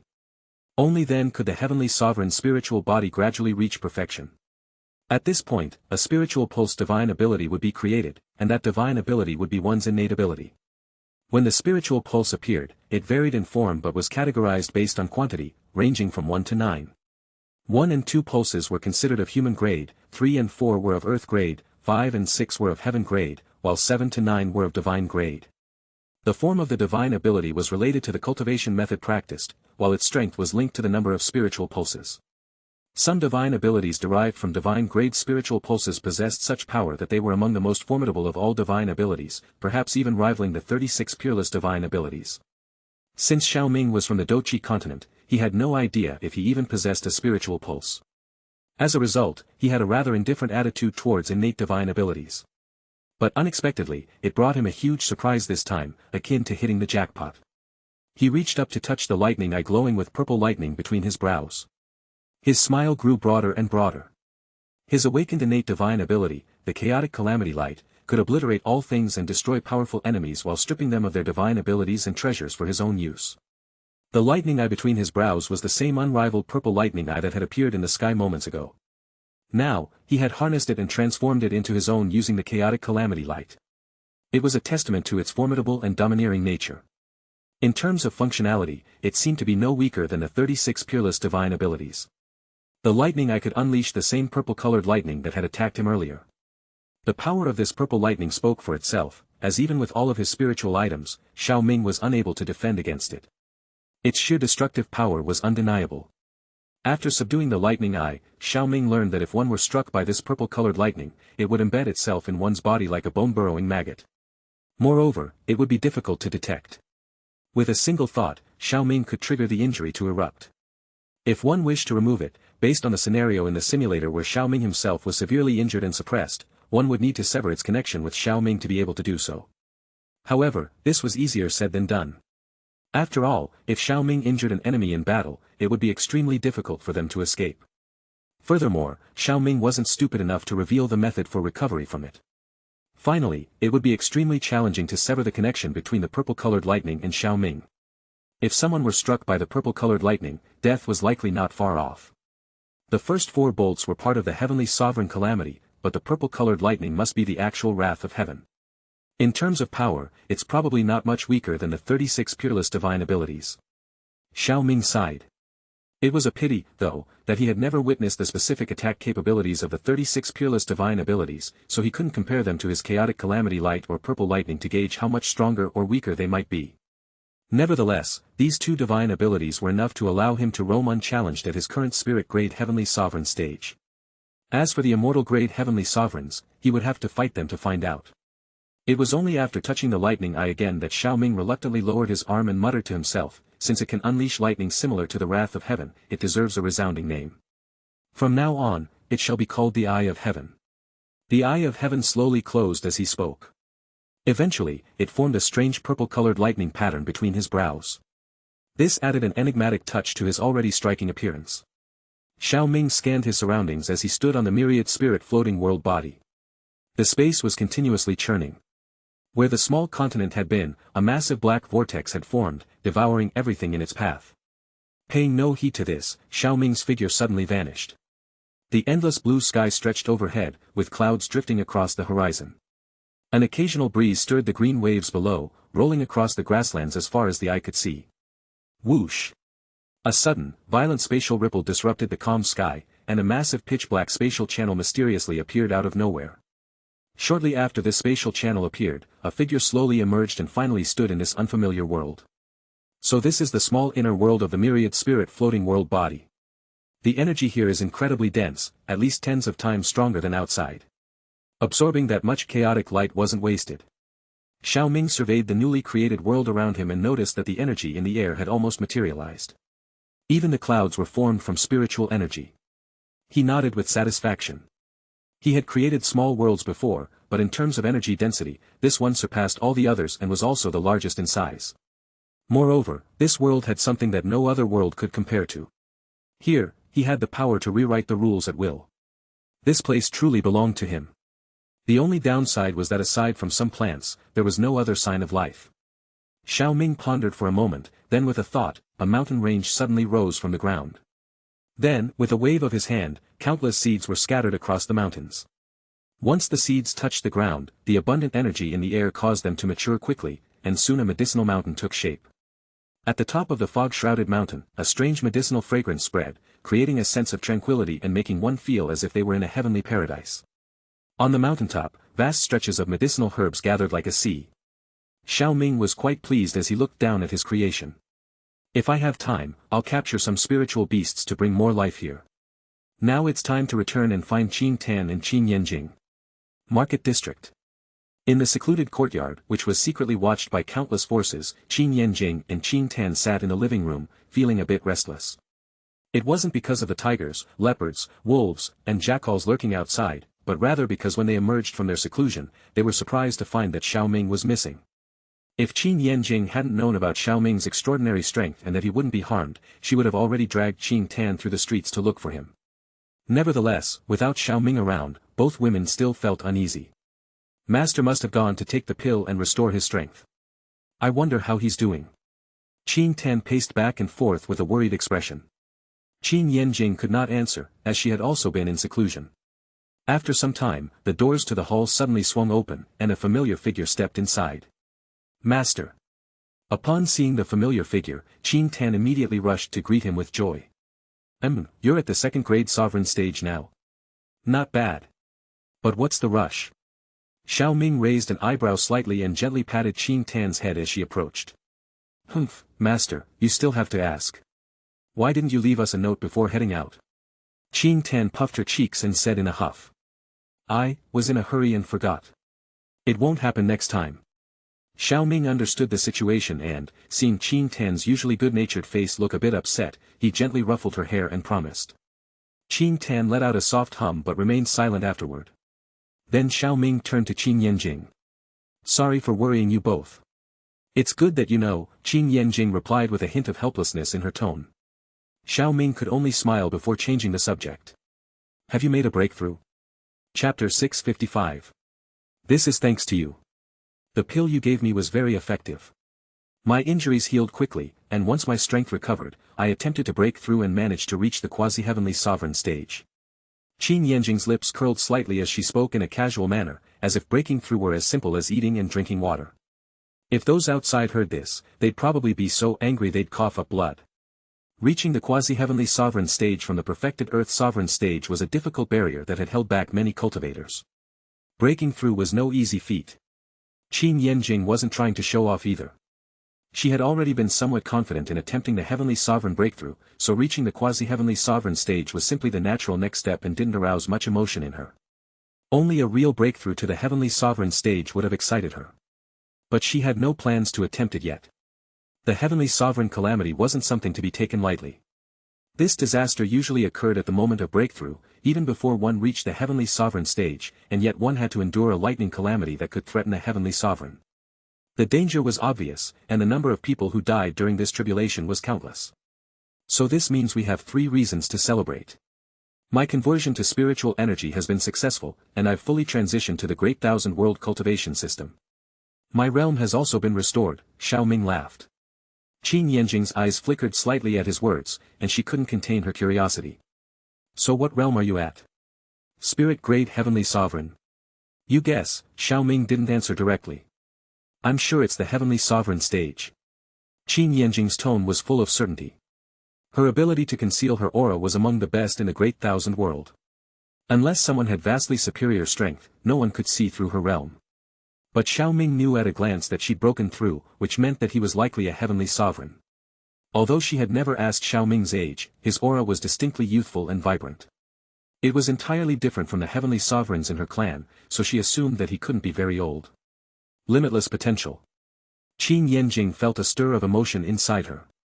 At this rate, Xiao Ming stood a good chance of reaching the Saint-Grade Heavenly Sovereign stage and becoming one of the top existences in the Great Thousand World. Xiao Ming hadn't expected Qing Yanjing to have such complicated thoughts.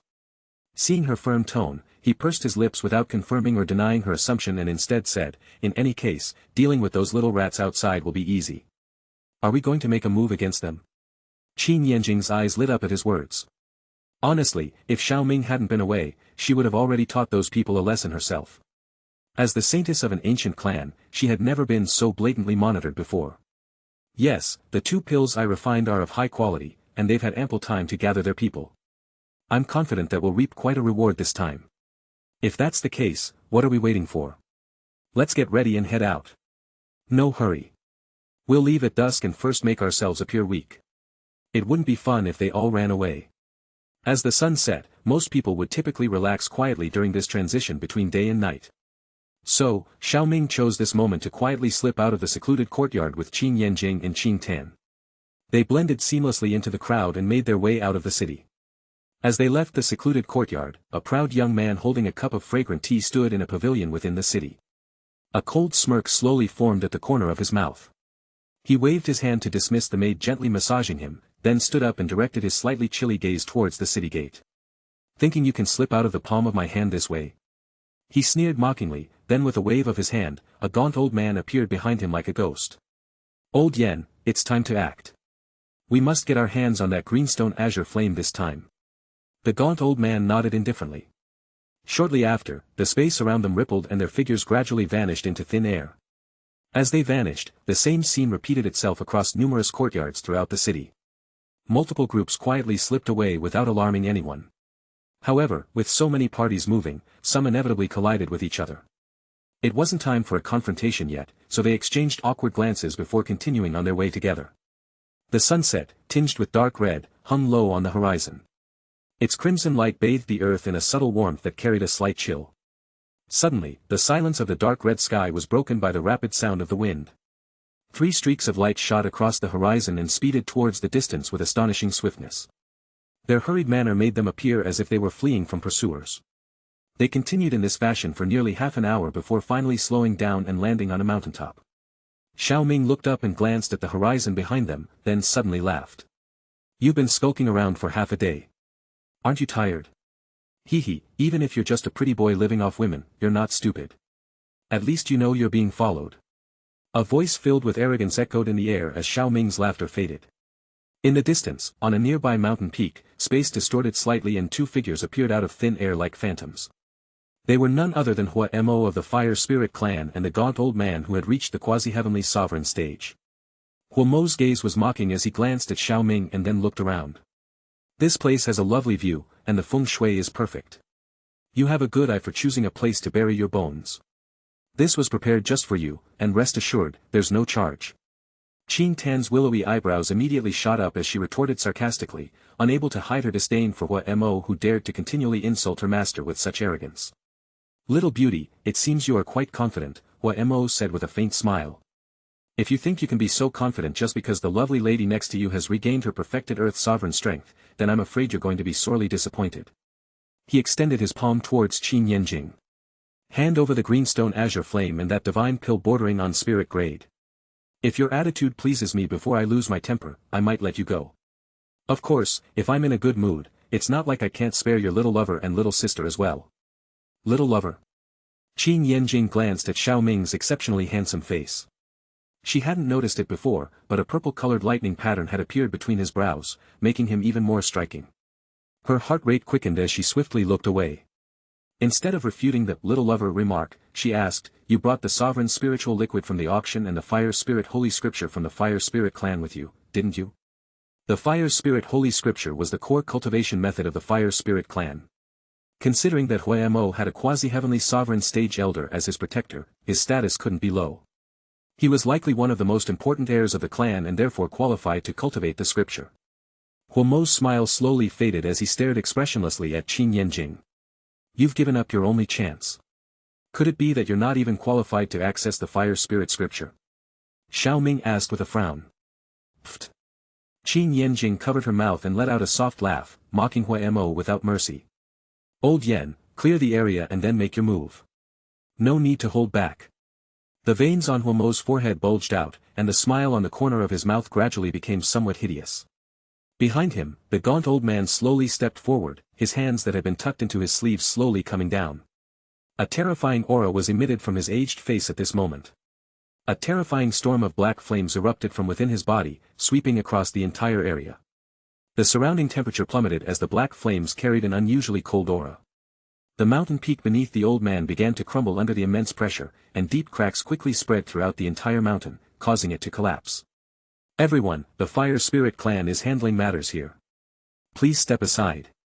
Chapter 656. As the gaunt old man's words fell, black flames swept across the sky, spreading in all directions and causing space to ripple. Swoosh, swoosh, swoosh. Countless small groups whose protective barriers had been disrupted were now exposed in the sky. These people looked at each other, unsure of how to respond to the gaunt old man's command to clear the area. They had come out hoping to capitalize on any opportunities, and the thought of returning empty-handed was too disappointing to bear. Thus, no one spoke up. The gaunt old man paid little attention to these exposed, weaker individuals. They were not the ones he was concerned with. His focus remained on those who had yet to appear. Then, Old Yen cast his gaze towards a spot in the air, and the space around it suddenly distorted. Countless gazes were shaken as 4 figures slowly appeared in the sky. These figures stood silently in the empty space, emitting an extremely terrifying oppressive aura that far surpassed some of the perfected Earth sovereigns present. Like the gaunt old man, they too carried a hint of the heavenly sovereign's aura. The surrounding area became eerily quiet with the appearance of these 4 figures. All the elite experts present bowed their heads slightly, and fear could be seen on their faces. These 4 individuals, just like the old man from the Fire Spirit clan, had reached the quasi-heavenly sovereign stage. Some of the experienced and knowledgeable people in the crowd even recognized them.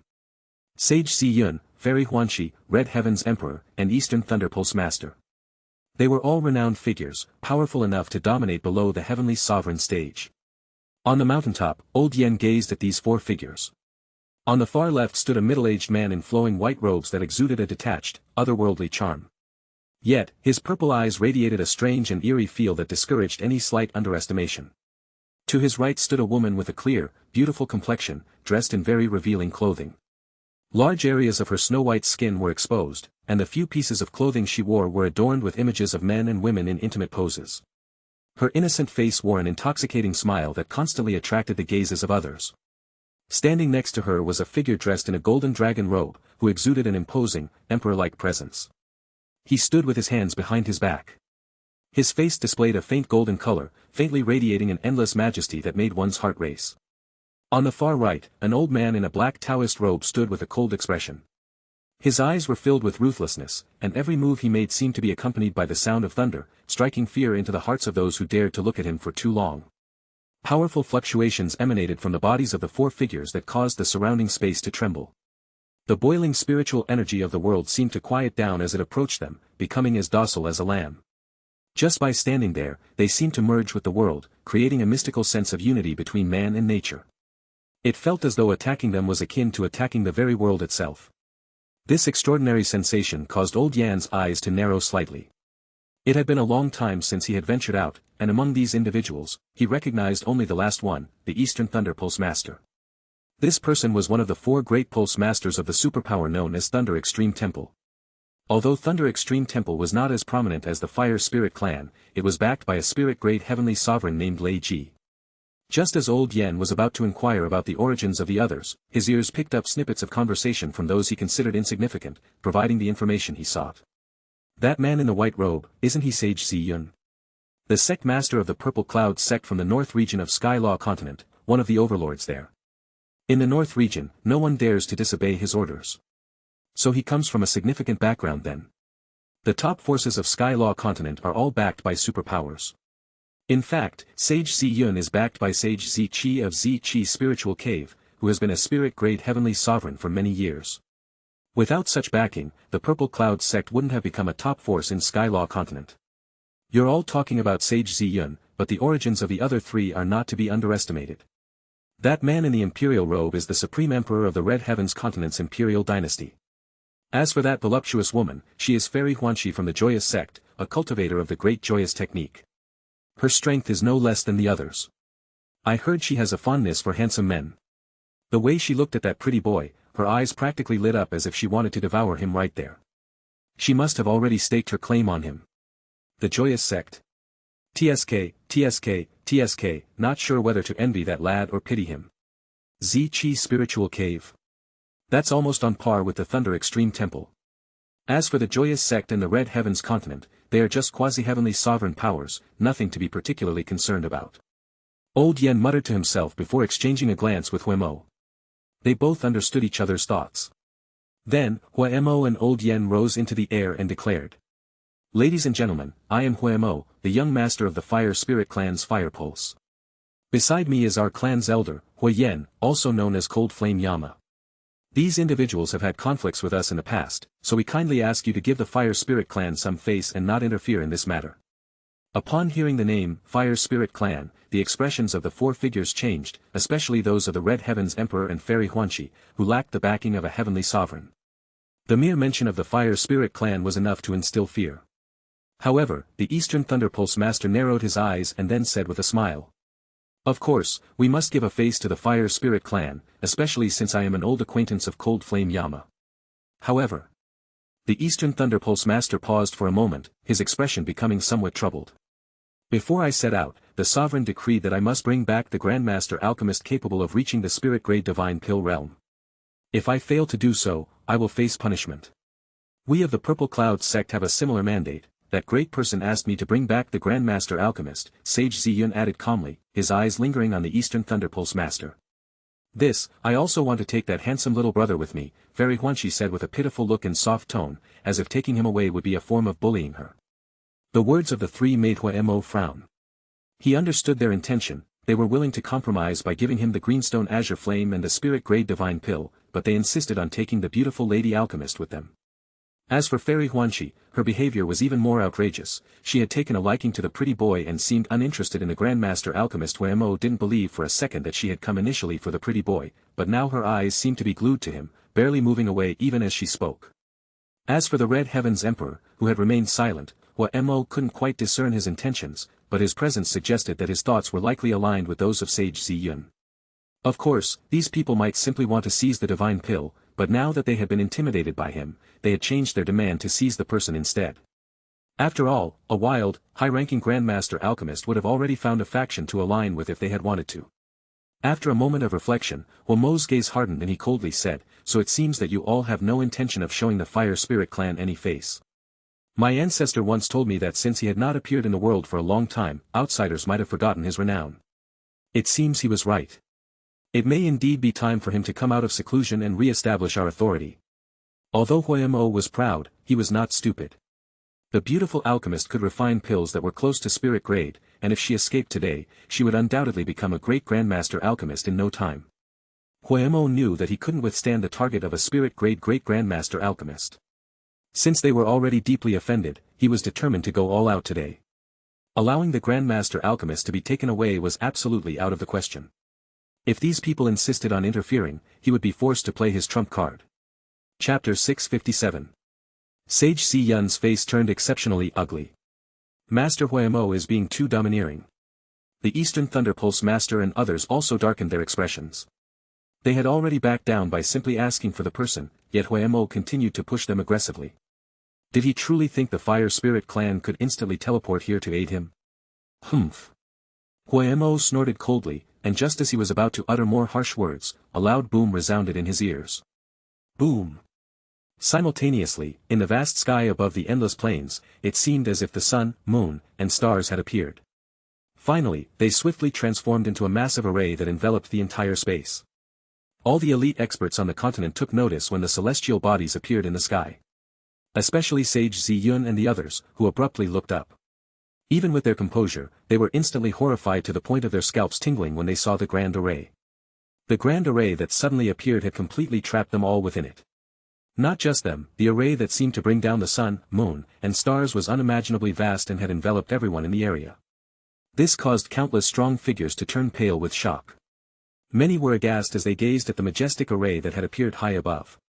Under such a spiritual array, even those who had reached the quasi-heavenly sovereign stage felt their hearts tremble with fear. Huemo and Huyen simultaneously changed color and showed terror on their faces as they recognized the instigator of the grand array. It turned out to be the one they had assumed to be the Grandmaster Alchemist. At this moment, countless rays of light converged in the pupils of Qin Yan's calm eyes. Mystical spiritual seals as numerous as stars then condensed out of the rays of light. Who set up this grand array? By then, a profound connection had already formed between Qin Yanjing and the grand array above. Sage Ziyun and the others quickly fixed their incredulous gazes on her. How is this possible? Faced with this scene, Sage Ziyun and the others were dumbstruck. They could not comprehend how Qin Yanjing could suddenly set up such a terrifying array. Wasn't she the high-ranking Grandmaster Alchemist?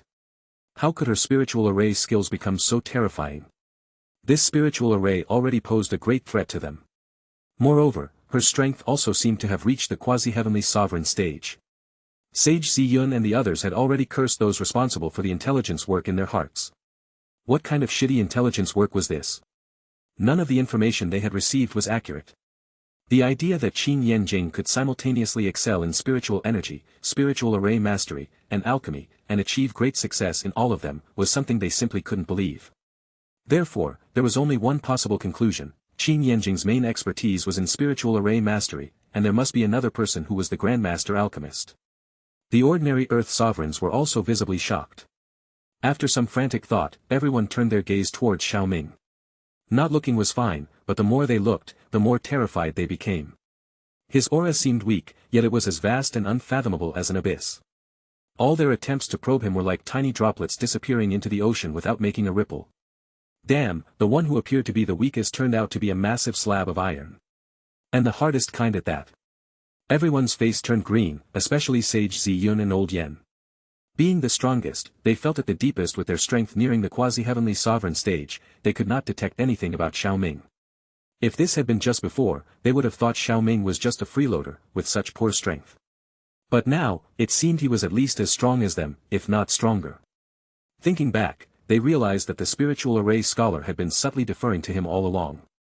It was only their blindness from the previous intelligence that had misled them. Sir, this matter actually has nothing to do with this emperor. You may handle it yourselves. May I be allowed to leave the Grand Array first? The Red Heavens Emperor's face was grave and was the first to open his mouth after realizing that the person in front of him was not an easy target. Sage Ziyun and two others quickly spoke up as well. This sage has no intention of causing you trouble. This humble woman merely wished to engage in a profound exchange with Sir and meant no harm. The same goes for this Pulse Master. Huayemo cursed inwardly as he heard the words of Sage Ziyun and the others. Moments ago, they had been eager to stake their claim, but now that they saw the situation becoming dire, they wanted to flee.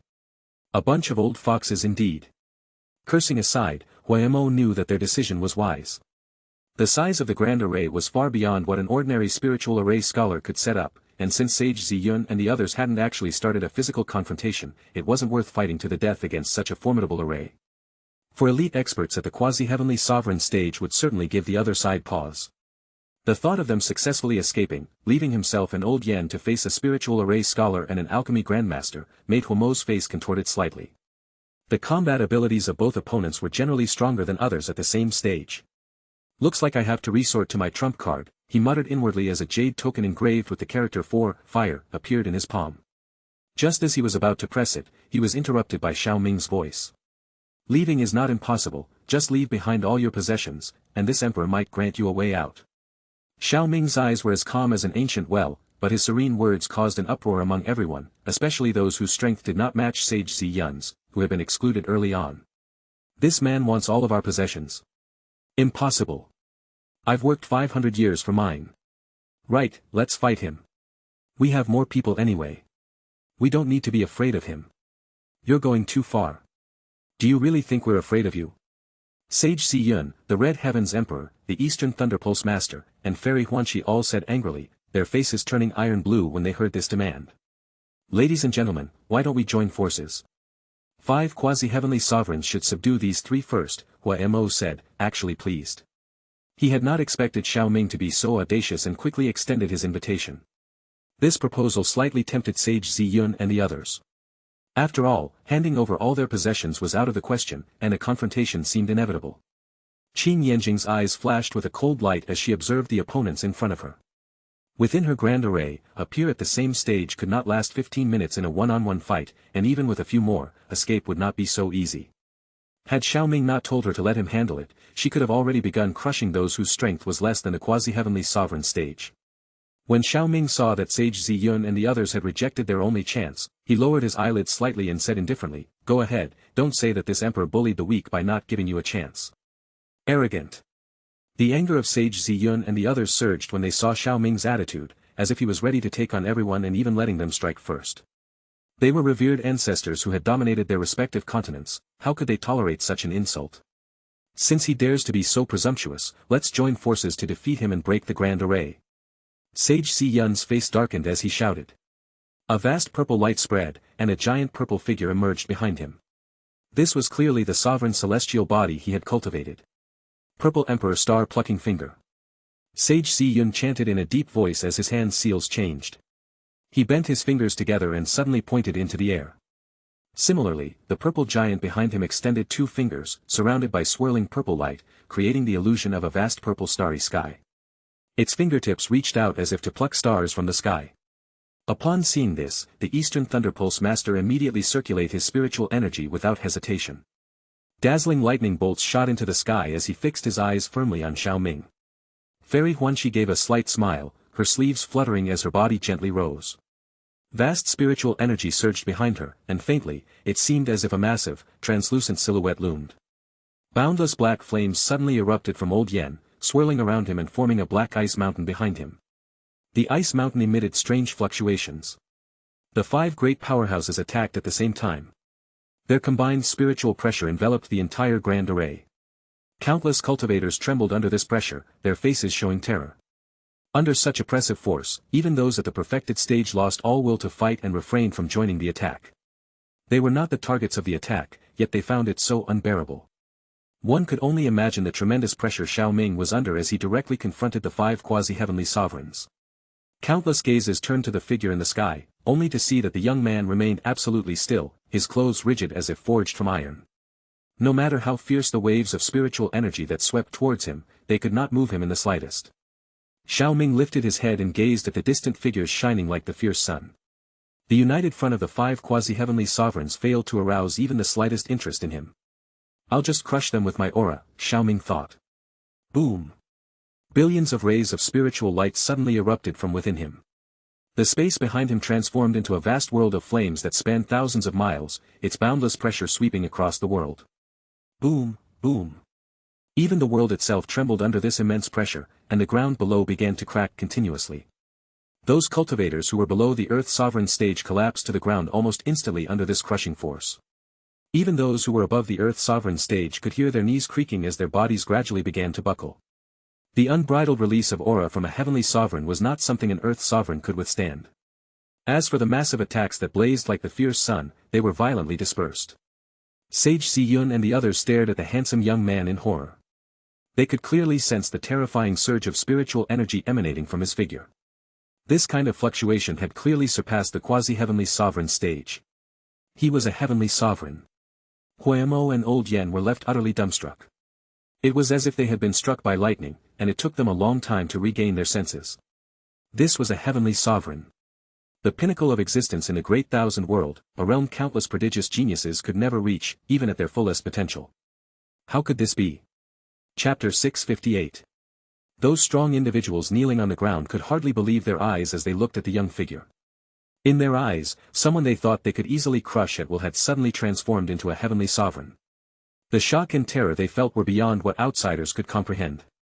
In the sky, Sage Si-yun and the others, who were barely holding on, turned deathly pale at the thought of daring to attack a heavenly sovereign. Cold sweat cascaded down their faces like waterfalls. Although they claimed to be only half a step away from reaching the heavenly sovereign stage themselves, they were acutely aware of how many years it had been since they had been unable to take that final half step. Precisely because they were so close to becoming heavenly sovereigns, they understood all too well the terrifying might of one. For the other party, dealing with them might be as easy as crushing an ant. Gulp. Patriarch.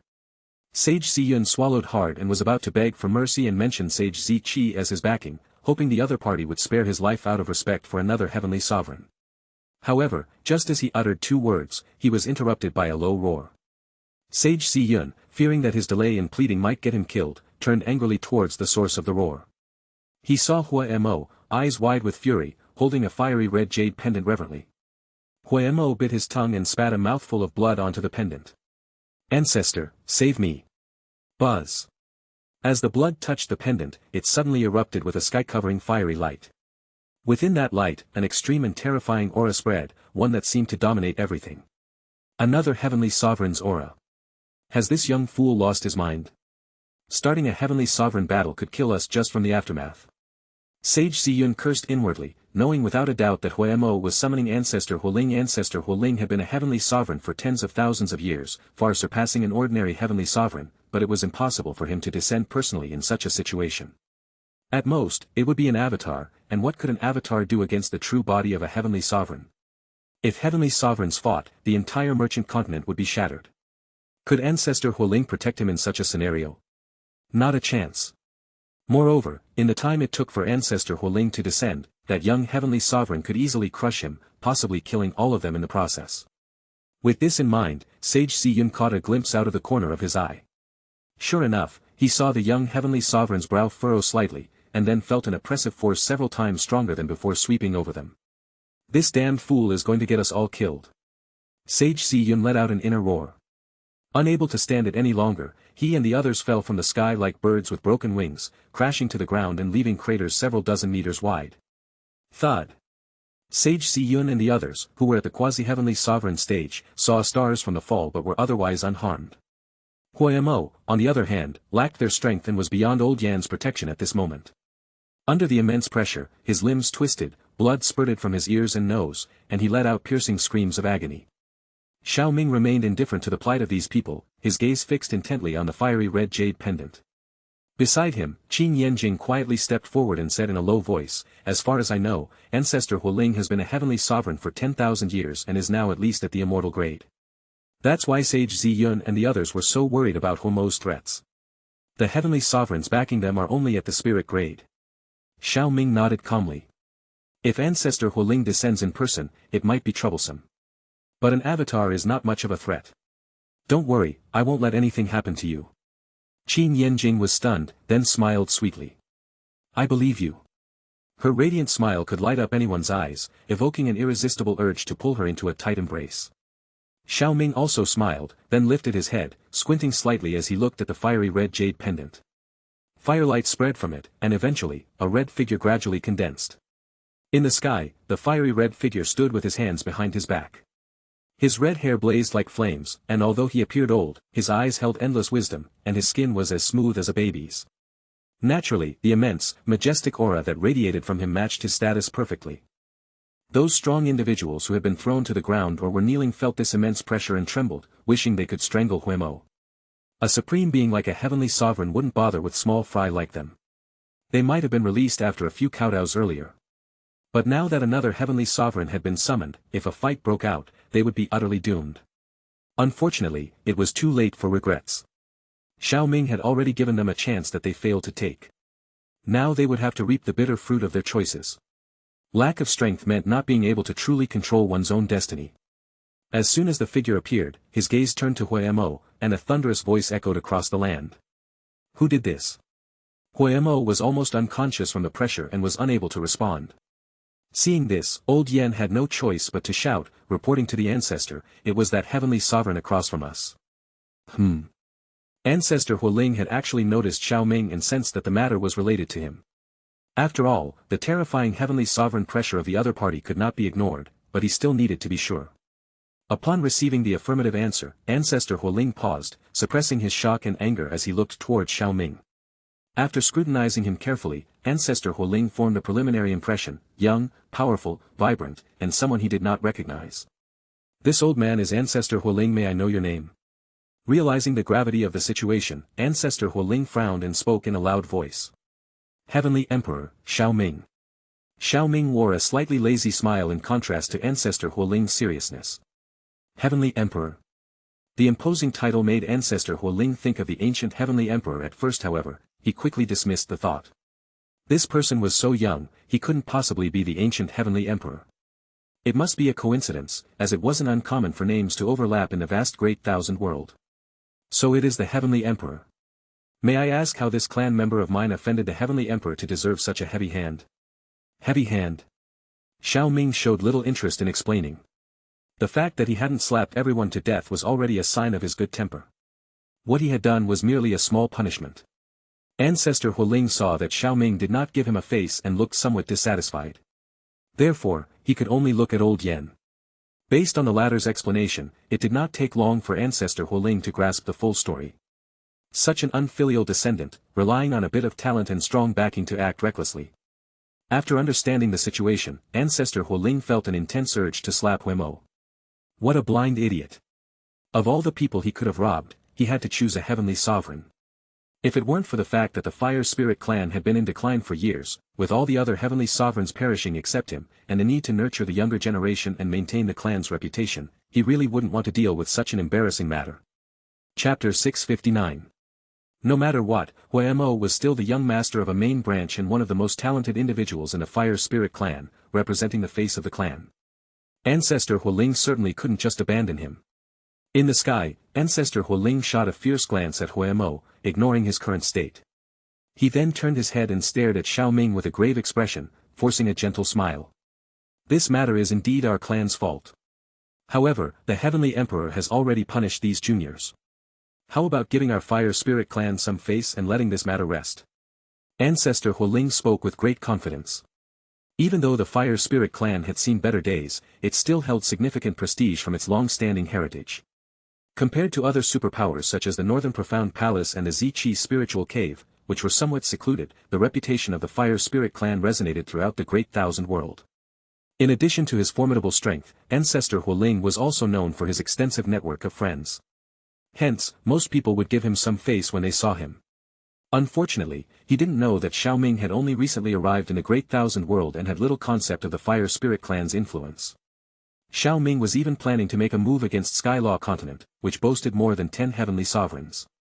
If Xiao Ming wasn't afraid of offending so many heavenly sovereigns, why would he care about giving face to a mere Ancestor Huoling? What if this emperor decides not to give you this face? It was evident that Xiao Ming had no intention of giving any face now. His calm words sent a jolt through the hearts of countless strong individuals in the area. Xiao Ming's voice echoed through the air, drenching the backs of countless experts with cold sweat and instilling in them an overwhelming urge to flee the scene. Ancestor Huoling had been a heavenly sovereign for 10,000 years, and the imposing aura of the heavenly emperor was no less formidable. A clash between them would undoubtedly result in a cataclysmic battle, and everyone nearby would be caught in the crossfire. Clashes at such a level inherently carried the potential for devastation. Unfortunately, the oppressive aura of the heavenly sovereigns was so overwhelming that these people could not even straighten their backs. The idea of escaping was nothing more than a fantasy. Ancestor Huoling's eyes narrowed slightly when he heard Xiao Ming's reply. He had not expected the young man to be so unwilling to give face, and he suddenly found himself in a difficult position. What do you intend to do? This emperor has encountered no less than 30 waves of robbers since ascending from the lower planes to the Great Thousand World.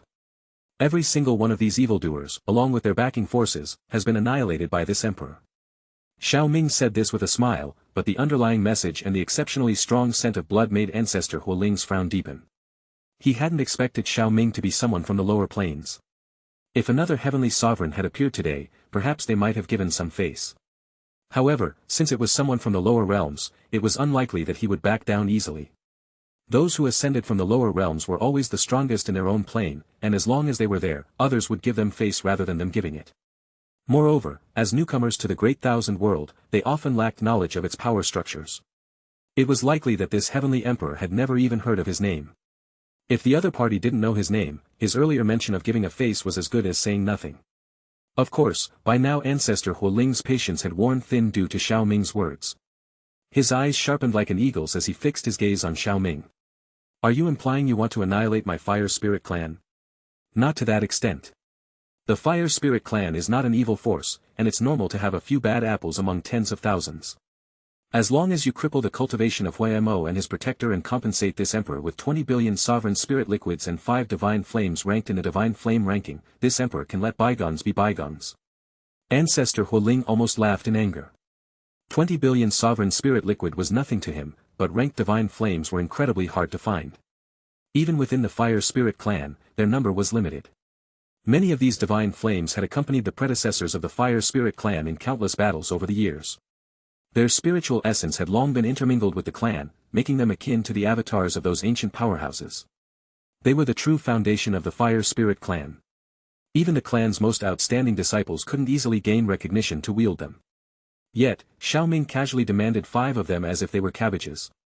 Ancestor Huoling decisively refused. Impossible. There is no way I can accept such conditions. I have long heard that the supreme experts who ascend from the lower planes are all exceptionally gifted and talented. Unfortunately, I have never had the opportunity to cross paths with one. Today, however, it seems that we are destined for a rare encounter, and I would like to see your skills for myself. As he spoke, a flurry of multicolored flames suddenly rose from his body and converged in the palm of his hand. Crap, they're really going to fight. Countless experts stared in horror at the multicolored flames. They could sense that once the flames were unleashed, everything within hundreds of thousands of miles would be instantly engulfed in a sea of fire, sparing no living creature. Oh. You should have said so earlier. Xiao Ming rose to the sky and looked at the multicolored flames with great interest. He could sense that these flames were of a higher quality than the greenstone azure flame he had obtained earlier. I have long heard that the Fire Spirit clan excels in the way of fire. Today, I shall experience it firsthand. As you wish. Ancestor Huoling muttered to himself, not daring to be the slightest bit careless. His hands swiftly formed seals, and the multicolored flames in front of him surged with immense firelight, rising like blazing suns, each one radiating waves of pure destruction. Buzz! The blazing suns trembled as a vast spiritual energy rippled out, shaking the land. Sage Ziyun and the others stared intently at the blazing suns, their faces contorted in shock. Even a single wave of that red spiritual energy could easily annihilate them. This ancestor Huoling was worthy of a powerhouse who had stepped into the heavenly sovereign 10,000 years ago. Even a mere avatar of his was this powerful. While Sage Ziyun and the others were in shock, the blazing suns coalesced into a massive fiery red bronze bell, its surface engraved with countless strange runes. Fire Spirit Bell. With a low cry from ancestor Huoling, the bronze bell rapidly descended and swallowed Xiao Ming in one swift motion. The giant bell then floated motionlessly in the sky, with faint sounds of burning flames emanating from within. This Fire Spirit Bell is formed from my life essence flame, further catalyzed by the essence of countless flames from my clan. It gathers the power of 10,000 fires. Even a heavenly sovereign would be refined if caught inside. Ancestor Huoling's deep, slightly proud voice resounded inside the bell. Extraordinary indeed. Xiao Ming agreed, nodding as if he were not the one being roasted by the flames. However, this emperor also has a flame for you to witness. As soon as Xiao Ming's words fell, countless fire runes on the surface of the bell began to crack at a visible speed. Strands of delicate and brilliant flames began to climb out, and wherever these flames spread, the blazing red light melted away like snow in the sun. Ancestor Huoling's pupils contracted slightly at the sight. Crackle. The brilliant flames continued to surge out and engulfed the entire red bell in a matter of moments. As the flames rose, the bell that was originally made of fire began to melt into a liquid state and float away. Clamor. A wave of astonished murmurs erupted throughout the area. Countless experts were secretly terrified. No one had expected the clash between these two heavenly sovereigns to reveal a clear winner so quickly. Even they could tell that the heavenly emperor's flame was far more domineering. Ancestor Huoling, an expert in fire manipulation, had been defeated by a younger generation in his own domain. Even though this wasn't Ancestor Huoling's true form, it was still a loss. Ancestor Huoling stared dazedly at the scene for a moment. Then he looked at the unharmed Xiao Ming with a complex expression and said in a low voice, "What is the name of that flame of yours?" Emperor Flame. Chapter 660. Emperor Flame, it seems to be a fusion of dozens of divine flames, incredibly domineering. Even this old man's life essence flame cannot contend with it. Truly deserving of its name as the Emperor of Flames. Just now, it was this old man who lost. Their exchange didn't result in the expected cataclysm, but the moment the outcome became clear, Ancestor Huoling knew that with just an avatar, he couldn't defeat the heavenly emperor before him. I only managed to win by a small margin. Xiao Ming showed no sign of pride, only a faint smile. Ancestor Huoling shook his head and said, "A loss is a loss." He then turned sharply to Huemo and Old Yen. After a moment's hesitation, he waved his sleeve. A fierce flame swept over them and engulfed them both. Ah! Immediately, the two let out harrowing screams as the flames enveloped them, causing Sage Ziyun and the others to break out in cold sweat. A few breaths later, the two reappeared in everyone's sight, barely alive. Huemo and Old Yen were barely breathing at this moment, and most of their cultivation had been abolished. Xiao Ming was somewhat surprised at how decisive this Ancestor Huoling had acted. In reality, Ancestor Huoling had his own considerations. By crippling their cultivation himself, even if it came at a high cost, they still had a chance to recover. But if Xiao Ming had acted, their lives might have been forfeited. Since that was the case, it was better for him to do it personally. After crippling their cultivation, Ancestor Huoling still felt it wasn't enough. He pointed at Old Yen, and a dark flame suddenly burst from his body. Hui Yen, you failed in your duty as a protector and did not properly oversee Huemo, allowing him to act recklessly under the clan's name and rob others. Today, I strip you of the divine flame granted to you by the clan as a warning. Under Ancestor Huoling's cold shout, the pitch-black flame shot up into the sky and converged in his palm, emitting an extreme coldness. Old Yan, already half dead, couldn't utter a word of protest despite all the resentment he felt. Instead, his eyes rolled back, and he fainted. Undeterred by the lack of response, Ancestor Huoling casually tossed the divine flame, and the black flame swiftly flew towards Xiao Ming, who caught it effortlessly with one hand. This is... Xiao Ming examined the dark flame. Although it appeared to be extremely cold, it was merely an illusion caused by absorbing all the surrounding heat. The actual temperature of the flame was exceptionally high. This flame is called the Netherworld Earth Flame. Although it cannot be compared to your Emperor Flame, it is still a renowned divine flame in the divine flame ranking. It has been nurtured by our clan's elite experts for over 1,000 years. In terms of power, it rivals the Greenstone Azure Flame you recently acquired. Consider it a token of compensation. Ancestor Huoling spoke in a deep voice, his heart aching with indescribable pain. This flame was part of the Fire Spirit Clan's foundation, and now it was being given away just like that. My demands are more than that, aren't they? Xiao Ming narrowed his eyes, a smile playing on his lips. You can withdraw 20 billion sovereign spirit liquids from the largest merchant house in the merchant continent by mentioning my name. Ancestor Huoling could only continue with a dark expression, seeing that Xiao Ming was still not satisfied even after receiving a divine flame. There was no need for a voucher for the 20 billion sovereign spirit liquids. By now, the entire merchant continent had been alerted, and all the experts were watching, including those in the merchant houses. Xiao Ming could simply go and claim the amount. There are still 4 more divine flames, Xiao Ming reminded. I don't think you can't see that I'm just an avatar. At this moment, this old man cannot provide you with 4 more divine flames. Even if I could find them, I would never give you that many ranked divine flames, Ancestor Huoling said in a deep voice. Fearing Xiao Ming's displeasure, he added, the most this old man can offer is 1 more divine flame, and it won't be high-ranked. If the Heavenly Emperor finds this unacceptable, our clan will hold the Fire Spirit Festival a year from now. It is an event that takes place once every millennium. At that time, the Heavenly Sovereigns who specialize in fire from the Great Thousand World will gather to compete. If you are able to take the crown, my clan's flames will be yours to choose. Including your clan's sacred flame. Xiao Ming, who had initially been somewhat displeased, couldn't help but ask after hearing this. Those lower-ranked divine flames were worlds apart from the Fire Spirit Clan's sacred flame. 4 of those flames together couldn't compare to the sacred flame. By rights, given his status, Ancestor Huoling should be using the best flame, the sacred flame of the Fire Spirit Clan. However, Xiao Ming could tell that the flame Ancestor Huoling was using, though formidable, was not the sacred flame. What did this imply? Ancestor Huoling couldn't subdue the sacred flame. This revealed the extraordinary power of the sacred flame. When Ancestor Huoling heard this, he gave Xiao Ming a deep look before nodding heavily, including the sacred flame. Their entire conversation was overheard by everyone present. Upon hearing that Ancestor Huoling promised to give Xiao Ming the Fire Spirit Clan's sacred flame if he met the requirements, reactions were mixed. Some people thought that Ancestor Huoling was a cunning old fox. They believed that even though the Heavenly Emperor had temporarily bested Ancestor Huoling today, it was merely due to the power of his divine flame. The Fire Spirit Festival, however, was not an event where flame power alone could ensure victory. It tested many aspects of fire control. Moreover, many of the participating heavenly sovereigns were of the immortal grade. Not to mention others, even Ancestor Huoling himself was of the immortal grade. To prevent the loss of the sacred flame, he would undoubtedly participate personally. The gap between an avatar and the true body was immense. At that time, the confrontation wouldn't be as simple as today's skirmish.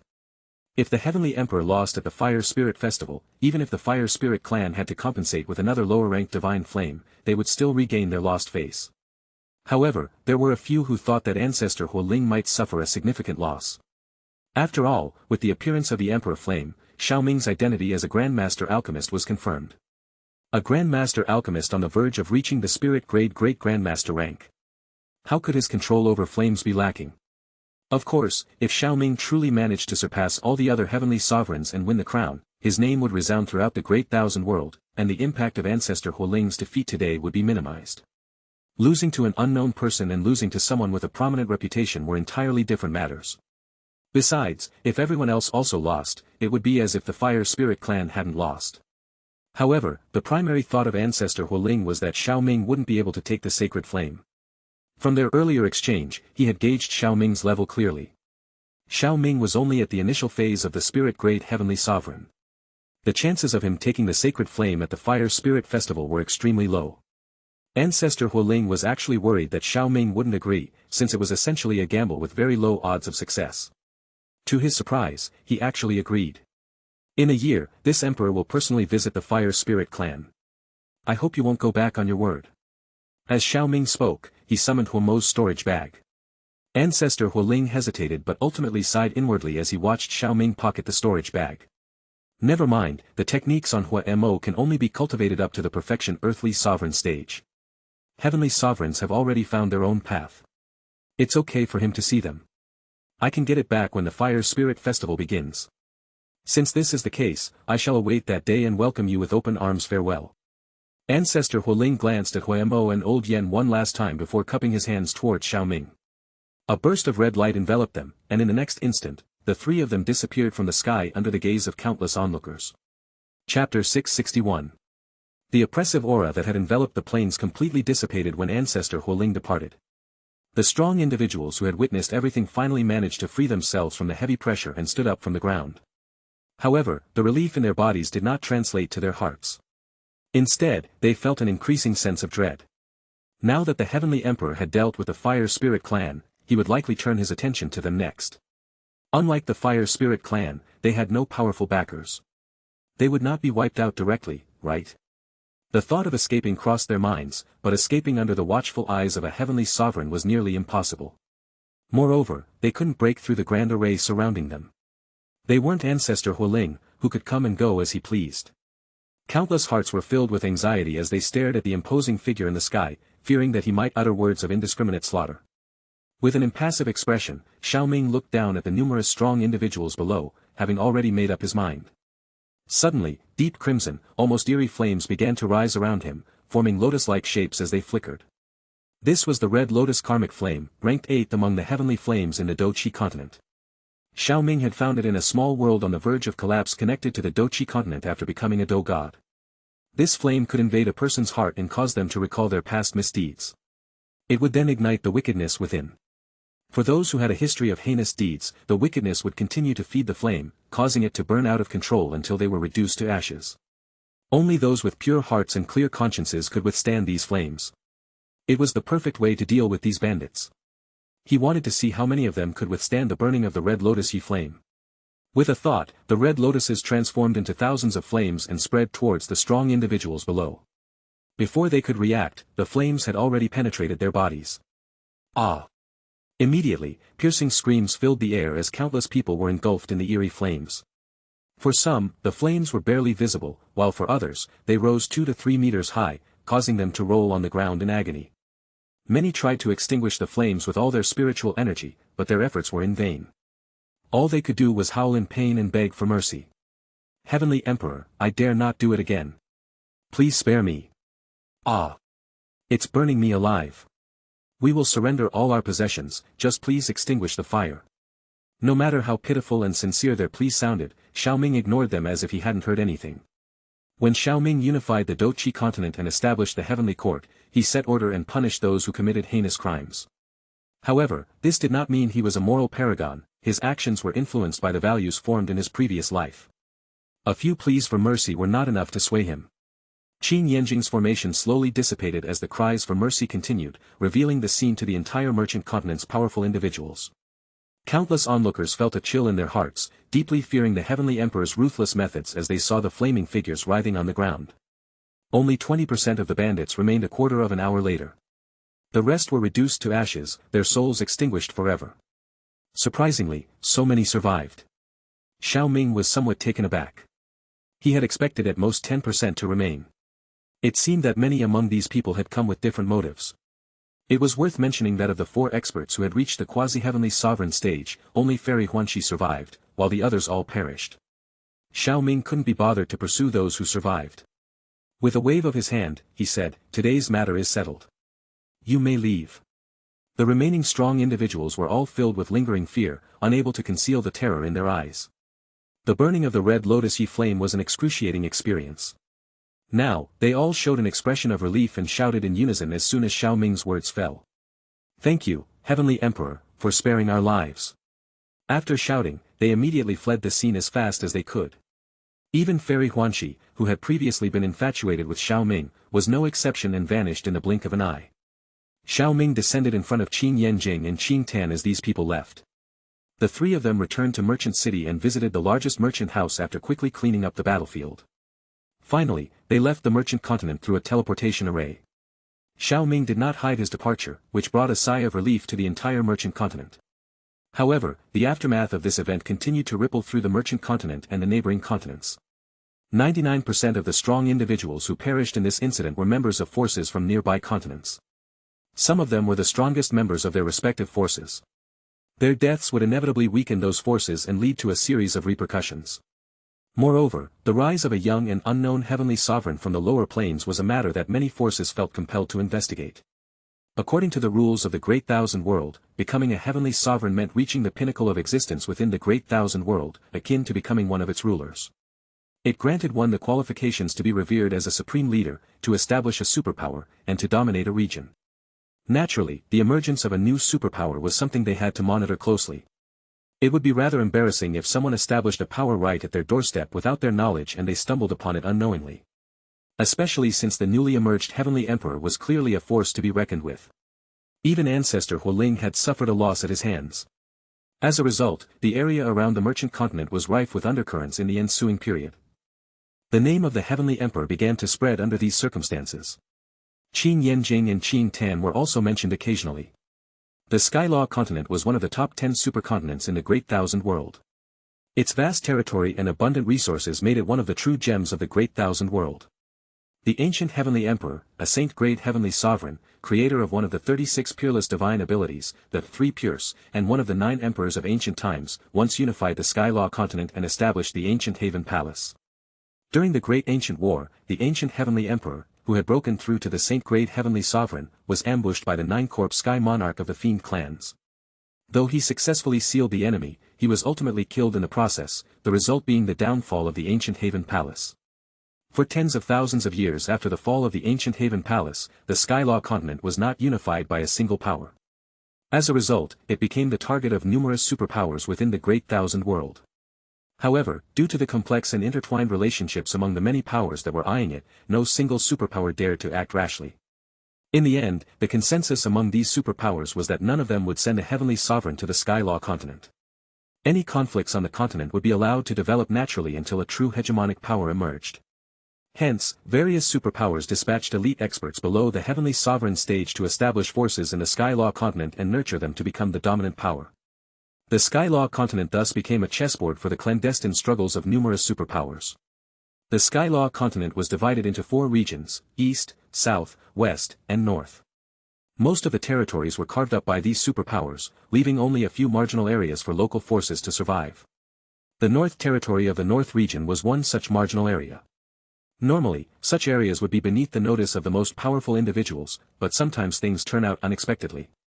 In the North Territory, atop a mountain peak outside the headquarters of the Great Haven Law Domain, 3 figures appeared silently.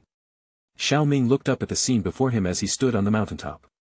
What lay before him was a floating island suspended on the horizon. But rather than calling it a floating island, it was more like a small-scaled continent. Its majestic presence was astonishing. The floating continent was enveloped by dazzling light, with many halls sitting within it. There were also endless streaks of light across the horizon. The scene was exceptionally stunning. Even from a distance, one could still vaguely sense the spiritual energy fluctuations of countless experts. We have finally arrived at the Great Law Sky. The headquarters of the Great Haven Law Domain indeed possesses a certain grandeur. Chapter 662. Why have you come to the Skylaw continent? Are you planning to establish a power here? The Great Haven Law Domain is just one of the 7 major forces in the North Territory, and its strongest member is merely a lesser Earth sovereign. Why did you choose it? Qin Yanjing looked towards the floating island, her gentle features tinged with a hint of confusion.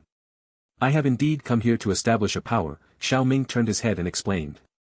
But as you know, I need to find a few companions and prepare for the Fire Spirit Festival in a year. That's why my focus is not solely on that. The North Territory has not yet been touched by the forces of any heavenly sovereign, making it an ideal starting point. No one is going to disturb it while I am away. Then why did you choose the Great Haven Law Domain? The Divine Pavilion is the strongest power in the North Territory. Subduing it would save you a lot of time. The 7 major powers in the North Territory were the Great Haven Law Domain, Sky Profound Palace, Demon Gate, Netherworld Palace, Myriad Saint Peak, Serpent God Palace, and Divine Pavilion. While Qin Yanjing considered these powers to be fairly equal and believed that conquering any one of them would be the same, Xiao Ming had bypassed several other powers to head straight for the Great Haven Law Domain. This behavior puzzled her. Or perhaps the mysterious domain ruler of the Great Haven Law Domain turned out to be a beautiful lady, and Xiao Ming had come here specifically to collect beauties. The absurd thought almost made Qin Yanjing laugh, but Xiao Ming's next words took her by surprise. The domain ruler of the Great Haven Law Domain is actually the primordial mandala flower that the ancient Heavenly Emperor nurtured in the ancient Haven Palace. The ancient Heavenly Emperor and the primordial mandala flower? The usually composed Qin Yanjing was uncharacteristically slightly astonished. Whether it was the ancient Heavenly Emperor or the primordial mandala flower, either one was enough to amaze anyone. In the Great Thousand World, it wasn't just humans who could cultivate, nor was it only divine beasts that could possess spiritual intelligence. Some high-level plants could also cultivate, though their methods differed, and their speed of cultivation was generally lower than that of humans. This was similar to the divine beast clans: the higher the innate bloodline, the faster and greater the potential for cultivation. The primordial mandala flower was akin to royalty among plants. It was an extremely noble flower. Its strength could even surpass that of an ordinary heavenly sovereign once it reached maturity. Moreover, the primordial mandala flower possessed unique abilities, such as sealing and dissolving all things. Even if its main body was destroyed, it could still escape as long as a single bud remained on one of its branches. It was rumored that each mandala flower, upon reaching its peak of evolution, would possess a strength comparable to that of a true dragon or phoenix. If the ruler of the Great Haven Law Domain was indeed a primordial mandala flower, given her current strength, she was most likely still in her juvenile stage. Such a unique individual with no clan and immense potential would be highly coveted by any superpower. After all, cultivating a heavenly sovereign was no easy task. It was no wonder that Xiao Ming had come straight to the Great Haven Law Domain. Moreover, this mandala flower had ties to the ancient Heavenly Emperor, and there were many aspects worth exploring. Seeing Qin Yanjing deep in thought, Xiao Ming decided not to elaborate any further. Actually, he had another reason for coming to the Great Haven Law Domain, and that was its proximity to the 100 Battles Domain. The 100 Battles Domain was not a power, but a chaotic area with a complex network of factions. Among them was a faction called the Demonic Lightning Sect, which possessed a fragment of the Supreme Demon Heart Scripture. The Supreme Demon Heart Scripture was the legacy of the ancient Demon Heart Lightning Emperor and was now the supreme divine ability of the current superpower known as the Lightning God Palace. Cultivating the Supreme Demon Heart Scripture to a state of perfection allowed one to compete with a heavenly sovereign, even if one's cultivation was only at the quasi-heavenly sovereign stage. It was truly heaven-defying. In Xiao Ming's memory, the only thing that could be more heaven-defying than this was the sacrificial demonic punch created by the Blood War Monarch, an ancient supreme expert of the ancient divine beast origin. The Blood War Monarch used this spiritual art to fight to the death against a ghost demon monarch with a perfected earth sovereign cultivation. Such achievements left Xiao Ming deeply impressed. He could only say that the ancient era was truly full of extraordinary talents. If it hadn't been for the invasion of the Fiend clans, the Great Thousand World might have had more than one half-step ranker by now.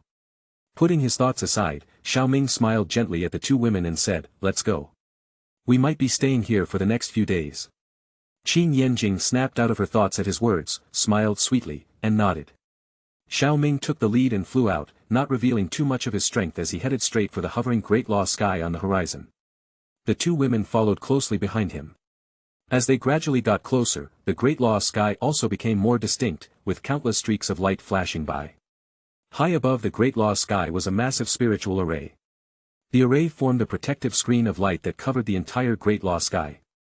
The spiritual energy fluctuations emanating from it were enough to terrify anyone below the Earth Sovereign stage. These fluctuations rippled faintly, causing the surrounding space to distort endlessly. This was the protective spiritual array of the Great Haven Law Domain. Within the array's protective range was a colossal light gate, about 1,000 meters high, with a tunnel of light behind it that led directly into the Great Law Sky. This was the only passage into the Great Law Sky. The three of them landed in front of the light gate. "Hold your steps, the Great Law Sky forbids the intrusion of others. Anyone who violates this will be killed without mercy." A stern shout rang out as soon as they landed.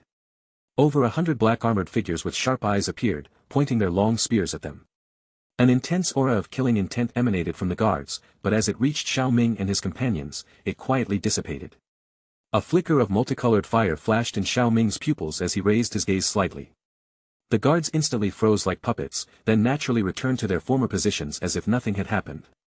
Screech! Just as Xiao Ming was about to step into the great law sky, a clear cry filled with ferocity sounded from behind him. Turning around, he saw a divine bird with wings ablaze and black flames whistling towards him. Looks like you decided to make a move after all. Xiao Ming watched as the black divine bird swooped down in an attempt to seize him. He merely stretched out his hand, and the divine bird's 100-meter-long body quickly shrank. By the time it reached Xiao Ming, it was only the size of a child's palm, looking bewildered as its tiny body was held by him with one hand, leaving only its small head exposed. Oh, this is a 9-nether bird, right? Qin Yanjing and Qin Tan remained unfazed by the attack. However, the flames on the bird caught Qin Yanjing's attention, and she quickly recognized its origin. The 9-nether bird was a divine beast race that possessed the bloodline of the ancient undying bird. It was born in the northern lands. Its wings could cover the mountains, and its underworld light could devour the sun and the moon. However, the 9-nether bird in Xiao Ming's hand appeared to be an immature one. Oh. Xiao Ming scrutinized the gradually extinguishing flames on the 9-nether bird. This couldn't be the same 9-nether from the original story, could it? The 9-nether bird seemed startled by Qin Yanjing's voice. The confusion in its eyes quickly disappeared as black flames erupted again, enveloping Xiao Ming's hand. The bird struggled furiously but could not escape his grasp, and the flames had no effect on him. Gradually, it ceased its efforts and slowly closed its fierce eyes in resignation. Seeing the 9-nether bird give up struggling, Xiao Ming extended a finger and flicked its head. The 9-nether bird immediately opened its eyes in anger, and a clear voice rang out. Despicable intruder, what are you doing? If you want to kill me or slice me up, just do it, but stop messing around. Chapter 663. The voice coming from the bird was clear and melodious, almost as if it were a beautiful lady transformed into a bird. Xiao Ming nodded to himself. It seemed that this was indeed Jiu Yu, and it looked like she hadn't gone out yet to undergo her tribulation and evolve. She had just recently broken through to the sovereign stage. Being captured by him might even have saved her life. To be honest, Xiao Ming couldn't quite understand what this bird was thinking. The 9-nether bird race was not weak, and the clan even had a spiritual grade heavenly sovereign. Jiu Yu, the daughter of the 9-nether bird clan chief, had inexplicably chosen to go through her tribulation and evolve alone in a desolate 100-spirit continent in the original timeline, almost dying in the process. Could it be that she wasn't very bright because she hadn't matured yet? But then again, back when Ziyan was young, her little brain was much sharper than this. Jiu Yu, who was now being held in Xiao Ming's palm, was unaware that she had been labeled as a blockhead. She continued to glare at him fiercely. There's a saying, when you're weak, your anger only makes you seem adorable. That was exactly how Xiao Ming viewed Jiu Yu at this moment. So he flicked her little head again and asked, "What's your name?" Jiu Yu. TLN, 9-nether. Jiu Yu had intended to answer defiantly, but for some reason, she couldn't help but reveal her name as soon as she opened her mouth. Your father sure has a knack for names. Xiao Ming chuckled. This was the second time he had encountered someone with such a straightforward name. The first time was when he met the amethyst-winged Lion King in the Magic Beast mountain range of the Jiama Empire. And even that was just a homophone. Jiu Yu felt mocked, but she had no way to refute it. Moreover, this was not the time to worry about her name. She realized that the person in front of her was immensely powerful, at least an Earth sovereign. Only the domain ruler of the Great Haven Law domain could stand against such strength. It was clear that someone of such strength coming to their doorstep was not here with good intentions, and the worst part was that she had already been captured. If she had known this earlier, she wouldn't have charged forward. Xiao Ming lost interest in teasing her when he saw her hanging her head in silence. Instead, he said, "Take us to the 3 emperors of the Great Haven Law domain." With that, he tossed Jiu Yu into the air. In an instant, she was transformed into a tall, slender beauty with a graceful figure. Her fair neck, full bosom, slender waist, and especially her shapely legs formed an exquisite and desirable set of curves.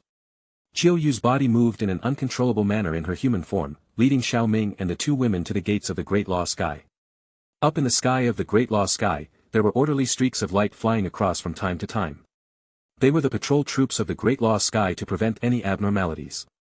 However, none of them seemed to notice anything unusual about Xiao Ming and his companions. Great Law Sky, Central Region. It was a small-scale continent within the central region of the Great Haven Law with a towering majestic mountain peak. The peak was like a sword as it pierced the clouds, the scene was immensely grand. This peak was called Great Law Peak, the most critical location in the entire Great Law Sky.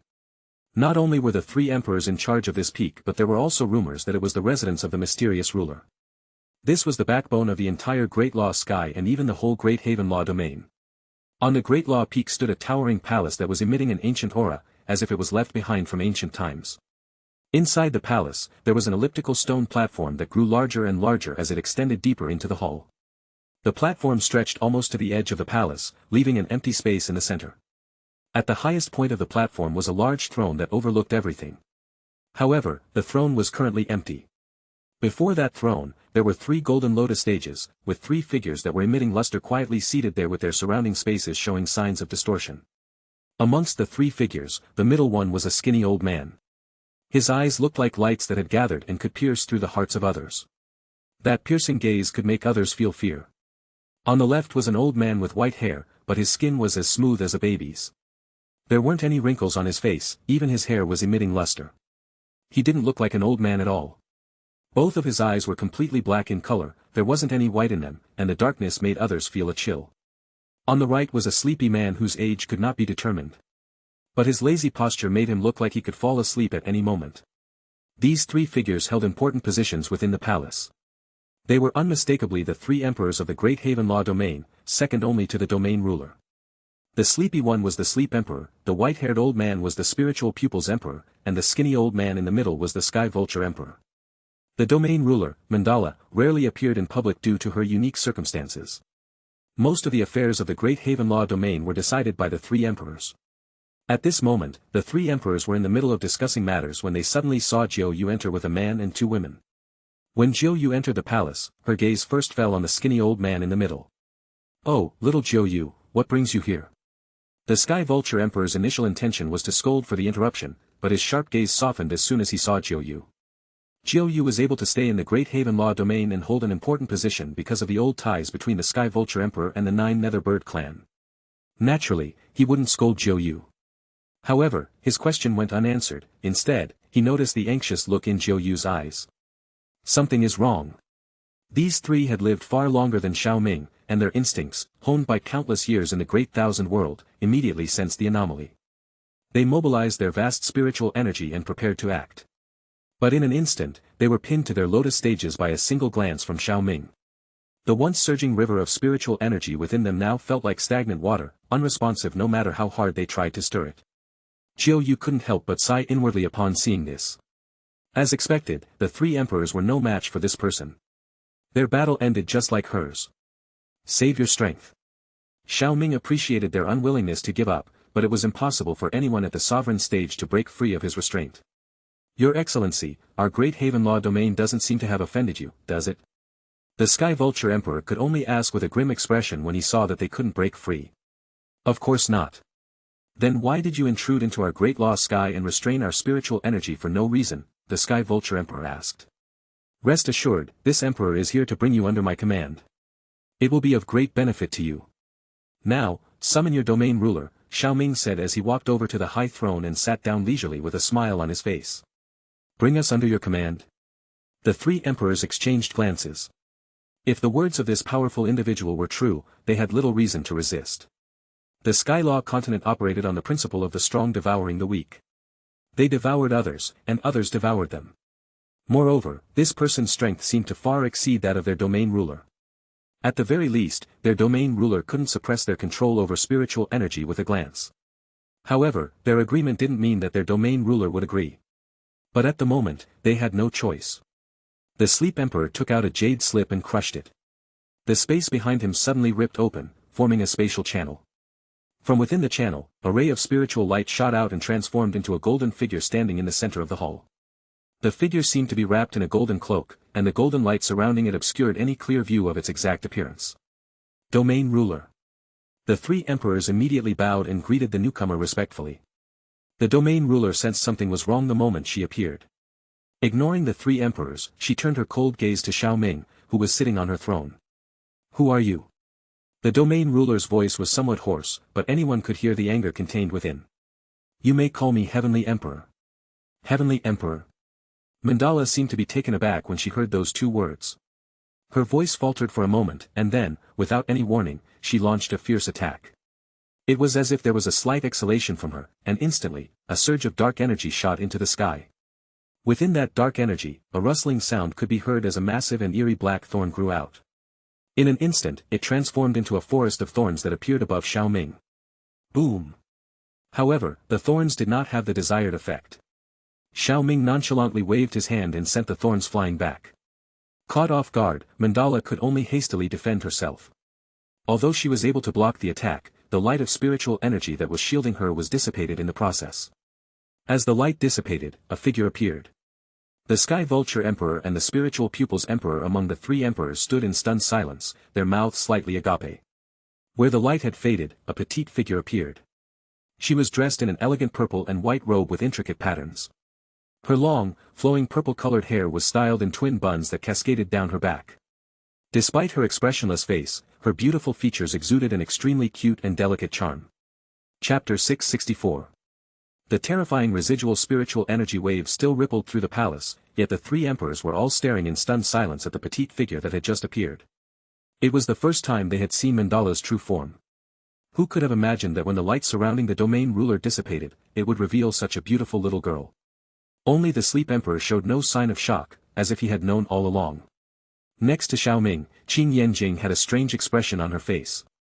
She had only casually thought about it before, but she hadn't expected that the illustrious ruler of the Great Haven Law Domain, whose fame echoed throughout the North Territory, would actually be a girl, albeit a rather small one. Mandala's expression was serious after being forced to reveal her true form. Her purple-colored eyes glowed as she scanned Xiao Ming's body, attempting to gauge his strength. However, no matter how hard she tried, she could only sense that his strength was as vast and boundless as the starry sky, with no discernible limits or weaknesses. Realizing that she was no match for Xiao Ming, Mandala decided not to make another move.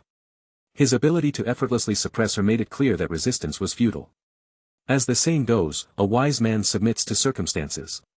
She was not one to stubbornly persist in a hopeless situation. Standing respectfully, she said, "Senior, your strength is formidable. May I ask what brings you to my Great Haven Law Domain? I will do my utmost to assist you." As she spoke, Mandala couldn't help but regret her impulsive attack earlier. She should have assessed the situation more carefully. However, the title, Heavenly Emperor, held immense significance for her. Xiao Ming smiled and waved his hand when he noticed Mandala's tension. "Don't be nervous. Even though you're a primordial Mandala flower, it's not like this emperor is going to eat you. However, there is something I need your cooperation with. This emperor is here to establish the Heavenly Court and intends to bring the Great Haven Law Domain under his command. In exchange, this emperor will help you remove the curse on you and help you retrieve your true body located in the ancient Haven Palace. What do you think?" Mandala's pupils contracted, and her face filled with indescribable shock. Both her true body and the ancient Haven Palace were secrets buried deep within her heart, secrets she had never shared with anyone. How did this person know? "I know you have many questions, but don't ask them. This emperor wouldn't answer even if you did. All you need to know is that this emperor has the strength to back up his claims." Xiao Ming glanced at her, and suddenly, his aura erupted. Aside from the three of them, everyone else in the palace was forced to the ground by the overwhelming pressure. This strength, it's a heavenly sovereign. Mandala had spent time with the ancient heavenly emperor and was familiar with this kind of pressure.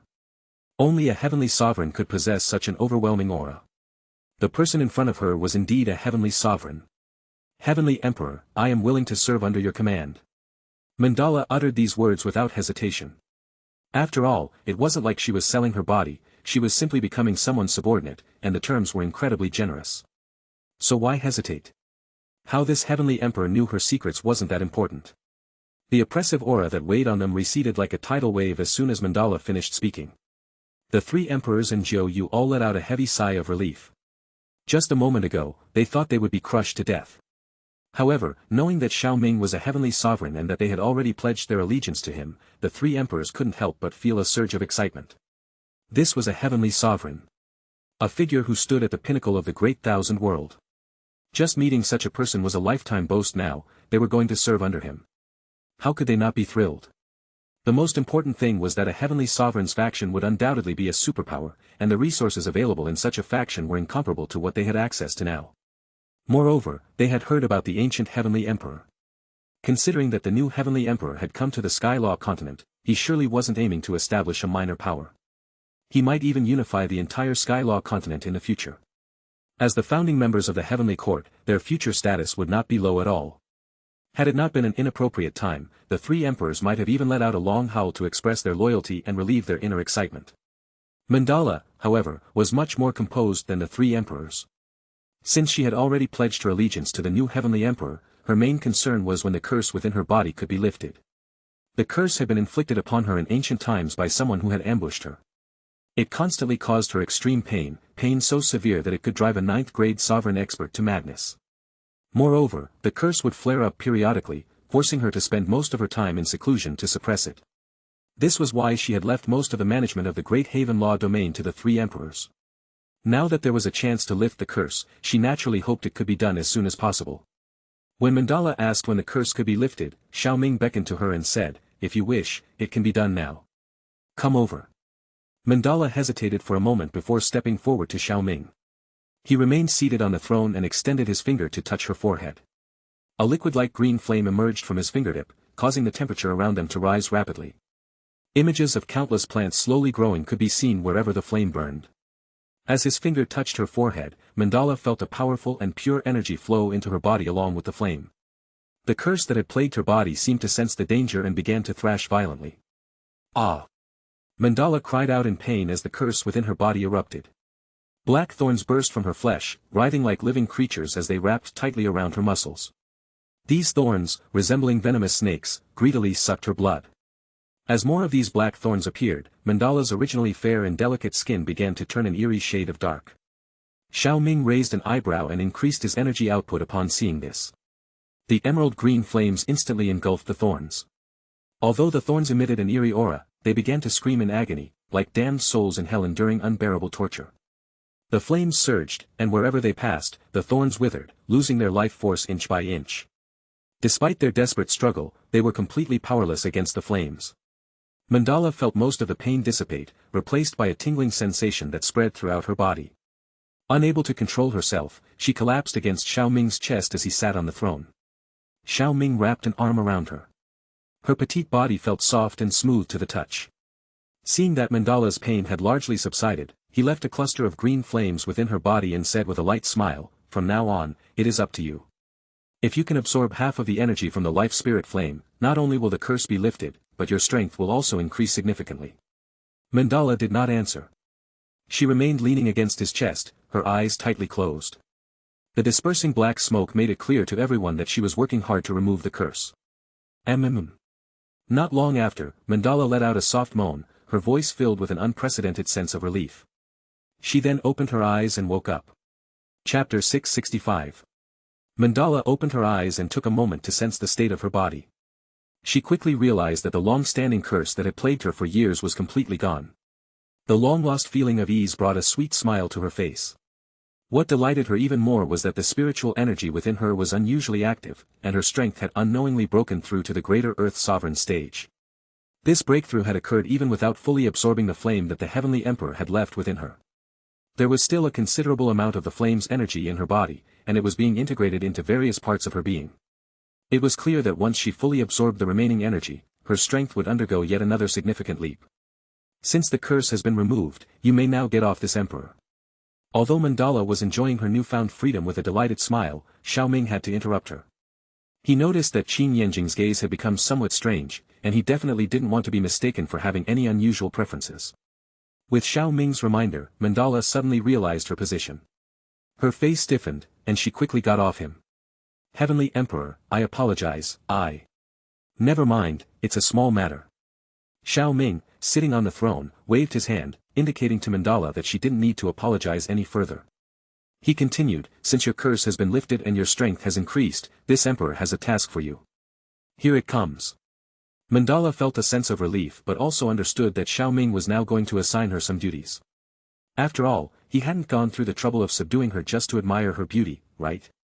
She, who had lived for millions of years, was not that narcissistic.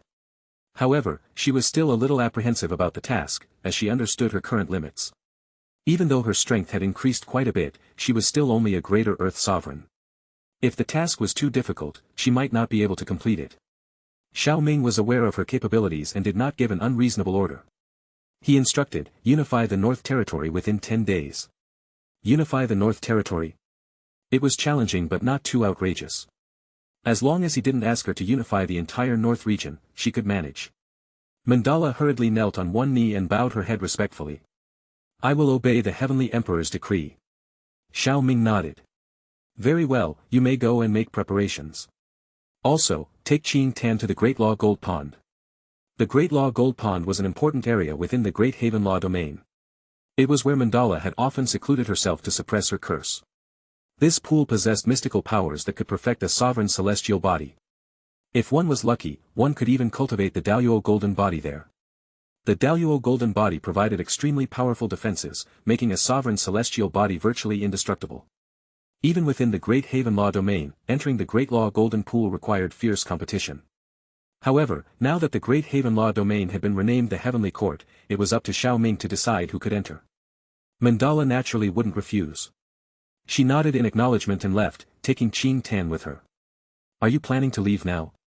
Qin Yanjing asked suddenly, watching the backs of Mandala and Qing Tan as they departed. How did you know? Xiao Ming was a bit surprised. You pay so much attention to Qing Tan's cultivation. If you didn't have something important to do, you wouldn't let Mandala take her to the Great Law Gold Pond alone. Especially since Mandala will be busy unifying the North Territory, she won't have time to watch over Qing Tan. There are things in the depths of the Great Law Gold Pond that she isn't ready to handle yet. You know me quite well, Xiao Ming replied with a playful smile. Qin Yanjing gave him a charming blank look. Xiao Ming continued to smile. I won't be gone for long. This newly established Heavenly Court will need you to take care of it for a while, as well as Qing Tan. There are indeed things in the Great Law Gold Pond that she can't handle on her own. The Heavenly Court had just been established, yet the Heavenly Emperor was already delegating his responsibilities. Qin Yanjing sighed inwardly, but under Xiao Ming's gaze, she couldn't bring herself to refuse. She could only nod her head in agreement. Half a day later. A mysterious figure appeared at the headquarters of the Purple Cloud sect, a dominant power in the North region. The figure's aura was vast and unfathomable, like an abyss. The guards at the sect's gate couldn't even catch a glimpse of the figure as it entered the mountain gate. Strangely, not a single person within the expansive Purple Cloud sect noticed the presence of this mysterious visitor. It was only deep within the sect that Sage Ziqi, clad in a purple robe and exuding an ethereal aura, sensed the intruder. His brow furrowed as he flickered into view, blocking the figure's path. His calm voice echoed through the air as he stared at the figure shrouded in black mist, whose appearance even a heavenly sovereign could not discern. Reveal yourself. Hiding in the shadows is not the conduct of a heavenly sovereign. Kakik, this is my style. Rather than worrying about this, you should be thinking about the future of your Purple Cloud sect. A strange laugh echoed from within the black mist. The future of the Purple Cloud sect. Sage Ziqi's eyes narrowed slightly. With him, a heavenly sovereign, as its backing, what could possibly threaten the Purple Cloud sect? You don't believe me? I've heard that the sect master of your Purple Cloud sect has just been killed, the figure said meaningfully. What do you mean by that? Sage Ziqi's expression immediately darkened. Sage Ziyun was one of his few subordinates who had reached the quasi-heavenly sovereign stage. He had even entrusted him with the management of the Purple Cloud sect on Skylaw Continent, which showed how much he had trusted him. Now that Sage Ziyun had suddenly died, his mood was naturally sour. He was here at the Purple Cloud sect precisely because of Sage Ziyun's death. It doesn't mean much. However, the one who killed Sage Ziyun was a newly arrived spiritual grade heavenly sovereign in the Great Thousand World, called the Heavenly Emperor. This sage is aware of that. Sage Ziqi naturally knew the culprit who had killed his subordinate.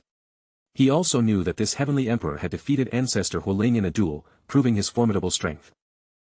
I have learned that he has entered the North Territory. Shortly after, a local power renamed itself Heavenly Court. It won't be long before the entire North Territory follows suit. And after that, he will definitely come after our territory. Sage Ziqi's face turned as grim as if he had lost his parents.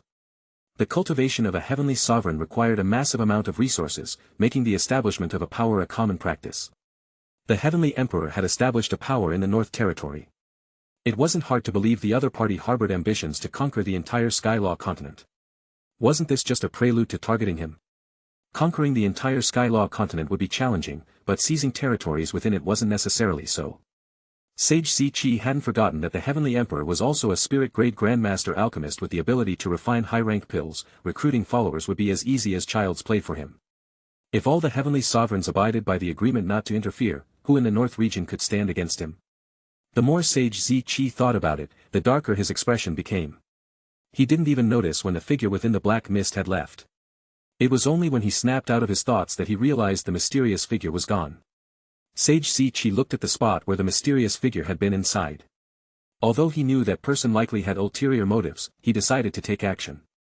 He couldn't just sit back and watch as the territory he had painstakingly fought for on the Skylaw continent was swallowed up by someone else. Since this was the case, he had to resolve the matter before anything happened. Chapter 666. With the task set by the Heavenly Emperor, Mandala's initial plan was to subjugate the opposition one by one. However, in light of her significant breakthrough in strength, she decided to settle the matter once and for all. The next morning, the headquarters of the Great Haven Law Domain became bustling with activity. Light streams frequently streaked across the sky, ultimately descending into the Great Law Sky. Within the Great Law Sky, voices could be heard coming from a guest hall. Elder Reverend Snake, I didn't expect the domain ruler of the Great Haven Law Domain to summon you this time as well. I wonder what business has prompted her to call us all here with such grandeur, an old man with eyes as deep as the starry sky said with a slight smile from his seat. Across from him sat an old man in a green robe holding a snake staff.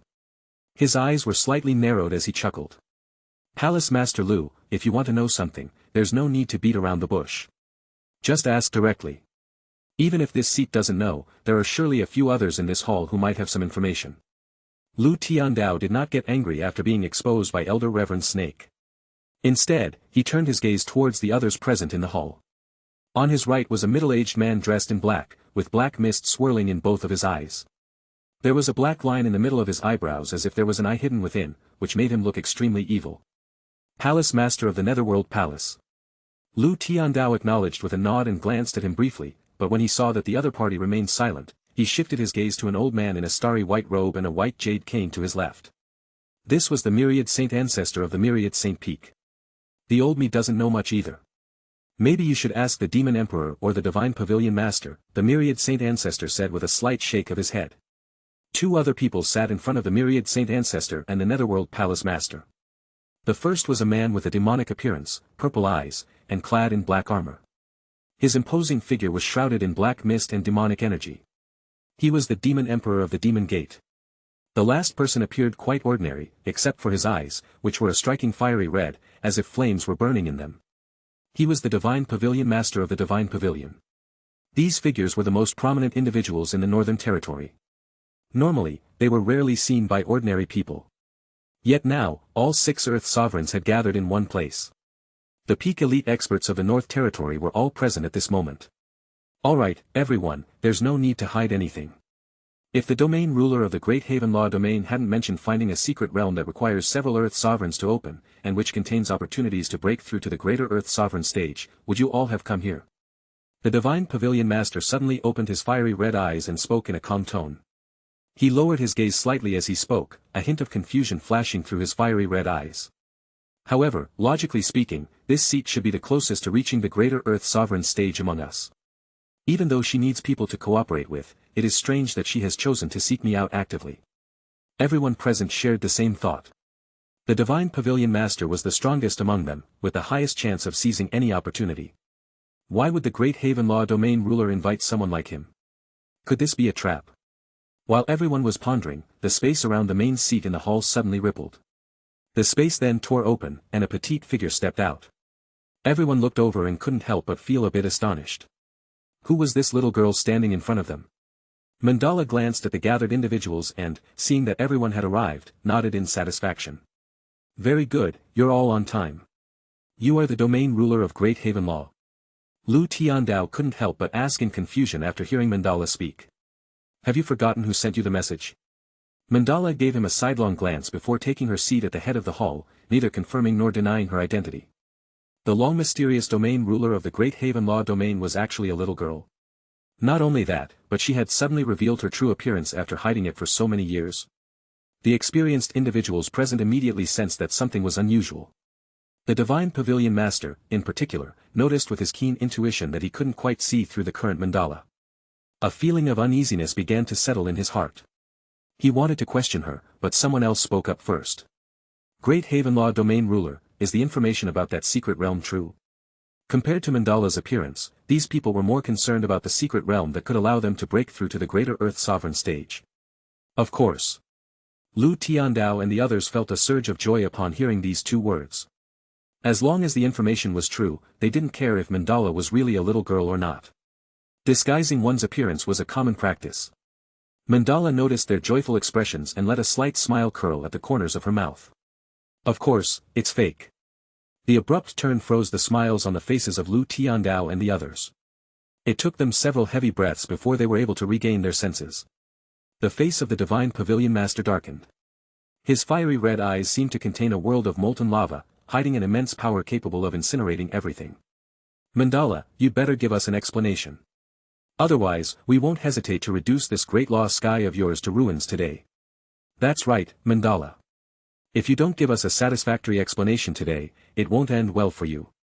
The others also spoke angrily. 6 magnificent rays of light that exuded a terrifying spiritual pressure enveloped the hall.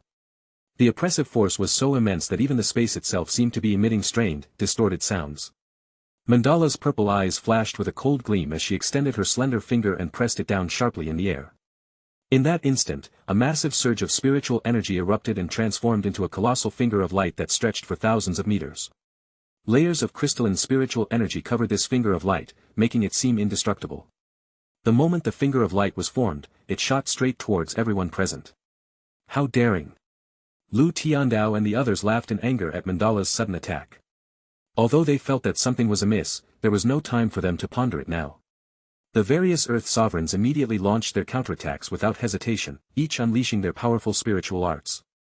Mandala was enveloped instantly in an overwhelming offensive that had the power to destroy everything. Boom! The space around them began to collapse under the intense collision. If one were to look down from the sky above, one would see that this area had collapsed into an enormous black hole. What is happening? Pavilion Master. Palace Master.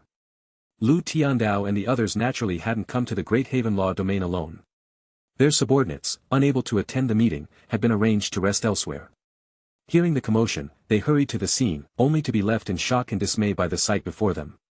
They saw the divine pavilion master, Lu Tiandao, and the others in a sorry state. Their clothes were torn and tattered. Some were even stained with blood, clearly showing that they had suffered significant injuries. On the other hand, Mandala stood calmly in front of everyone, her hands clasped behind her back.